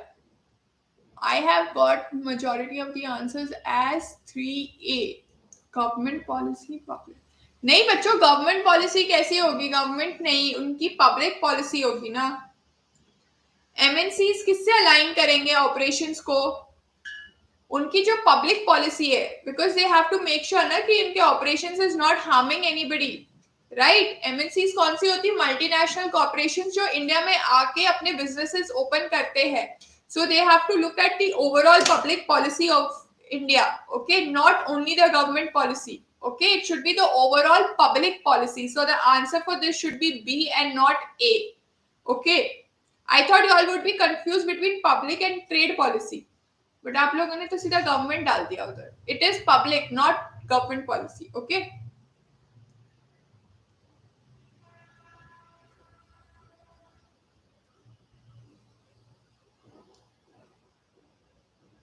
So question number 10, policy is governed with the targets of the government, the general welfare and development of the society, choosing one particular course of action out of a many alternative available, या all of the above. Policy क्या है? With what is policy concerned?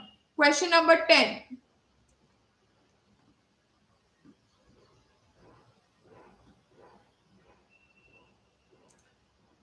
Question number 10.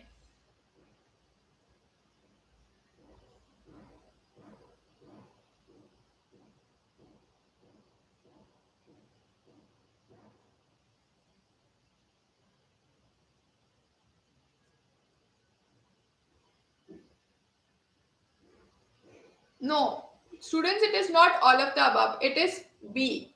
It is with respect to welfare and development of the society. Because it is not the target, policy is not the target of the government. इसलिए वो all of the above नहीं होगा. Third से फिर भी I can agree कि हाँ उससे कंफ्यूजन हो सकता है, बट आप पहला ऑप्शन देखो, target of the government. Policy can not be target of the government. Policy तो आप तभी बनाओगे ना जब आपको लगता है कि जरूरत है हमारे देश में ये पॉलिसी की. आप लोगों के वेलफेयर के पर्सपेक्टिव से सोचोगे कि हाँ इसकी जरूरत है तभी होगी ये, ठीक है. तो इसलिए policy should be concern with the general welfare and development of the society. इसलिए वो ऑल ऑफ द अबव नहीं है, ठीक है, बिकॉज ऑफ फर्स्ट वाला point, target of the government. हमेशा याद रखना, policy can not be target of the government, ठीक है.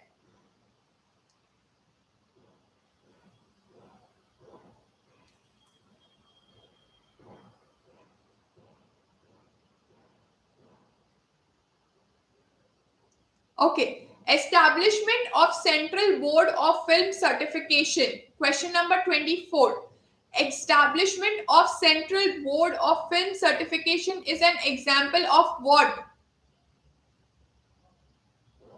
It is an example of what, students?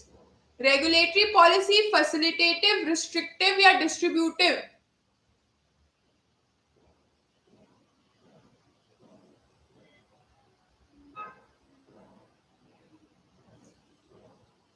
Yes, question number 24.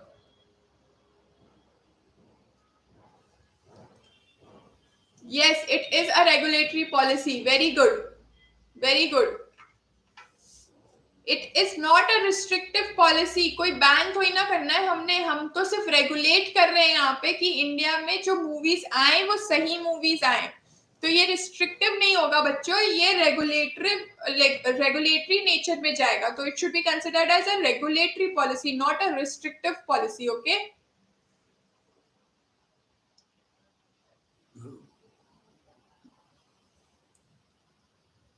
Okay. Reforms in Dowry Act and Divorce Act are examples of which reforms? Economic, cultural, commercial या socio-cultural?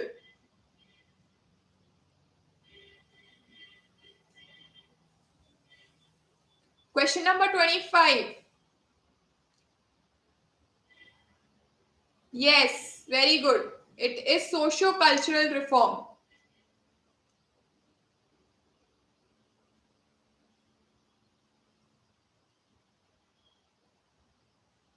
Waiving of farms loan. Question number 22. Waiving of farms loan is an example of what?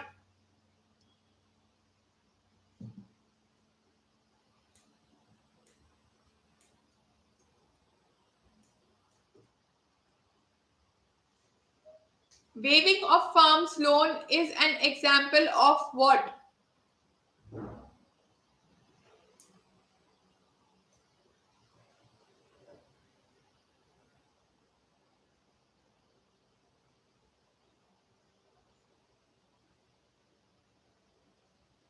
Yes, Siddhant, you are right. It is a distributive policy. आप यहाँ पे कोई facilitate नहीं कर रहे हो बच्चों. एक चीज समझो, आप यहाँ पे फैसिलिटेट नहीं कर रहे हो. See, go by the definition here.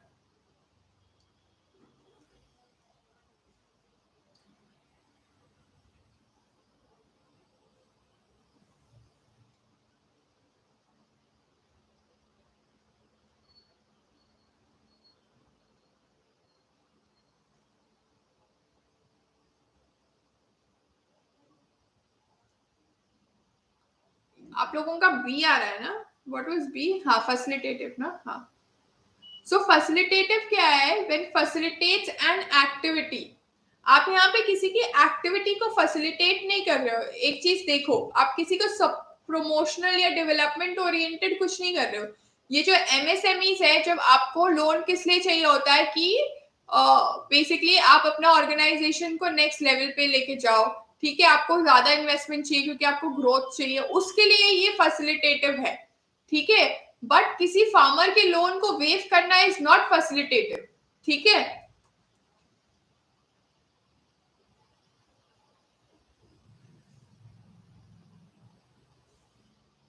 Okay. Question number 36. The economic change process is characterized by what? Liberalization, privatization, globalization, या all of the above?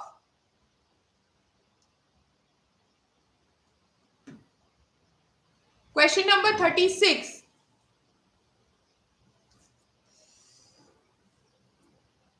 Yes, this you all have got right. Okay, तो आप question number 33 अभी मुझे बताओ कि EXIM bank जो है वो कौन सा फंक्शन परफॉर्म नहीं करता है. It finances export imports in of India. It finances export imports of third world countries. ठीक है, it finances export imports on machinery on these basis. It finances ventures in global market to acquire Indian firms. इसमें से आपको क्या लगता है कि एक एग्जिम बैंक नहीं करता है? पहले तो ये सोचो कि एग्जिम बैंक करता क्या है, फिर ये क्वेश्चन नंबर 33 का आंसर देना.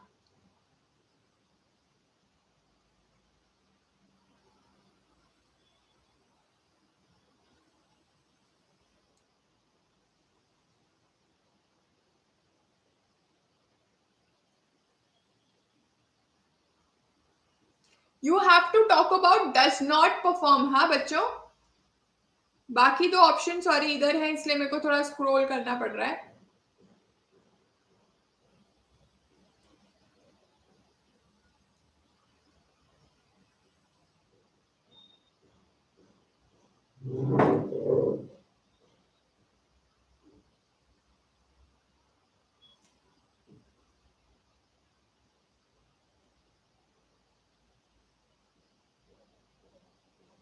Yes, so what is the answer you all think? Yes, it is D.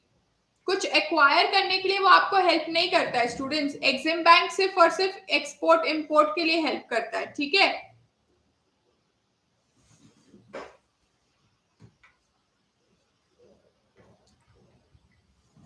So, which of the following is an impact of liberalization? Question number 42.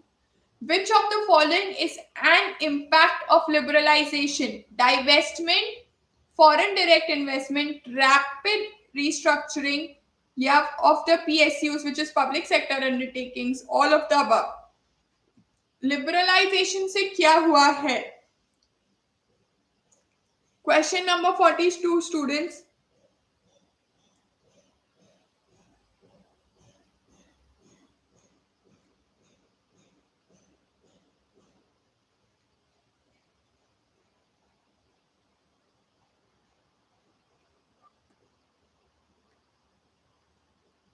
Yes, it is foreign direct investment. You are right.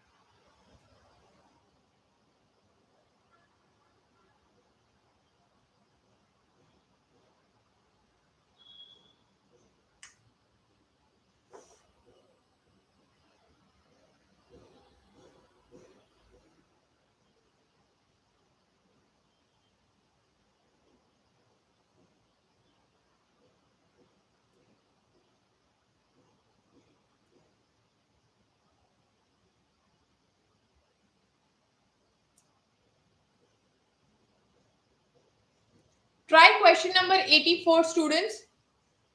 थोड़ा difficult है but try करके देखो क्योंकि exam में ऐसे questions आते हैं. Black rock करके एक ऑर्गेनाइजेशन है, वो इन्वेस्ट कर रही है 30 million USD as a portfolio investor in Indian stock market. This may be case of what?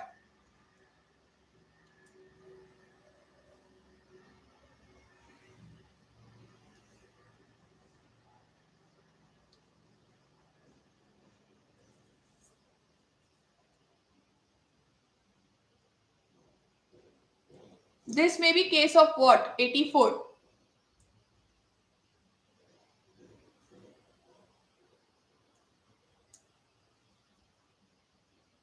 Yes, Gia, you're right. 84 should be FII, Foreign Institutional Investment. हमने इसके बारे में पढ़ा है, Foreign Institutional Investment.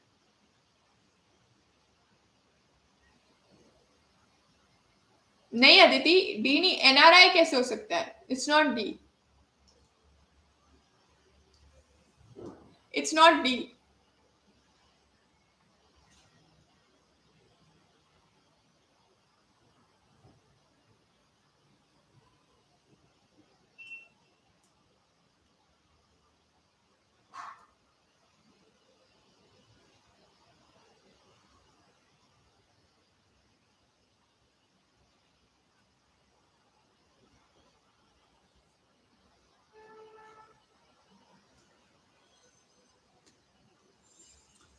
Try 116. Simplification of trade restrictions related to import is an example of what? Globalization, privatization, disinvestment या aggregation. Question number 116.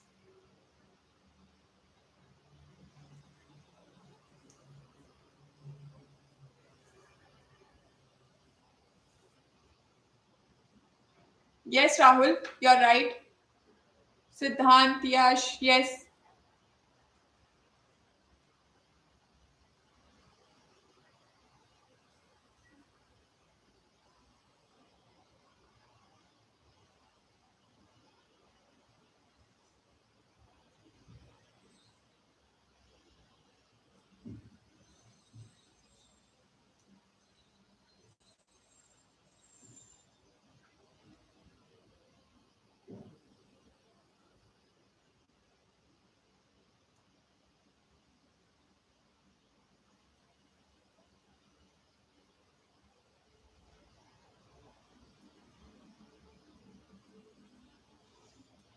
So let's see this. FDI is allowed in tea plantation, coconut plantation, sugarcane plantation, all of the above. 136.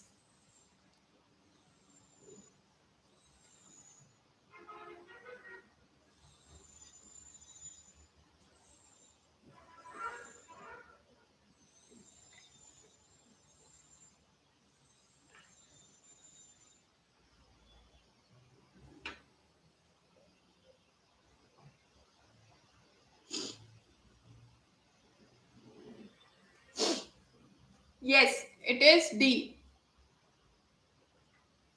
All of the above. It's not, agriculture is not a restricted sector.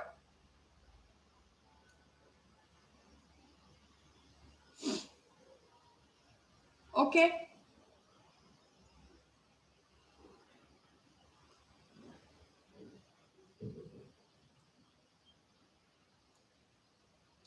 Okay.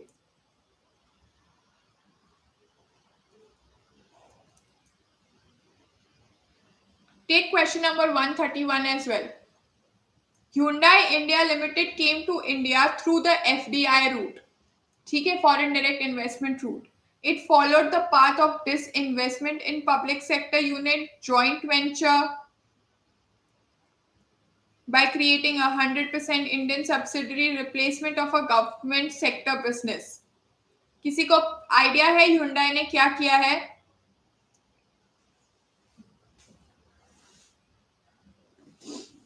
Yes, किसी को भी idea है?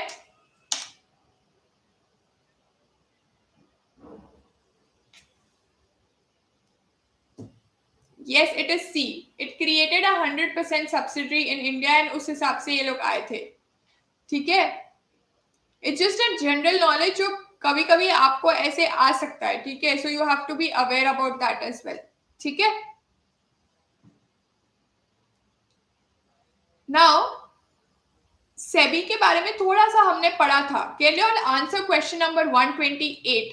Power of SEBI under the SEBI Act is what? Withdraw the recognition of stock exchange, issue directions to recognize stock exchange, prevent fraudulent and unfair trade practices, handling licenses or dealers in securities and certain areas. क्या है power of SEBI?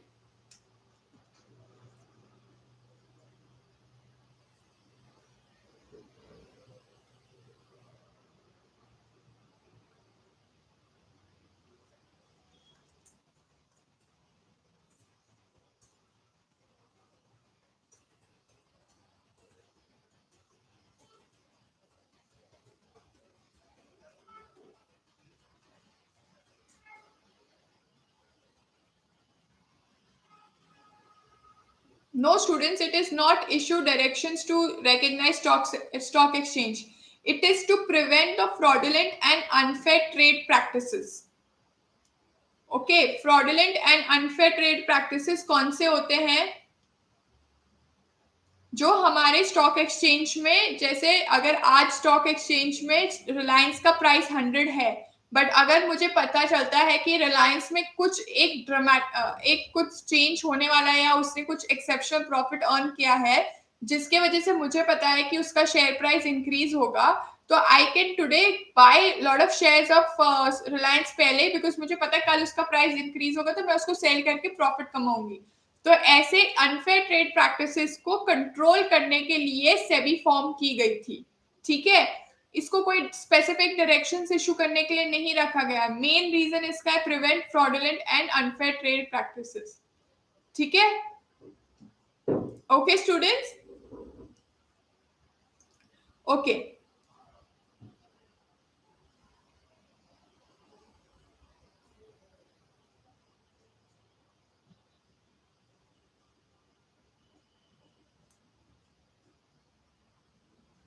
I had also downloaded certain questions from the institute's website. Do you all want to solve this as well? I want to see. I want to cover certain examples which are relevant to this chapter. Okay, for example, question number 17. Question number 16 we have already solved. Can you solve question number 17 here? or scheduled banks are required to maintain a certain minimum cash reserve ratio with RBI. This provision enables RBI to ensure what?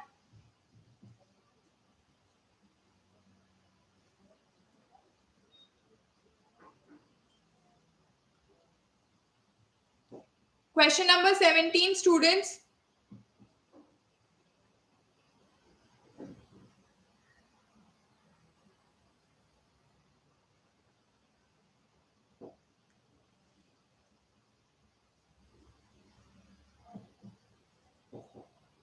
Yes, students, question number 17.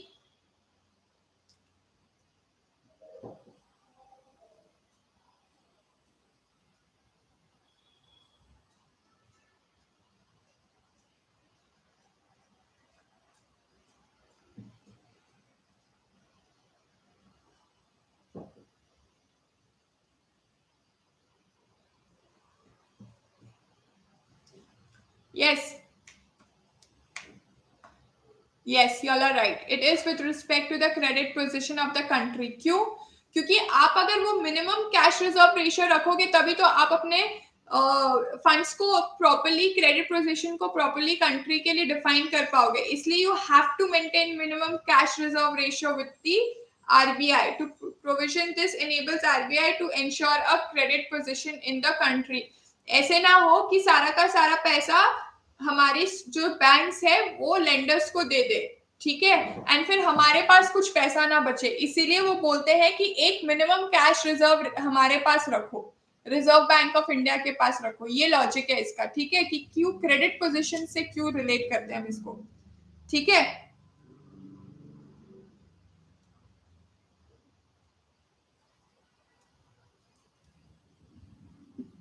Foreign brands, question number 22. Foreign brands were welcomed in India and were also allowed to use their foreign brand name.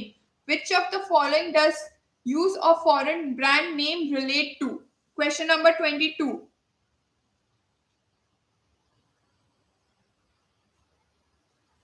These are confusing ones हैं, इसलिए I'm taking right now. ये chapter में से तुम्हें बहुत confusing questions आएंगे, इसलिए I don't want you all to lose marks. Question number 22.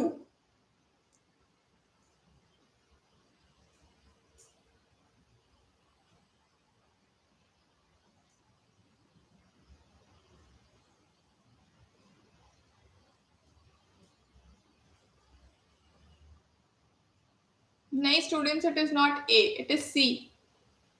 Liberalization. क्योंकि अगर लिबरलाइजेशन नहीं होती तो आप इंडिया में आते कैसे, आप फंड में मतलब आप इंडिया में आके इन्वेस्ट कैसे करते. यस. तो इसलिए इसका आंसर लिबरलाइजेशन है and not globalisation. Okay.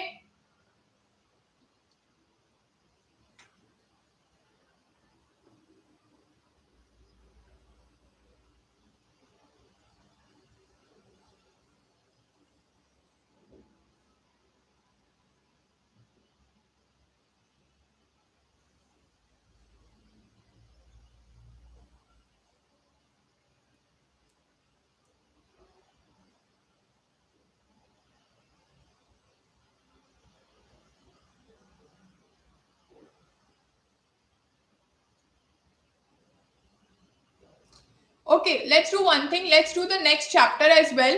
And I think उससे आपको और थोड़ी क्लैरिटी आएगी because it's in continuation to this chapter only. उसका भी more or less concept is similar to chapter number 4. ठीक है. तो अभी चैप्टर नंबर 5 पे चलते हैं. इससे आई थिंक आपको जो रिजर्व बैंक और इनके सबके रोल्स एंड रिस्पॉन्सिबिलिटीज है ना थोड़ा ज्यादा अच्छे से पता चलेगा.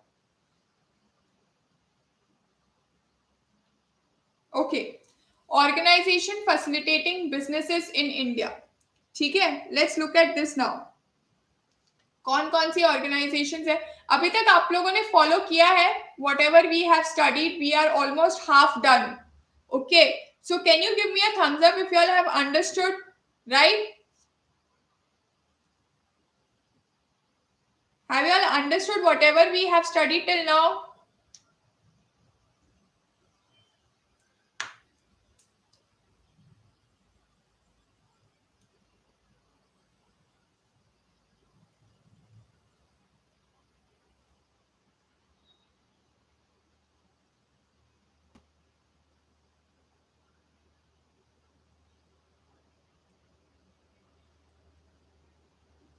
Okay fine.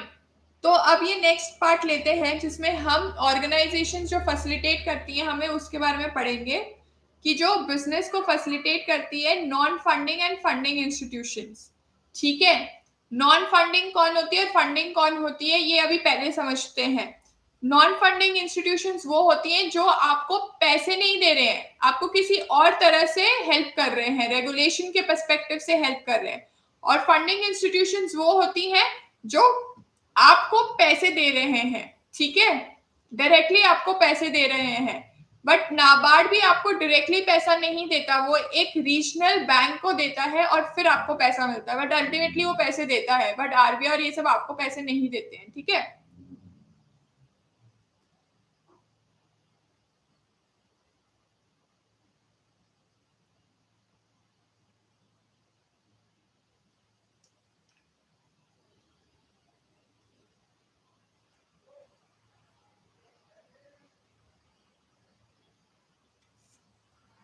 okay, so let's go directly to non-funding institutions here.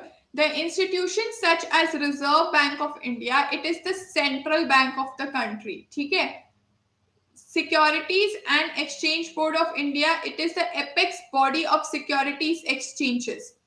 Commission of India, ruler and setter of fair play of business. ठीक है, then there are industry specific facilitators too, such as Insurance Regulatory Development Authority, Telecom Regulatory Authority. These institutions do not invest in business, इसलिए ये non funding बोली जाती हैं। किसी इन भी business में ये कोई इन्वेस्टमेंट नहीं करते हैं बच्चों, इसलिए इनको नॉन फंडिंग बोला जाता है। Please take a note of this, क्यों इसको नॉन फंडिंग बोला जाता है। यस, क्यों नॉन फंडिंग बोला जाता है, बिकॉज वो डायरेक्टली आपके बिजनेस में आके इन्वेस्टमेंट नहीं कर रहे हैं बच्चों। ठीक है, okay. In addition to a broad general description of their roles and functions, our emphasis here would be on their respective roles and responsibilities. इसलिए अभी हम सिर्फ रिस्पेक्टिव आरबीआई का क्या रोल है, नाबार्ड का क्या रोल है ये समझेंगे। इससे आपको सेबी सबके बारे में बेटर अंडरस्टैंडिंग मिलेगी। ओके, ठीक है। The Reserve Bank of India was established on 1st of April 1935. Students, हमारे इंस्टीट्यूट का कोई भरोसा नहीं है, वो ऐसी चीजें भी पूछ सकती है, तो ये थोड़ी बहुत चीजें याद करने की कोशिश कर लेना।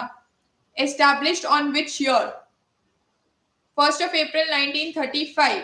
ठीक है, accordance with the provisions of Reserve Bank of India 1934. दो ओरिजिनल privately owned है, तो role is an apex monetary organization. What is it, students? It is an apex monetary organization which is of the highest authority in India. ये देखता है कि कितने पैसे छपेंगे, कितने पैसे नहीं छपेंगे। Okay, it is responsible for maintenance of economic stability and assisting growth. देखो बच्चों, ये point A B C D ऐसे करके आते हैं एग्जाम में, फिर आप कंफ्यूज हो जाते हो, इसलिए हर चीज के बारे में समझ लेना एक बार कि ये एपेक्स मॉनेटरी इंस्टीट्यूशन है, economic stability and assisting growth के लिए है। ठीक है, for controlling countries monetary policy वो भी आरबीआई करता है। Advisor to the government for economic and financial policy भी आरबीआई है। ठीक है, friend philosopher to commercial banks, क्योंकि कमर्शियल बैंक्स को पैसा भी हमारा आरबीआई देता है। ठीक है, and India being an emerging economy, RBI has to keep inflationary trends under control. ठीक है, function of RBI क्या है? To regulate the issue of banknotes and keeping of reserves with a view to securing monetary stability in India, generally to operate the currency and credit system of the country to its advantage. ठीक है, regulate issue of bank notes कौन करता है बेटा? RBI. ठीक है, then it is the sole authority for the issue of currency in India. Who is it? RBI. It is the banker to the government. Okay, and bankers bank, as I told you, सारे बैंकों को पैसा भी RBI देता है। Foreign exchange reserves का custodian भी हमारा आरबीआई ही है। It is required to maintain the external value of the rupee. ये जो डेप्रिशिएट होता है, रुपी इंक्रीज होता है, ये आरबीआई की पॉलिसी से भी होता है। अगर आरबीआई गलत पॉलिसी बना दे तो इससे हमारी वैल्यू डेप्रिशिएट भी हो जाती है। ठीक है, RBI has the authority to enter into exchange transaction on account of the government. ठीक है. It is also the controller of the credit, plays an important role in settlement of business transaction and affects the purchasing power of the people. अगर ये चाहे तो system में पैसा कम कर सकता है, जिसकी वजह से आपकी डिमांड कम हो सकती है. ठीक है, आपकी परचेसिंग पावर को वो बहुत अच्छे से इम्पैक्ट कर सकता है. ठीक है. Promotional functions, traditional, apart from traditional function, it performs a variety of development and promotional functions like promoting banking habits among people, mobilizing savings of every corner of the country. ठीक है. Collection and publication of statistical information भी RBI का ही काम है. ठीक है. RBI role in business less money भी नहीं रख सकते हो, इसलिए you have to ensure that adequate amount of money is present. Okay, what you need to ensure there is adequate amount of money present. Okay, so all the factor incomes in a modern economy are in fact money incomes. ठीक है. Now look at the credit policy. The RBI does not fund the business or for that matter any activity, right? We said it's a non-funding activity, so you do not directly fund anybody. ठीक है. It is, however, its policies have a major impact on the channelization of the banking resources for business generally as well as specifically for certain sectors. Okay, a small reduction in the statutory liquidity ratio (SLR), cash reserve ratio (CRR), or the bank rate can put huge funds at the disposal of the commercial banks for lending to the business, right? अगर आप उसको बोलो कि आप commercial bank, that means अगर आप RBI हो, आप कमर्शियल बैंक को बोलो नहीं ठीक है थोड़ा सा कम स्टैट्यूटरी लिक्विडिटी रेशियो रखूंगा मैं तो भी चलेगा, तो what will happen, commercial bank के पास लोन्स देने के लिए पैसे बढ़ जाएंगे. दैट मीन्स आप इकोनॉमी में पैसा और डलवा रहे हो. कैश रिजर्व रेशियो भी अगर आप कम कर देते हो, that means you are telling people go to commercial banks, go let the money flow in the market. But when you increase these ratios, that's the meaning you want to restrict the money to go into the system. ठीक है. So you basically, you in the sense the RBI regulates that. ठीक है. And that is how the basis point come into picture. Current bank rate is 7.7% and RBI decreases it by 25 basis point. Okay, now SLR and CRR, मतलब statutory liquidity ratio and the cash reserve ratio, they are the quantity measures of the credit policy. These affects the funds availability. मैंने आपको समझाया है कैसे ये fund availability को affect करता है. It is an arm of qualitative measures of credit control tool through which it influences the credit availability to a particular sector. ठीक है.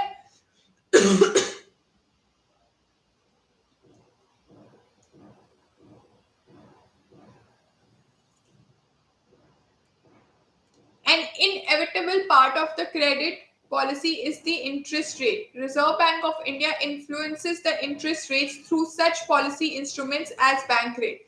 Since RBI provides loans to the banks either by direct lending or by rediscounting the bills of commercial banks and treasury bills, it is known as discount rate, right? RBI के पास जाते हो आप अपने bills discount करने को, वो जिस rate पे डिस्काउंट करता है उसको बोलते हैं डिस्काउंट रेट. रेपो रेट भी एक बहुत इंपॉर्टेंट कॉन्सेप्ट है. जो बैंक जिस रेट से बोरो करता है रिजर्व बैंक ऑफ इंडिया से, उसको बोला जाता है रेपो रेट. जबकि repo rate differs from bank rate with respect to the time horizon. Repo rate is a short term measure and it refers to short term loans. Reverse repo is the interest offered by RBI when bank deposit their surplus funds with the RBI for short periods. Okay, repo क्या है, जिस rate पे आप RBI से loan ले रहे हो उसको आप बोलोगे रेपो रेट. बट अगर आपके पास सरप्लस फंड्स है and you want to invest it with RBI, the rate at which that investment will happen is called as reverse repo rate. You will hear about this concept a lot and you need to understand what is repo rate and what is reverse repo rate. Okay. Then one of the most important functions of the RBI is also to develop the financial system. What is it? To develop the financial system. Finance is said to be the lifeblood of the business. क्योंकि if you do not have the money, how are you going to do business? And that's the reason a well-developed financial system is regarded as the sine qua non. That means an absolute imperative, okay, for the economic development, right? Finance is absolute imperative for economic development. The financial system typically comprises financial institutions, financial instruments, and the financial markets. RBI may be regarded as the heart of the financial system. Her line में एक MCQ है बच्चों, यहाँ पे हर line में, ठीक है, इसलिए अभी आप देख रहे थे y'all were struggling a little with these MCQs. क्यों? क्योंकि हर लाइन में you get something really important to learn about. So you have to be very careful and always go through the module only. तभी आपको सारे के सारे MCQs के answers आएंगे, ठीक है? ओके, जो इंटरनेट बैंकिंग है, डिजिटल पेमेंट्स है, इसके लिए भी आरबीआई काफी ज्यादा अपने रेगुलेशंस निकालती है. तो आरबीआई के बारे में अभी आप लोग समझ लिए कि आरबीआई क्या करता है, ठीक है. अब सेबी के पर्सपेक्टिव से आते हैं. सेबी का फॉर्म हुआ, ये भी 12 अप्रैल 1988 को फॉर्म हुआ था by government of India and it was given statutory powers in 1992, right. It is an authority to regulate, develop the Indian capital market, protect the interest of investors in the capital market, ठीक है. What was it formed for? Protection. अभी देखा था हमने इसका MCQ. Yes. SEBI के headquarters कहाँ पे है वो रहने दो. Controller of capital issues, controller of capital issues was the regulatory authority before SEBI came into existence. Again an MCQ that we did just now. So see how they create MCQs out of single lines. Okay, इसलिए you have to be very sure कि आप हर चीज को अच्छे से पढ़ रहे हो and you're just not reading through it. Okay, it derived authority from Capital Issues Control Act. ठीक है. The SEBI is managed by a board which consists of the following: a chairman, ठीक है, 2 members who are the officials of Ministry of Central Government, Finance and Administration, 1 from the RBI, and 5 other members, out of which at least 3 members shall be whole-time members who shall be appointed by the central government. ये याद करना है, ठीक है. Please learn this. This can come as an MCQ anywhere. What is the functions and responsibilities? Responsive to the needs of these three only. Responsive to the needs of these three only, students. Okay. SEBI has 3 functions rolled into one body: drafts regulation in its legislative capacity, rules as judicial capacity, and conducts investigation and enforcement action in its executive function. Okay. Now, what are the power of SEBI? To approve the laws of stock exchange, ठीक है. To require to amend the laws, inspect the books of account जो security stock exchange पे है, inspect financial intermediary के accounts, ठीक है. To compel certain companies to list their shares in one or more stock exchange. So there are a lot of things that SEBI regulates and asks you to do, which they have covered here. Okay, now let's talk about Competition Commission of India. Competition Commission of India का major role यही था कि was set up to create and sustain fair competition in the economy that will provide a level playing field to the producers and make the market work for the welfare of the consumers. For what? For the welfare of the consumers. Okay. Yes or no? क्या आपको यहां तक समझ आया है? I am taking it a little fast. There is a reason for it, because ये सारी चीजें आपको लर्न करनी पड़ेंगी, ठीक है. You will have to learn a lot of stuff in this. So just make sure कि आप जब पढ़ रहे हो तब जो मैं चीजें अंडरलाइन कर रही हूँ वो भी आप साथ साथ में अंडरलाइन करो एंड उस हिसाब से आप उसको मार्क करके रखो कि मैम ने ये इंपॉर्टेंट बोला था, ये इंपॉर्टेंट है, तो मैं इसको बिना लर्न के नहीं छोड़ूंगा, ठीक है. Okay, now competition commission of India के क्या रोल्स हैं देखते हैं, ठीक है. तो पहले उन्होंने कंपटीशन के बारे में बताया कि कंपटीशन कैसे हो सकता है, direct indirect, which is very simple to understand. Direct competition product to product जैसे होता है, पिज्जा हट टू डोमिनोज, ठीक है, McDonald's, Burger King, Coca Cola, Pepsi, direct competition है. इनडायरेक्ट जिसको तुम सब्स्टिट्यूट कर सकते हो, जैसे fine dining restaurant has competition with local restaurants, ठीक है, ऐसे. Then the competition act. Competition act basically unfair trade practices के लिए था, ठीक है. It is basically a tool to implement and enforce competition policy, prevent and punish the anti-competitive business practices by firms and unnecessary government interference in the market. So features क्या थे? Competition Act 2002 के has been enacted to prevent practices having an appreciable adverse effect on the competition. For what? PCI and prescribes its rules and responsibilities. CCI भी same था, competition commission of India, ठीक है, is a body corporate having perpetual succession, ठीक है, consist of a chairman, 6 members appointed by the central government. But main activity क्या है इसकी? Prevent practices having adverse effect on competition, promote markets, protect interest of consumer, freedom of trade, ठीक है. Okay, now let's talk about Insurance Regulatory and Development Authority of India. IRDAI क्या करती है? जो हमारे इंश्योरेंस सेक्टर्स की सारी companies है उनको रेगुलेट करने के लिए ये एपेक्स अथॉरिटी बनाई गई थी.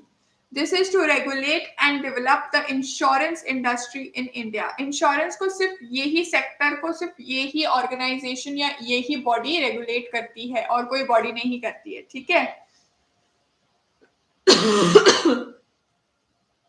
IRDA allows private players to enter the insurance sector in India besides a maximum foreign equity of 26%. Okay, but वो लिमिट इंक्रीज होके 49% हो गई थी. तो ये चीज आप याद रखना. ये एक MCQ आ सकता है कि भाई जो हमारे इंश्योरेंस सेक्टर में कितना परसेंट का FDI अलाउड है, ठीक है.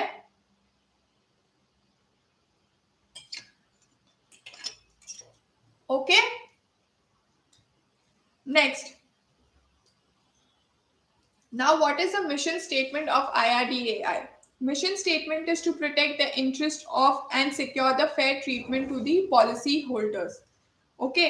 To bring about speedy and orderly growth of the insurance industry. सब कुछ insurance sector में जो करना है वो यही institute decide करती है, ठीक है. To set, promote, monitor and enforce high standards of integrity, financial soundness, fair dealing and competence of those it regulates. Okay. Then to ensure speedy settlement of genuine claims. Speedy settlement of what? Genuine claims. To prevent insurance fraud and other malpractices and put in place effective grievance redressal machinery. Okay. Fairness, transparency and orderly conduct in the financial markets. All these are the functions of IRDAI. ठीक है. And duties and powers क्या है? ये भी very similar. I would request that आप इसको सबको sorry.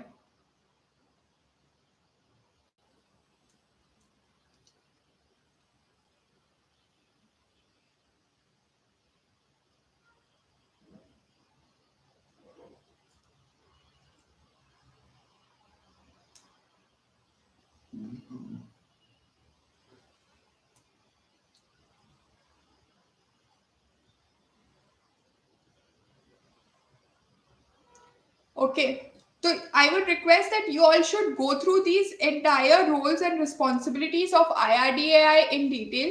ठीक है? The reason being that anything from this can be listed as an option and then you can get an MCQ around it. Okay, so it is better that all these listings, because even if I go through these listings, ultimately you will have to learn about it, and this is very easy. It's like simple English language, but read this from an MCQ perspective. This is important from an MCQ perspective. Okay, here they have given non-funding organizations के बारे में. This is a very important aspect. यहाँ पे आप हर एक चीज एक flow में एक टेबल के थ्रू समझ सकते हो, ठीक है. So make sure that you all go through this before you all give your exams also. Okay, this is a very important table. Again, it is going to help you only. Now let's read about funding institutions. एक ही institution हमने cover किया था funding institutions के अंदर, which was NABARD. ठीक है. And funding institutions कौन से थे? जो हमारे businesses को directly facilitate करे. Now NABARD का full form क्या है? National Bank for Agriculture and Rural Development. Apex Development Bank in India, headquartered in Mumbai with branches all over India. This bank has been entrusted with the concerning the policy planning operations in the field of credit for agriculture and other economic activities in the rural areas in India. So for the rural areas, India came up with a different body altogether so that overall the rural development hai, it doesn't get hampered, and that is the reason there came this regulatory authority, which is the National Bank for Agriculture and Rural Development. Okay, and what is it instrumental in doing? It has been instrumental in grounding the rural social innovations and the social enterprises in the rural hinterlands. ठीक है, it has been in the process partnered with 4,000 organizations, okay, in grounding many of the interventions. Sorry. Now, NABARD is the most important institution in the country which looks after the development of the cottage industry, the small industry, village industry and other rural industries. This again is an MCQ students. क्योंकि ये तीन चीजें आपको as a option आ सकती है ना, आप फिर कंफ्यूज हो सकते हो यहाँ पे. So make sure that you all mark this as an important MCQ. Then NABARD, besides agriculture, also reaches out to allied activities such as poultry farming, animal husbandry, and promotes integrated rural development. Okay. NABARD discharges its duty by undertaking the following roles. Serves as an apex financing agency for the institutions, providing investment and production credit for promoting the development activities in rural areas. So just remember, students, anything which is related to the rural areas will be governed by the NABARD, which is a funding institution. Okay. जो हमारी सेबी थी, insurance regulatory थी, ये सारे non funding institution है. सिर्फ एक ही funding institution जो हमारे करिकुलम में अभी कवर्ड है वो है NABARD. Okay. NABARD also undertakes monitoring and evaluation of the projects refinanced by it. It refinances the financial institutions which finances the rural sectors. ठीक है, जो भी फाइनेंशियल इंस्टीट्यूशन सिर्फ रूरल सेक्टर के पर्टेनिंग में है उन सबको भी वो रीफाइनेंस करता है. ठीक है. Then it also takes part in the development of institutions which help the rural economy. तो अल्टीमेटली इसका रोल क्या है? सिर्फ जो रूरल इकोनॉमी को बूस्ट कर रहा है उन इंस्टीट्यूशंस को ये सपोर्ट करता है. इतना चीज नाबार्ड में आप लिख लो और याद कर लो. ठीक है.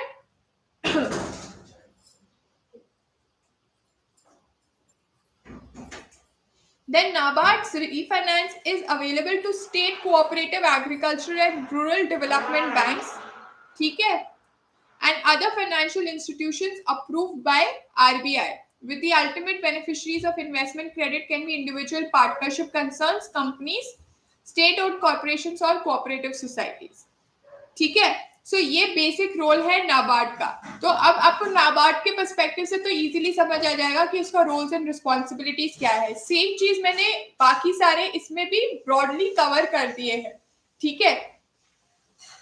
अभी आपको अच्छे से समझ आ जाएगा कि हर इंस्टीट्यूशन का क्या रोल एंड रिस्पॉन्सिबिलिटी है. सिर्फ उसकी कौन से दिन को वो फॉर्म हुई थी, कौन से ईयर को वो फॉर्म हुई थी, वो एक चीज ध्यान रख लेना. ठीक है. मतलब आपको वो चीज याद रखनी होगी, वो तो आप खुद ही लर्न करोगे तब आपको याद आ जाएगा.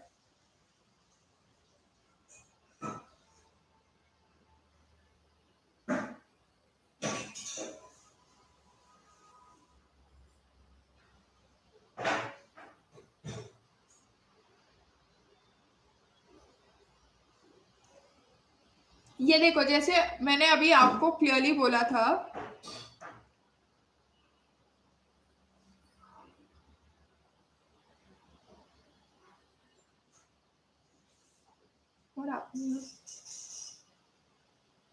सॉरी,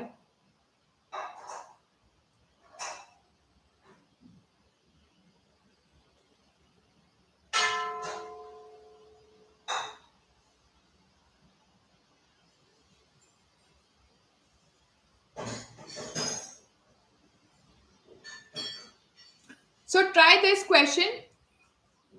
NABARD is the, यहाँ पे, this one, I have marked it for you. NABARD is the most important institution in the country which looks after the development of the dash cottage industry, small industry. Can you all see it? Cottage industry, small industry, village industry, all of the above. अभी मैंने mark करवाया था आपको. What is the answer to this? You all can just write A, B, C, D. What is the answer to this?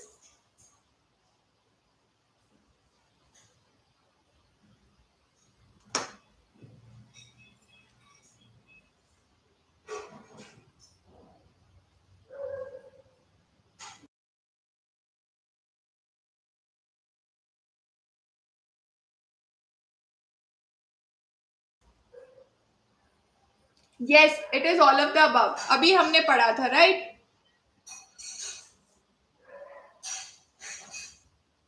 Okay. Try question number 10. Dash represents the ratio of liquid assets of the banks to their deposit liabilities. SLR, CRR, CLR, या none.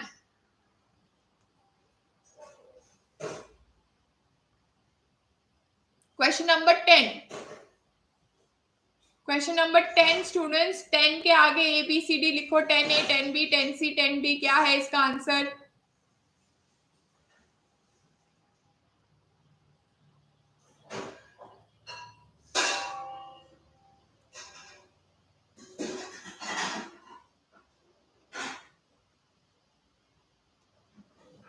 Yes, Vaishnavi. Yes, you are right. Rahul. Yes, it is 10A. Statutory liquidity ratio बोलते हैं हम उसको, right? Okay. Now, let's go with question number 7. Which condition or which is not true of options about bank rate? Question number 7. Which condition or which is not true about bank rate?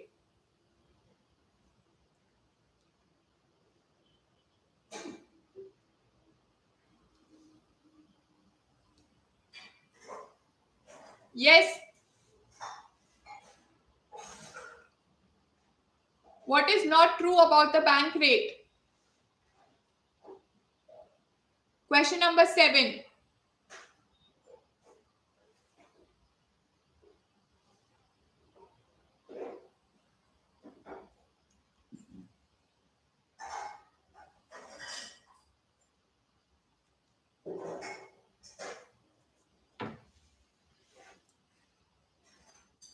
Yes. RBI influences the interest rate. तो इसमें क्या answer होगा?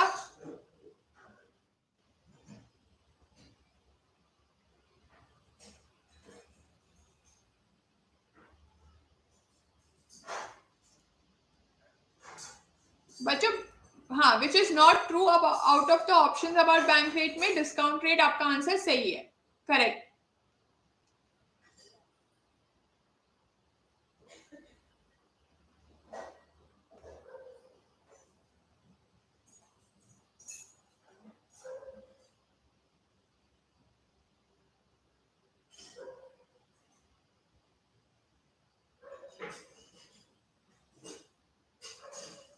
Okay. Tell me the answer to question number 35. ये अभी हम ICI में से कर रहे हैं, ठीक है? Which of the following does SEBI not cater to? Government organizations, investors, intermediaries या security issuing companies? Question number 35. Students, question number 35. Question number 35, students.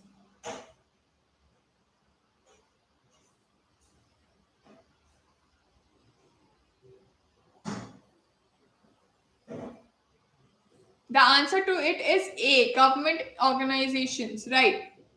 क्योंकि आपको याद है बच्चों, इंटरमीडियरीज का तो वो तो बुक्स ऑफ अकाउंट्स भी चेक करते हैं, तो इंटरमीडियरीज तो हो नहीं सकता इस केस में, ठीक है सिद्धांत? आपका आंसर इसलिए गलत है क्योंकि इंटरमीडियरीज का तो वो बुक्स ऑफ अकाउंट्स भी चेक करते हैं, इसलिए इसका आंसर 35C नहीं हो सकता. प्रथमेश नहीं, 35C नहीं होगा, क्योंकि आप वापस देखो हमने पढ़ा था इंटरमीडियरीज क्या तो वो बुक्स ऑफ अकाउंट्स चेक करते हैं, ठीक है?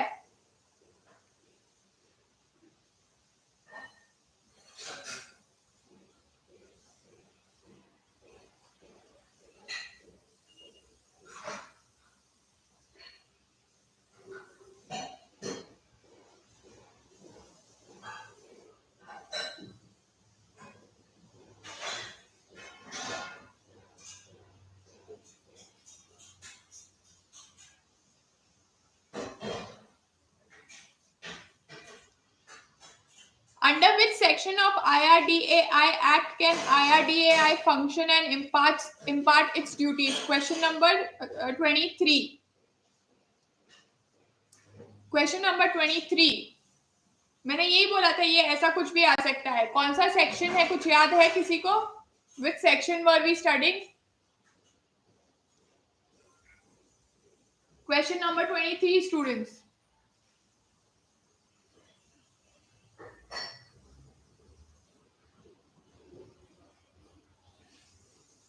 Question number 23.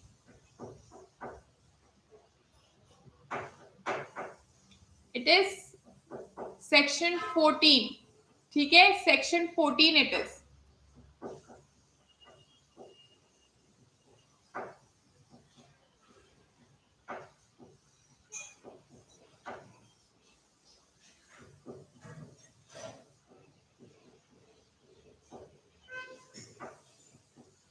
Which of the following is not a funding institution? Question number 11. Question number 11. ये तो बहुत सिंपल है.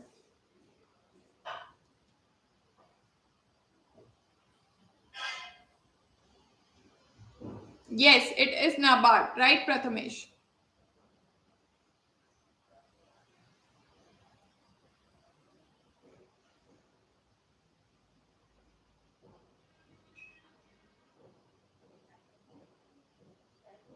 हाँ.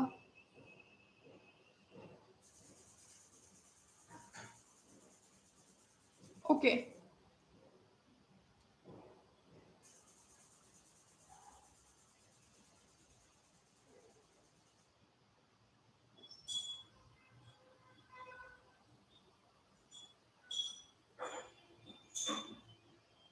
Okay, let's go to the last chapter now. Chapter number 6. Yes, students? Chapter number 6 करें? Yes or no?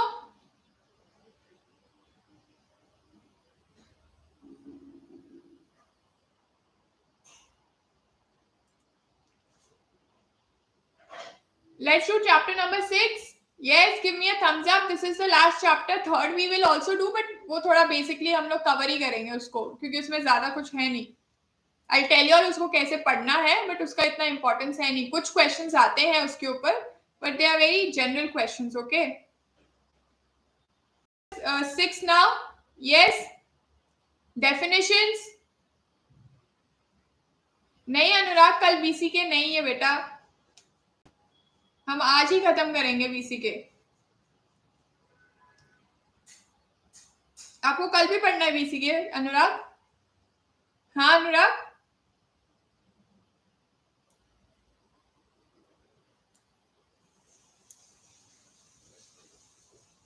Yes.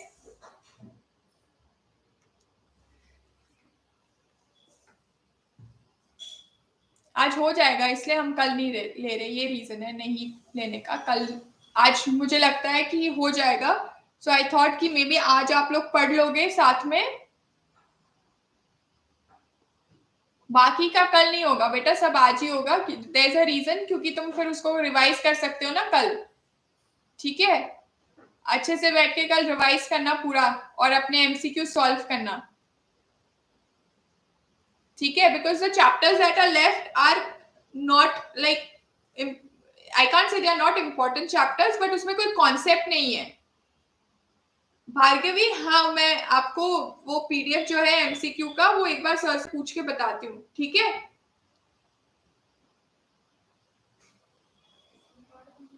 एक ही काटो, नहीं Apple काटो.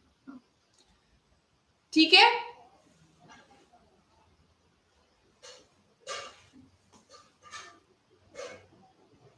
हाँ तो that is the reason Tanisha I'm saying ना that tomorrow first I'll revise it and then we can do the test. I think BCK test was already covered, right? Suraj sir had told me कि economics के उसमें he had already covered BCK का also.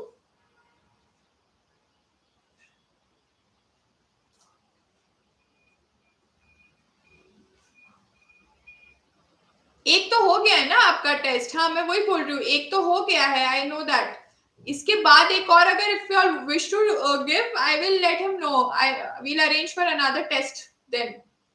ठीक है, ठीक है, I arrange for another test. ठीक है, now let's come at the common terminologies. Yes.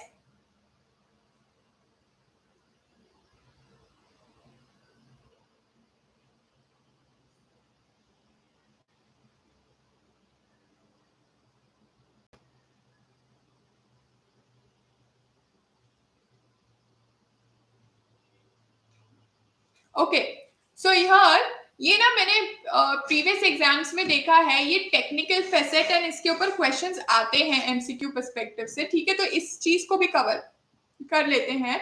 तो ये क्या बोलते हैं, चैप्टर 1 में हमने पढ़ा था कि बिजनेस में भी study from technical perspective, commercial, economic, social, political perspective. ठीक है, तो इसलिए वो बोलते हैं कि इस बिजनेस को भी हर तरीके का facet means it's a face. Okay, so it has different phases to it, like a technical facet, commercial, financial. ठीक है, so technical में they talk about technically a business may be viewed as a transformation process where a huge machine wherein inputs are subjected to the entire process for generating the output. ठीक है, now this interpretation of business can be open to us by to a host of terms in the BCK lexicon. Business inputs are the various commodities including industrial raw materials, minerals, metals as well as agricultural commodities. Therefore, it is desirable to know about the terminologies pertaining to the commodity markets. ठीक है, commercial facet में it's about marketing. Business is all about marketing, that is planning, organizing, directing and controlling a firm's relationship.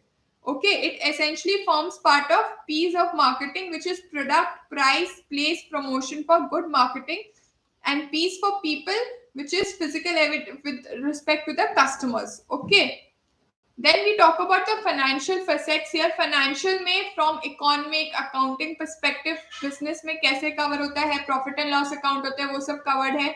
HR से क्या perspective है, different individuals के perspective से है.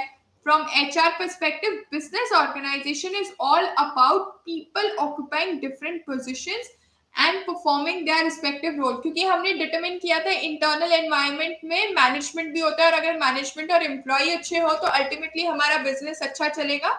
इसलिए एचआर के पर्सपेक्टिव एंड सेम एडमिनिस्ट्रेशन के पर्सपेक्टिव से भी. ठीक है, now from finance, stock and commodity market terminology perspective से कुछ टर्मिनोलॉजीज हैं जो तुम्हें एज अ डेफिनेशन आ सकती हैं, और आपको अंडरलाइन में वो बताना पड़ेगा किसकी डेफिनेशन है. ठीक है, तो ये टर्मिनोलॉजीज आपको पता है.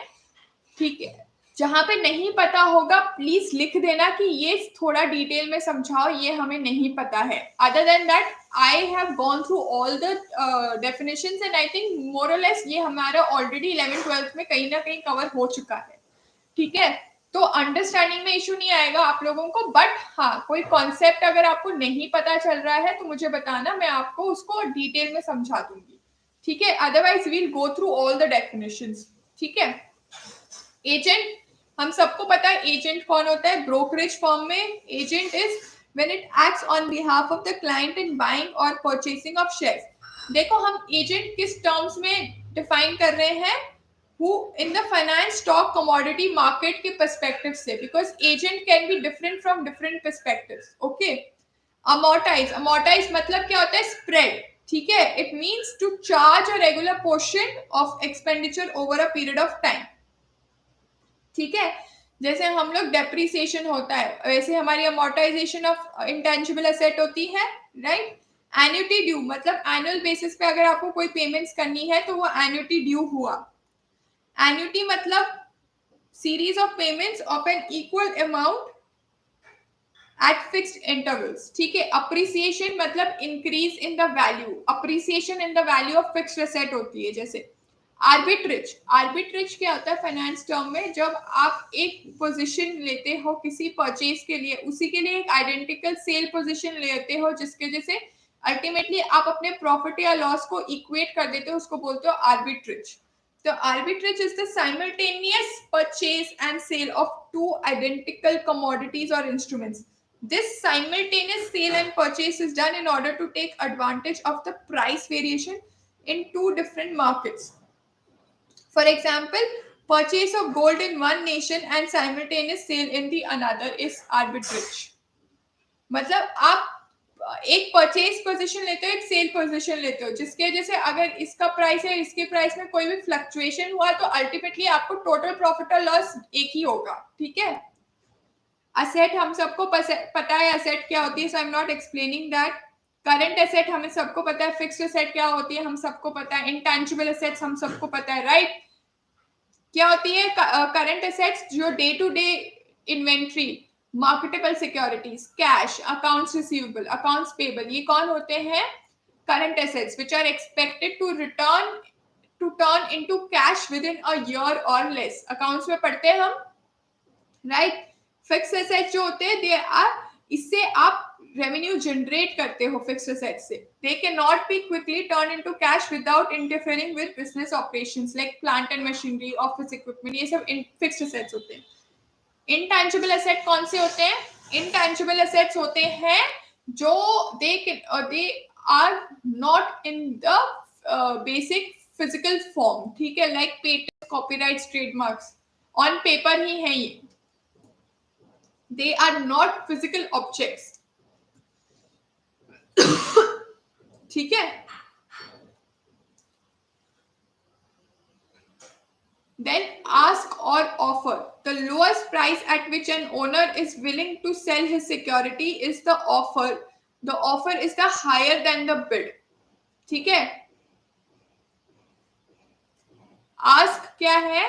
Lowest price at which an owner is willing to sell his security, and offer is a price which is higher than the bid. Okay. Audit हम सबको पता है, careful examination of the financial records को क्या बोलते हैं? Audit. Bad debts क्या होता है? वो अमाउंट जो हमें रिकवर नहीं होगा या हमें नहीं लगता है कि रिकवरी होगी. Amounts that are owed to a company that are not going to be paid, उसको क्या बोलते हैं हम? Bad debts. Balance sheet, statement of financial position of a company at a single specific time. The balance sheet normally lists all assets on the left side or all type of liabilities. ठीक है, and capital are listed on the right side or bottom. ये हम सबको पता है. Bond क्या होता है? Type of long-term promissory note. They are either registered in the owner's name या फिर issued as bearer instruments. Okay. हमें बॉन्ड का भी पता है, एक प्रॉमिसरी नोट हमने पढ़े थे. ठीक है, तो they can be either registered in my name और नॉट. ठीक है, it's a written record of a debt payable in the future like debentures. Book value is what? Total assets minus total liability means book value of the share holders equity. Right. सारे assets में से अगर आप liability निकाल दोगे तो आपके वो इक्विटी शेयर्स की जो बुक वैल्यू है वो बताता है. ठीक है. ब्रेक इवन पॉइंट क्या होता है? ब्रेक इवन पॉइंट वो होता है जिसपे आप ना तो प्रॉफिट में हो ना तो आप लॉस में हो. It is the amount of revenue from sales which exactly equals the amount of expense. It is the break even point is often expressed as the number of units that must be sold to produce revenues exactly equal to expenses. Okay, exactly equal to expenses. Budget हम सबको पता है, detailed plan for the future usually expressed in formal quantitative terms. ठीक है. Bears हमने already पढ़ लिया था, जहां पे हम ऑप्टिमिस्टिकली हम बहुत ही ज्यादा बुलिश हो जाते, बेरिश हो जाते हैं. ठीक है. They are pessimistic, they expect share prices to be falling. ठीक है, ये एक्सपेक्ट करते हैं कि शेयर प्राइस फॉल होने वाला है. ठीक है. बेस प्राइस क्या होता है? The price of a security at the beginning of the trading day which is used to determine the day minimum, maximum and the operational ranges for that day. ये क्या है? Base price is the security at the beginning of the trading day. Price of security मतलब suppose अगर Vodafone Idea सुबह 10 बजे खुला है, सुबह, ठीक है, तो उसका बेस प्राइस 10 माना जाएगा. 10 से ही कंपैरिजन किया जाएगा मिनिमम का और 10 से ही कंपैरिजन किया जाएगा मैक्सिमम का भी. ठीक है, that is when we call it to be a base price. Basket trading क्या होता है? It is a facility by which investors are in position to buy all 30 scrips of Sensex in the proportion of current weight. In the sense, ये complicated है, let's not get into that. बदला क्या होता है? Carry forward of a transaction from one settlement period to the next settlement period without affecting the delivery और payment. ठीक है, मतलब आपका एक ट्रांजैक्शन है. अब it's a very stock related point that badla involves carry forward of a transaction form of one settlement period to the next. The carry forward is done at the making a price which is usually the closing price, okay, of the last day of the settlement. मतलब आपका कोई transaction है market में ना, 24 तारीख की settlement का एक कॉन्सेप्ट होता है. अगर आप इस दिन को सेटल नहीं कर रहे हो तो आपका वो कैरी फॉरवर्ड होकर नेक्स्ट सेटलमेंट डेट पे कैरी फॉरवर्ड हो जाता है. तो उस चीज को बोला जाता है बदला, कि आप कैरी फॉरवर्ड कर रहे हो आपके सेटलमेंट को from one period to the next period, और वो भी क्लोजिंग प्राइस पे करते हो आप. ठीक है, ब्लू चिप स्टॉक्स करके आपने सुना होगा. ब्लू चिप स्टॉक्स क्या होते हैं? They are shares of large well established and financially sound companies with an impressive record of earnings and dividends. तो ब्लू चिप जैसे कौन से? Reliance, Tata, Birla, Adani, these can be called as blue chip stocks. Okay. Beta, it is a measurement of relationship between stock price of any particular stock and the movement of the whole market. So for example, for a news in the market, for a favorable news rather in the market, अगर Sensex 5% से बढ़ता है और beta सिर्फ, not beta, मेरा stock, ठीक है, सिर्फ 2% से बढ़ता है, तो ये जो डिफरेंशियल अमाउंट है, ठीक है, या फिर ये जो रिलेशनशिप है, not the differential, rather the relationship of this movement of this. So मेरा बेस ये है, मेरा मार्केट 5 से बढ़ता है बट मैं सिर्फ 2% से बढ़ रही हूँ, तो मेरा बीटा क्या होगा यहाँ पे? मेरा बीटा क्या होगा स्टूडेंट्स यहाँ पे बताओ? पढ़ा है किसी ने बीटा के बारे में?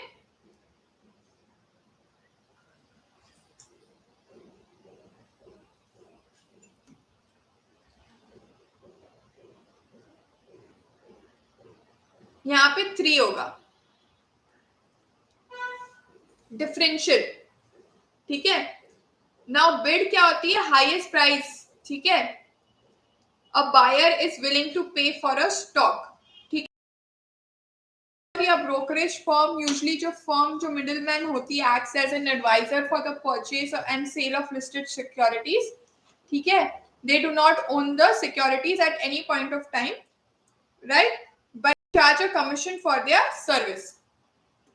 Okay, नाउ बुल मार्केट, जहां पे आपका कंसिस्टेंटली ऑप्टिमिस्टिक व्यू है और मार्केट बढ़े ही जा रही है without any reason, in the situation कि आप सोच रहे हो कि हाँ मार्केट में कुछ तो पॉजिटिव न्यूज आएगी जिसकी वजह से बढ़ेगी, अन्य आप ऑटोमेटिकली उसको बढ़ा रहे हो, उसको बोला जाएगा बुल मार्केट. ठीक है, जहां पे it's only your expectations which is leading to increase in the price of shares, there is no specific reason for increase in the price of shares.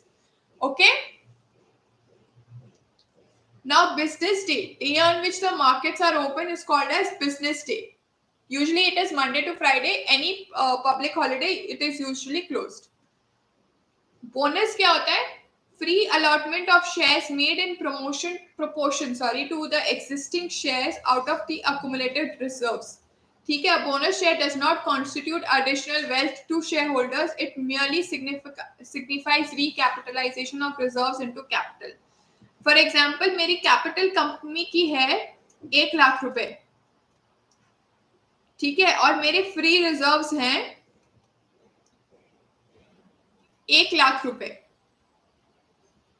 ये दोनों क्रेडिट साइड में चल रहा है. ठीक है, अब ये अगर इस वैल्यू को मुझे कैपिटल में कन्वर्ट करना है, ठीक है, तो जितने मेरे इन्वेस्टर्स है eight this point of time, suppose 10, तो इन 10 इन्वेस्टर्स को मैं 10,000 शेयर्स राइट अलॉट कर दूंगी और इनको फ्री में, ठीक है, फ्री में अलॉटमेंट होगी 1+1 के रेशियो में, कि हर एक शेयर के लिए आपको एक बोनस शेयर मिल रहा है, एंड ये फ्री रिजर्व फिर कन्वर्ट हो जाएगा कैपिटल में और मेरा टोटल कैपिटल अमाउंट बन जाएगा 2 लाख रुपीस।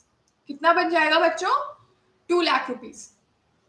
ठीक है, this is what bonus issue is. Books closure. Dates between which a company keeps its register of members closed for updating prior to payment of dividends or issue of shares. ठीक है, सो जब आपको payment करना होता है ना dividend का, आपको किसी डेट पे डिटरमिन करना होता है कि इस डेट पे जितने मेरे बेसिकली इन्वेस्टर्स थे या मेंबर्स थे, मैं उतने ही मेंबर्स को डिविडेंड दूंगी। तो जिस डेट को आप वो क्लोजर करते हो या कट ऑफ कंसिडर करते हो, उसको बोला जाता है बुक्स क्लोजर। उसको क्या बोला जाता है? Books closure. ठीक है, then brokerage. What is brokerage? It is the commission charge by the broker. Obviously आपको जो सर्विसेज प्रोवाइड कर रहे हैं उसके लिए। बुल हमने ऑलरेडी कवर कर दिया। बिजनेस रिस्क, जो इनहेरेंट रिस्क है in the operations of the business, उसको बोलता है business risk if it uses no debt. ठीक है, buyer we already know. Call option,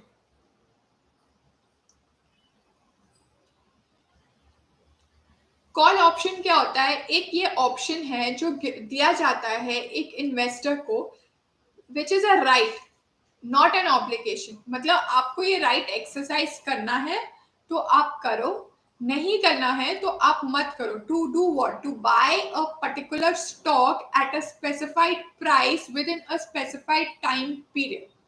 What it is for? To buy a particular stock at a specified price within a specified time period। मतलब उसने सब define कर दिया है कि ये पीरियड से ये पीरियड के बीच में हमने आपको एक ऑफर दिया है कि आप हमारे स्टॉक को परचेज कर सकते हो एट 73 रुपीज। अगर आपको ये एक्सरसाइज करना है तो ये माना जाएगा कि आपने कॉल ऑप्शन को एक्सरसाइज किया है। क्या माना जाएगा ये?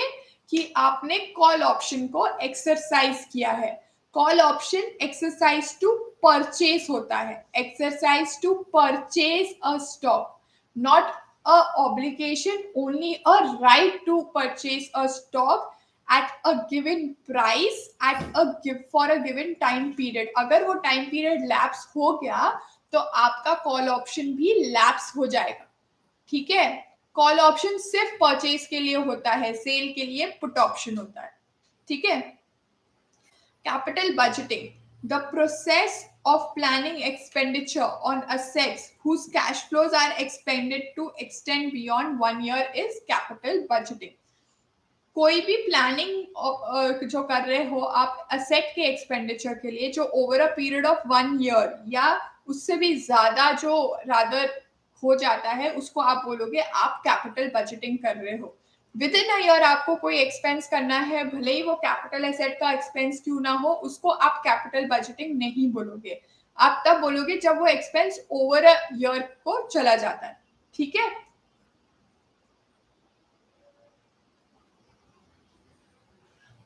capital gains yield, the capital gain during a given year dividend by the beginning price।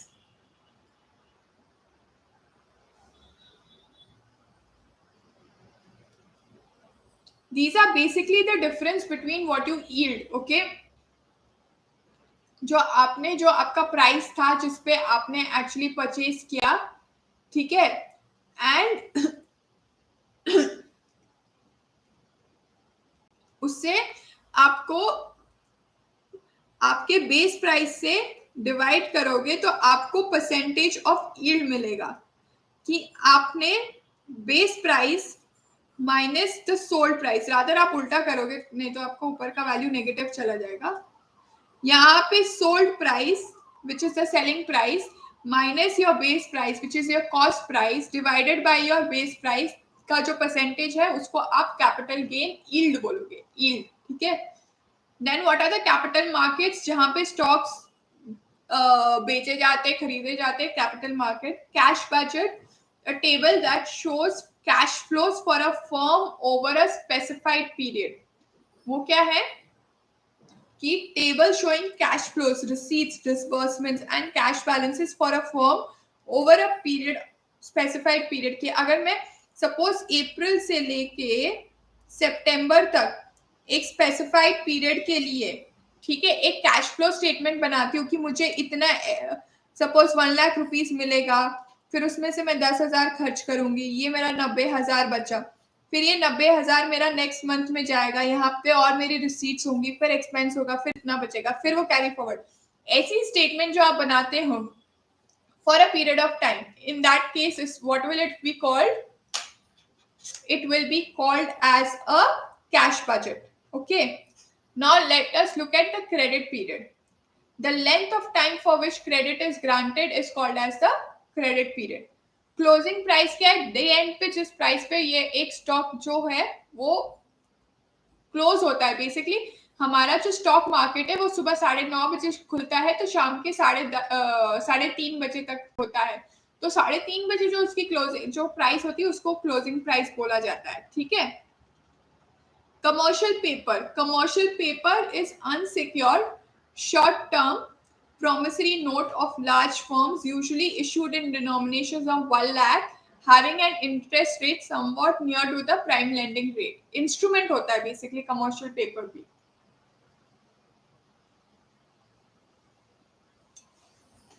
जब किसी बड़ी कंपनी को लोन लेना है तो यूजुअली कमर्शियल पेपर के फॉर्म में भी लोन देते हैं. ठीक है, कि आप कमर्शियल पेपर इश्यू करो, उसके बदले 1 लाख रुपए लो. ठीक है. कमोडिटीज जो है, एक मिनट स्टूडेंट्स.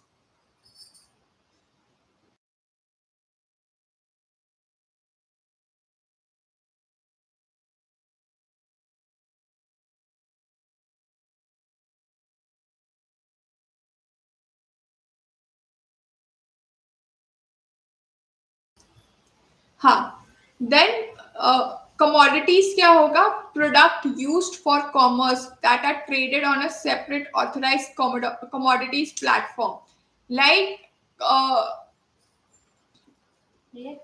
हाँ, कमोडिटीज कैसे, गोल्ड, सिल्वर, ये कमोडिटीज होती हैं जो हमारे स्टॉक एक्सचेंज पे भी ट्रेड की जाती हैं. इसको क्या बोलते हैं, कमोडिटीज. कमोडिटी स्टॉक एक्सचेंज करके एक वर्ड होता है उस पे. ठीक है. कन्वर्टेबल सिक्योरिटीज कौन सी होती हैं, a security that can be converted into other security of that issuer, they are convertible. The conversion usually occurs at the option of the holder, but it may occur at the option of the issuer also. So when you can convert one security into another, it is called as convertible. ठीक है.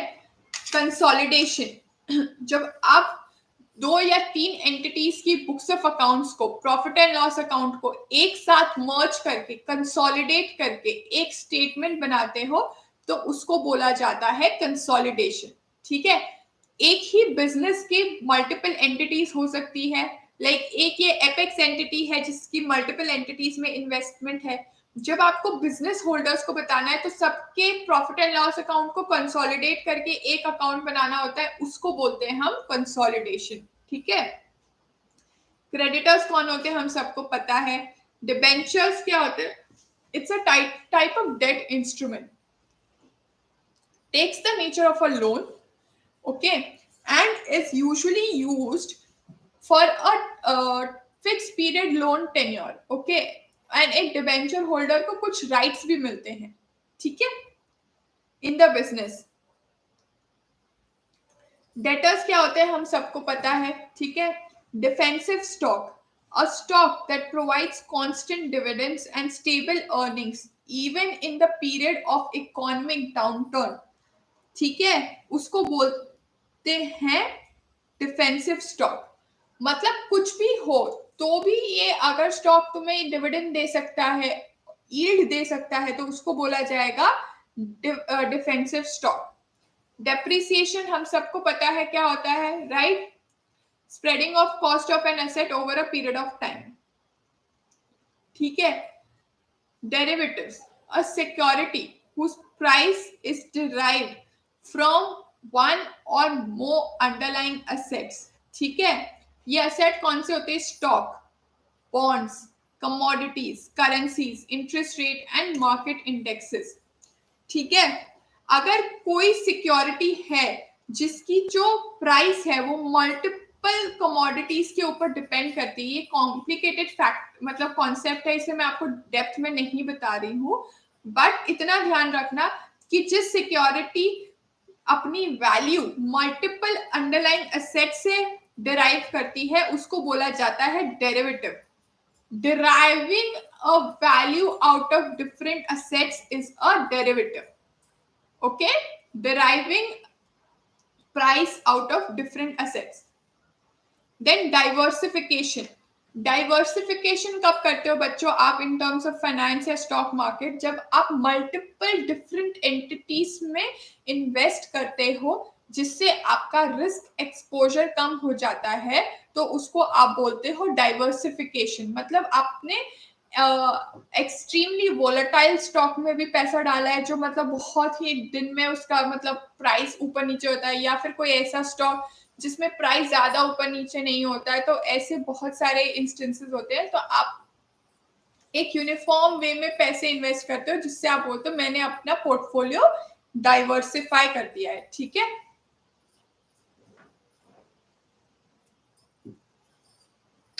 Then equity. Equity हम सबको पता है क्या होती है, but equity is common equity plus preferred stock, right? Paid in capital, retained earnings and certain reserves, ये together it is called as net worth। जो equity प्योर equity होती है, equity shares होते हैं वो अलग होता है और ये net worth अलग होती है, ठीक है। इस net worth में सब कुछ आता है, आपके reserves and surplus भी आते हैं, retained earnings भी आती है, ठीक है। एक्सचेंज रेट तो हमने देखा था कि एक करेंसी को दूसरी करेंसी में कन्वर्ट करने के लिए जो रेट कंसिडर किया जाता है उसको क्या बोला जाता है? करेंसी। उसको क्या बोला जाता है स्टूडेंट्स? करेंसी, ठीक है। फिर उसके बाद face value, it is the cash denomination और the amount of money the holder of the individual security going to earn from the issuer of the security at the time of maturity. It is also known as par value. हाँ, financial instrument. A financial instrument is anything that ranges from cash deed, negotiable instrument, or for that matter, any written and authenticated evidence that shows the existence of a transaction or agreement. ठीक है? Transaction or agreement. Now, financial intermediary कौन होता है? Basically, a party or person who acts as a link between a provider who provides security and the user who purchases the security, ठीक है। तो इसलिए हम शेयर ब्रोकर्स को क्या बोलते हैं? फाइनेंशियल इंटरमीडियरी, ठीक है। Government bonds, also known as government security, is that held with the government and has the highest possible rate of interest, ठीक है। हेज, हेज क्या होता है? Hedge is basically a strategy. इस स्ट्रैटेजी से आप क्या करते हो? आप मिनिमाइज करते हो आपके risk, particularly from the investment perspective, ताकि आपके प्रॉफिट्स मैक्सिमम हो, ठीक है। आपका रिस्क मिनिमाइज हो जाए और आपका रिटर्न ऑफ इन्वेस्टमेंट मैक्सिमाइज हो जाए। जैसे हमने वो आर्बिट्रेज का देखा था, आर्बिट्रेज में वो क्या करते थे, आपके लॉसेस ज्यादा ना हो इसलिए उसको हेज, वो भी हेज होता है एक तरह का, ठीक है। It is implemented with the help of hedge fund, ठीक है। Now holding period, it is a period for which you hold your capital asset which could be either the equity, ये आपका स्टॉक भी हो सकता है या आपकी कैपिटल एसेट भी हो सकती है, जैसे machinery.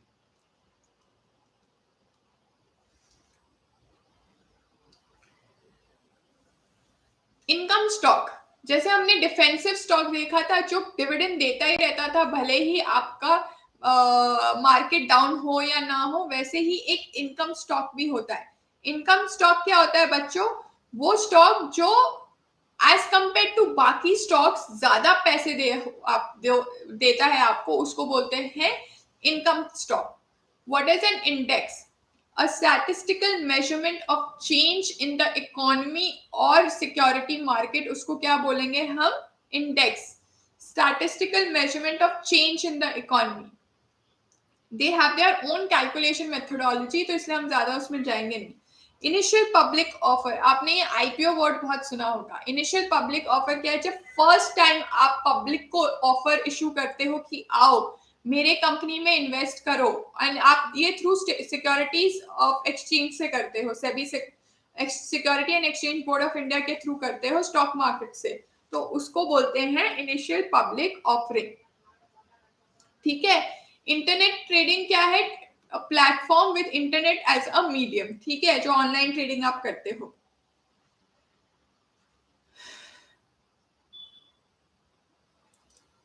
Let's see at limit order. Limit order क्या होता है? एन ऑर्डर टू बाय और sell a share at a specified price. मतलब क्या?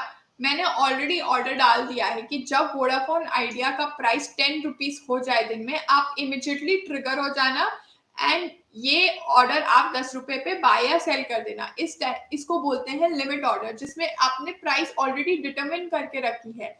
वो स्टॉक अभी उस प्राइस पे गया नहीं है, बट आपने डिटरमिन करके रखी है, उसको बोला जाता है लिमिट ऑर्डर. क्या बोला जाता है बच्चों? उसको लिमिट ऑर्डर. ठीक है. Liquidation occurs when the assets of a division are sold off piecemeal rather than as a operating entity. ठीक है, कि आप धीरे धीरे धीरे धीरे करके असेट्स को बेच रहे हो rather than as an operating entity. मतलब क्या? लिक्विडेशन किसके लिए होता है? जैसे जो कंपनीज है जो बहुत लॉस मेकिंग है, उनको लगता है अभी हम नहीं कर सकते हैं, कंपनी को नहीं चला सकते हैं, तो जो उनके क्रेडिटर्स होते हैं उनको पैसे रीपे करने के लिए वो असेट्स अपने बेचने लग पड़ते हैं. तो वो असेट्स बेचने को धीरे धीरे जो वो बेचा जाता है उसको बोला जाता है लिक्विडेशन ऑफ कंपनी. मतलब क्या? जो असेट्स है आप उसको लिक्विफाई कर रहे हो, आप उसको कैश फॉर्म में कन्वर्ट कर रहे हो ताकि आप अपनी लाइबिलिटीज को पे ऑफ कर सको. अगर आप पूरी की पूरी बिजनेस को एक साथ सेल कर दोगे तो उसको स्लम सेल बोलोगे, बट जब आप धीरे धीरे अपने एसेट्स को सेल करना चाहते हो तो आप उसको बोलते हो लिस्टेड स्टॉक. आप उसको क्या बोलोगे? Listed stock. ठीक है.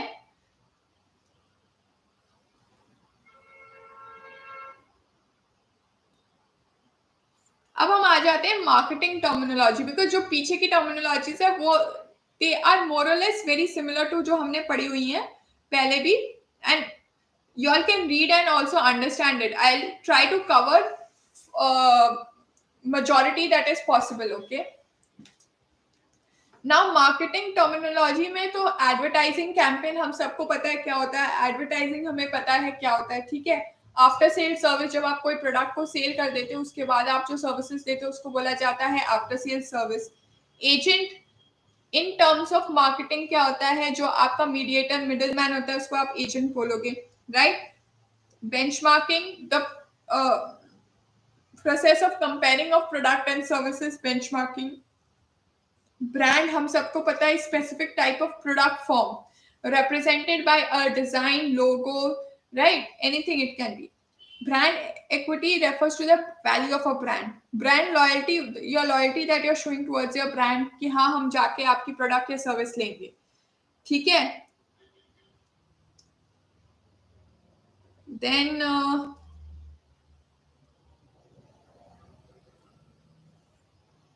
ये बहुत ही कॉमन टर्मिनोलॉजीज है, not something that is very difficult. You all can read and understand these as well. In this YouTube platform I'm just telling all the ones which are very important. Okay.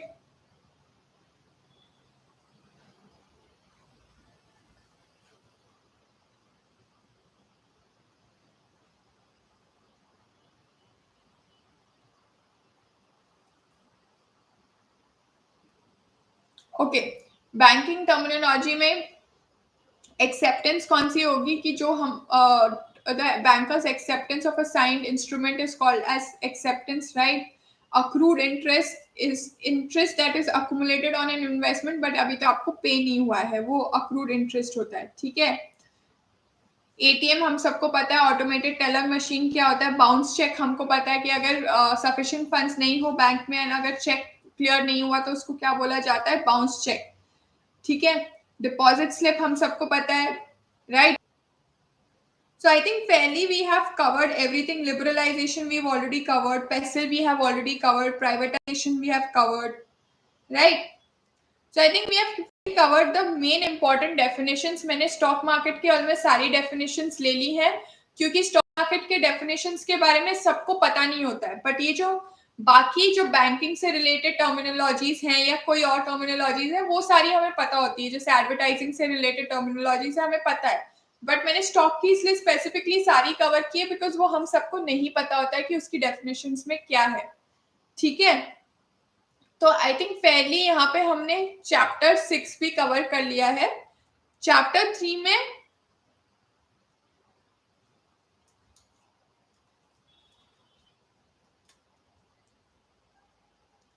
जो chapter 3 है हमारा, उसमें basically मैं आपको बता देती हूँ कि हमारा क्या क्या कवरेज होता है सो दैट आपको कोई बाद में जाके प्रॉब्लम नहीं आए कि चैप्टर 3 में ऐसा क्या चीज है जो आप लोगों को जरूरी है समझना, ठीक है?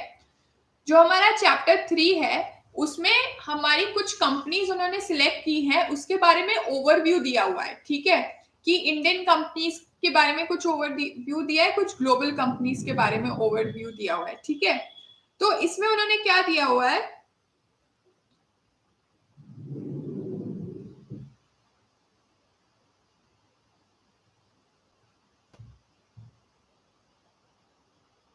ये इंपॉर्टेंट है कि designations of the top management, ठीक है? कि टॉप मैनेजमेंट में कौन कौन सी डेजिग्नेशंस होती है. चेयरमैन होती है, जो सब major proportion of the company जो उसके जिसका ओनर होता है वो चेयरमैन होता है. चीफ एग्जीक्यूटिव ऑफिसर की डेफिनेशन दी है, जो सारे डिपार्टमेंट्स का लीडर होता है. मैनेजिंग डायरेक्टर जो बोर्ड ऑफ डायरेक्टर्स का पार्ट होता है, ensures that business decisions of the board of directors are being implemented, वो मैनेजिंग डायरेक्टर होता है. डायरेक्टर कौन होता है, head of operations, and CFO is reports to the CEO. ये बेसिकली सारे फाइनेंस का हेड होता है, ठीक है? फिर इधर कुछ स्टार्टअप्स के बारे में भी बताया हुआ है कि कैसे India startups has been the next big concept, okay? And how people are coming in front and they are trying to invest as much as possible in startups like Byju's हो गया, ठीक है, वेदांतु हो गया. ये छोटे छोटे स्टार्टअप्स है जो आज इतने ओवर वैल्यूड हो गए हैं, ठीक है? अब जैसे इन्होंने ना हर कंपनी के बारे में ओवरव्यू दे रखा हुआ है. जैसे अडानी के बारे में दिया है, कौन से ईयर में इनकॉर्पोरेट हुआ था, कहाँ पे उसका हेडक्वार्टर है, राइट? उसका सीईओ कौन है, उसका सीएफओ कौन है. ये हर कंपनी के बारे में थोड़ा थोड़ा दिया हुआ है कि कंपनी का इंट्रोडक्शन दिया हुआ है कि कंपनी करती क्या है एग्जैक्टली. तो आप जब एग्जामिनेशन पर्सपेक्टिव से देखोगे कि इसमें कैसे क्वेश्चंस आते हैं आपको, तो मैं आपको बताती हूँ. सो देखो, जैसे who is axis bank chief financial officer. So it's not that आपको सारी चीजें लर्न होनी चाहिए because it is very difficult कि आप हर एंटिटी के बारे में ये समझो कि अच्छा इसका सीएफओ कौन है, सीईओ कौन है.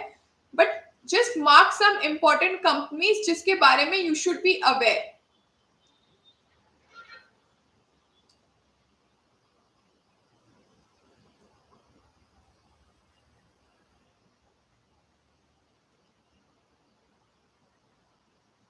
लाइक विप्रो हो गया, टाटा सन्स हो गया, आप मार्क कर लो ताकि आपको याद रहे कि हाँ इसके बारे में तो पता ही होना चाहिए. अडानी हो गया, लाइक फ्लिपकार्ट हो गया, ठीक है, इन्फोसिस हो गया, ITC, oil and natural gas, NTPC, Reliance, इन सब के बारे में. जो ग्लोबल है उनको तो सबको ही पढ़ना, तुम जब जो इंडिया में है उनके मैं स्पेसिफिकली आपको बता रही हूँ, ठीक है? कि उनके आप बस इतने ही पढ़ना, इससे ज्यादा मतलब you go through it, you read it, but then I'm not very sure how much will you be able to memorize. So just if you can memorize the CEO names, CFO names of all these institutions, well and good. But I think practically it is not much possible to do it. So do it till the extent you can. Okay. because the questions that come from this chapter are very few. Like, see, who founded Wipro? So these kind of questions can come from this chapter. So here you have to just focus on understanding the important companies की कौन है, जैसे भारतीय Airtel का CFO कौन है, basic understanding कि इस कंपनी में क्या काम किया जाता है, राइट. उसके मतलब ये नहीं देखना है कि पोर्टफोलियो क्या है, फिलॉसफी क्या है, ये सब देखने की आपको ज्यादा read it once but don't memorise it. Just try and memorize the names of these CEOs and CFOs just to get a better. Majorly, what they have covered here is this only. Okay, कि L&T का कौन है, right? यहाँ पे L&T का CFO mister Shankar Raman है, chairman कौन है, प्रेजेंट MD कौन है. तो ये सारी चीजें, बट ये सिर्फ 2-3 क्वेश्चंस ही आते हैं. सो इसलिए you will see in any organization or any academy, they are just going through this, okay, so that you all know ki okay, this you have to study this particular chapter but not in very detail, okay, because आपको सारी चीजें याद रखना is not possible.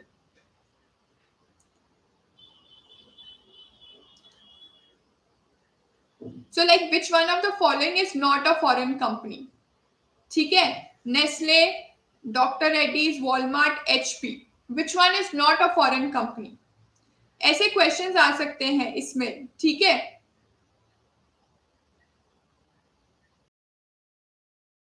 तो ये सारे आपको questions के आंसर तभी आएंगे जब आप पहले के क्वेश्चंस के बारे में पढ़ा होगा, ठीक है.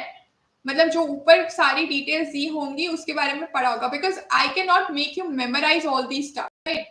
ठीक है. देन मैच द फॉलोइंग कि माइक्रोसॉफ्ट का विंडोज है, बजाज का क्या आता है, एक्टिवा, नेस्ले की कॉफी आती है, जियो का mobile phone. So these things also you need to, वो कंपनीज क्या करती है ये सब समझना है, ठीक है. जैसे ये चूज द करेक्ट स्टेटमेंट है, ये सारी तीनों are online trading companies, they are IT companies, Tata Sons is a holding company. ये तीनों चीजें सही है. ये आपको तभी समझेगा जब आप उसके बिजनेस के बारे में थोड़ा बहुत पढ़ चुके होंगे, ठीक है. सो जस्ट मेक श्योर कि आप उसको रीड करो. It is only then you will be able to answer the small small questions. Okay, don't try and miss out on this chapter ये सोच के कि अरे इतना डिटेल में चैप्टर कैसे लर्न होगा. आपको लर्न नहीं करना है सब कुछ. You have to just ensure कि आपको एक बेसिक नॉलेज है उन सारी कंपनीज के बारे में, because they are not expecting you to know about any company outside this chapter, ठीक है. Okay, yes or no students, you all have understood briefly. अब आप लोग खुद से रिवाइज कर पाओगे. yes, we've almost covered 6 hours of stream today. Okay, we've gone live for 6 hours, so we've just covered a very exhaustive marathon with most of the MCQs covered, and the last 2 chapters, which are self-explanatory, I have tried to cover as much as possible. Okay, but the main 4 chapters that are there, I have covered all of them in brief. So I expect that tomorrow, if you all have time, please do revise everything. Do try to solve as much MCQs as possible. सिद्धांत अभी test कल नहीं होगा, कल आप पहले सारा revise करो, MCQs अटेम्प्ट करो, ठीक है, and then we'll schedule the test, ठीक है. Yes, students, should we close for the day then? Yes.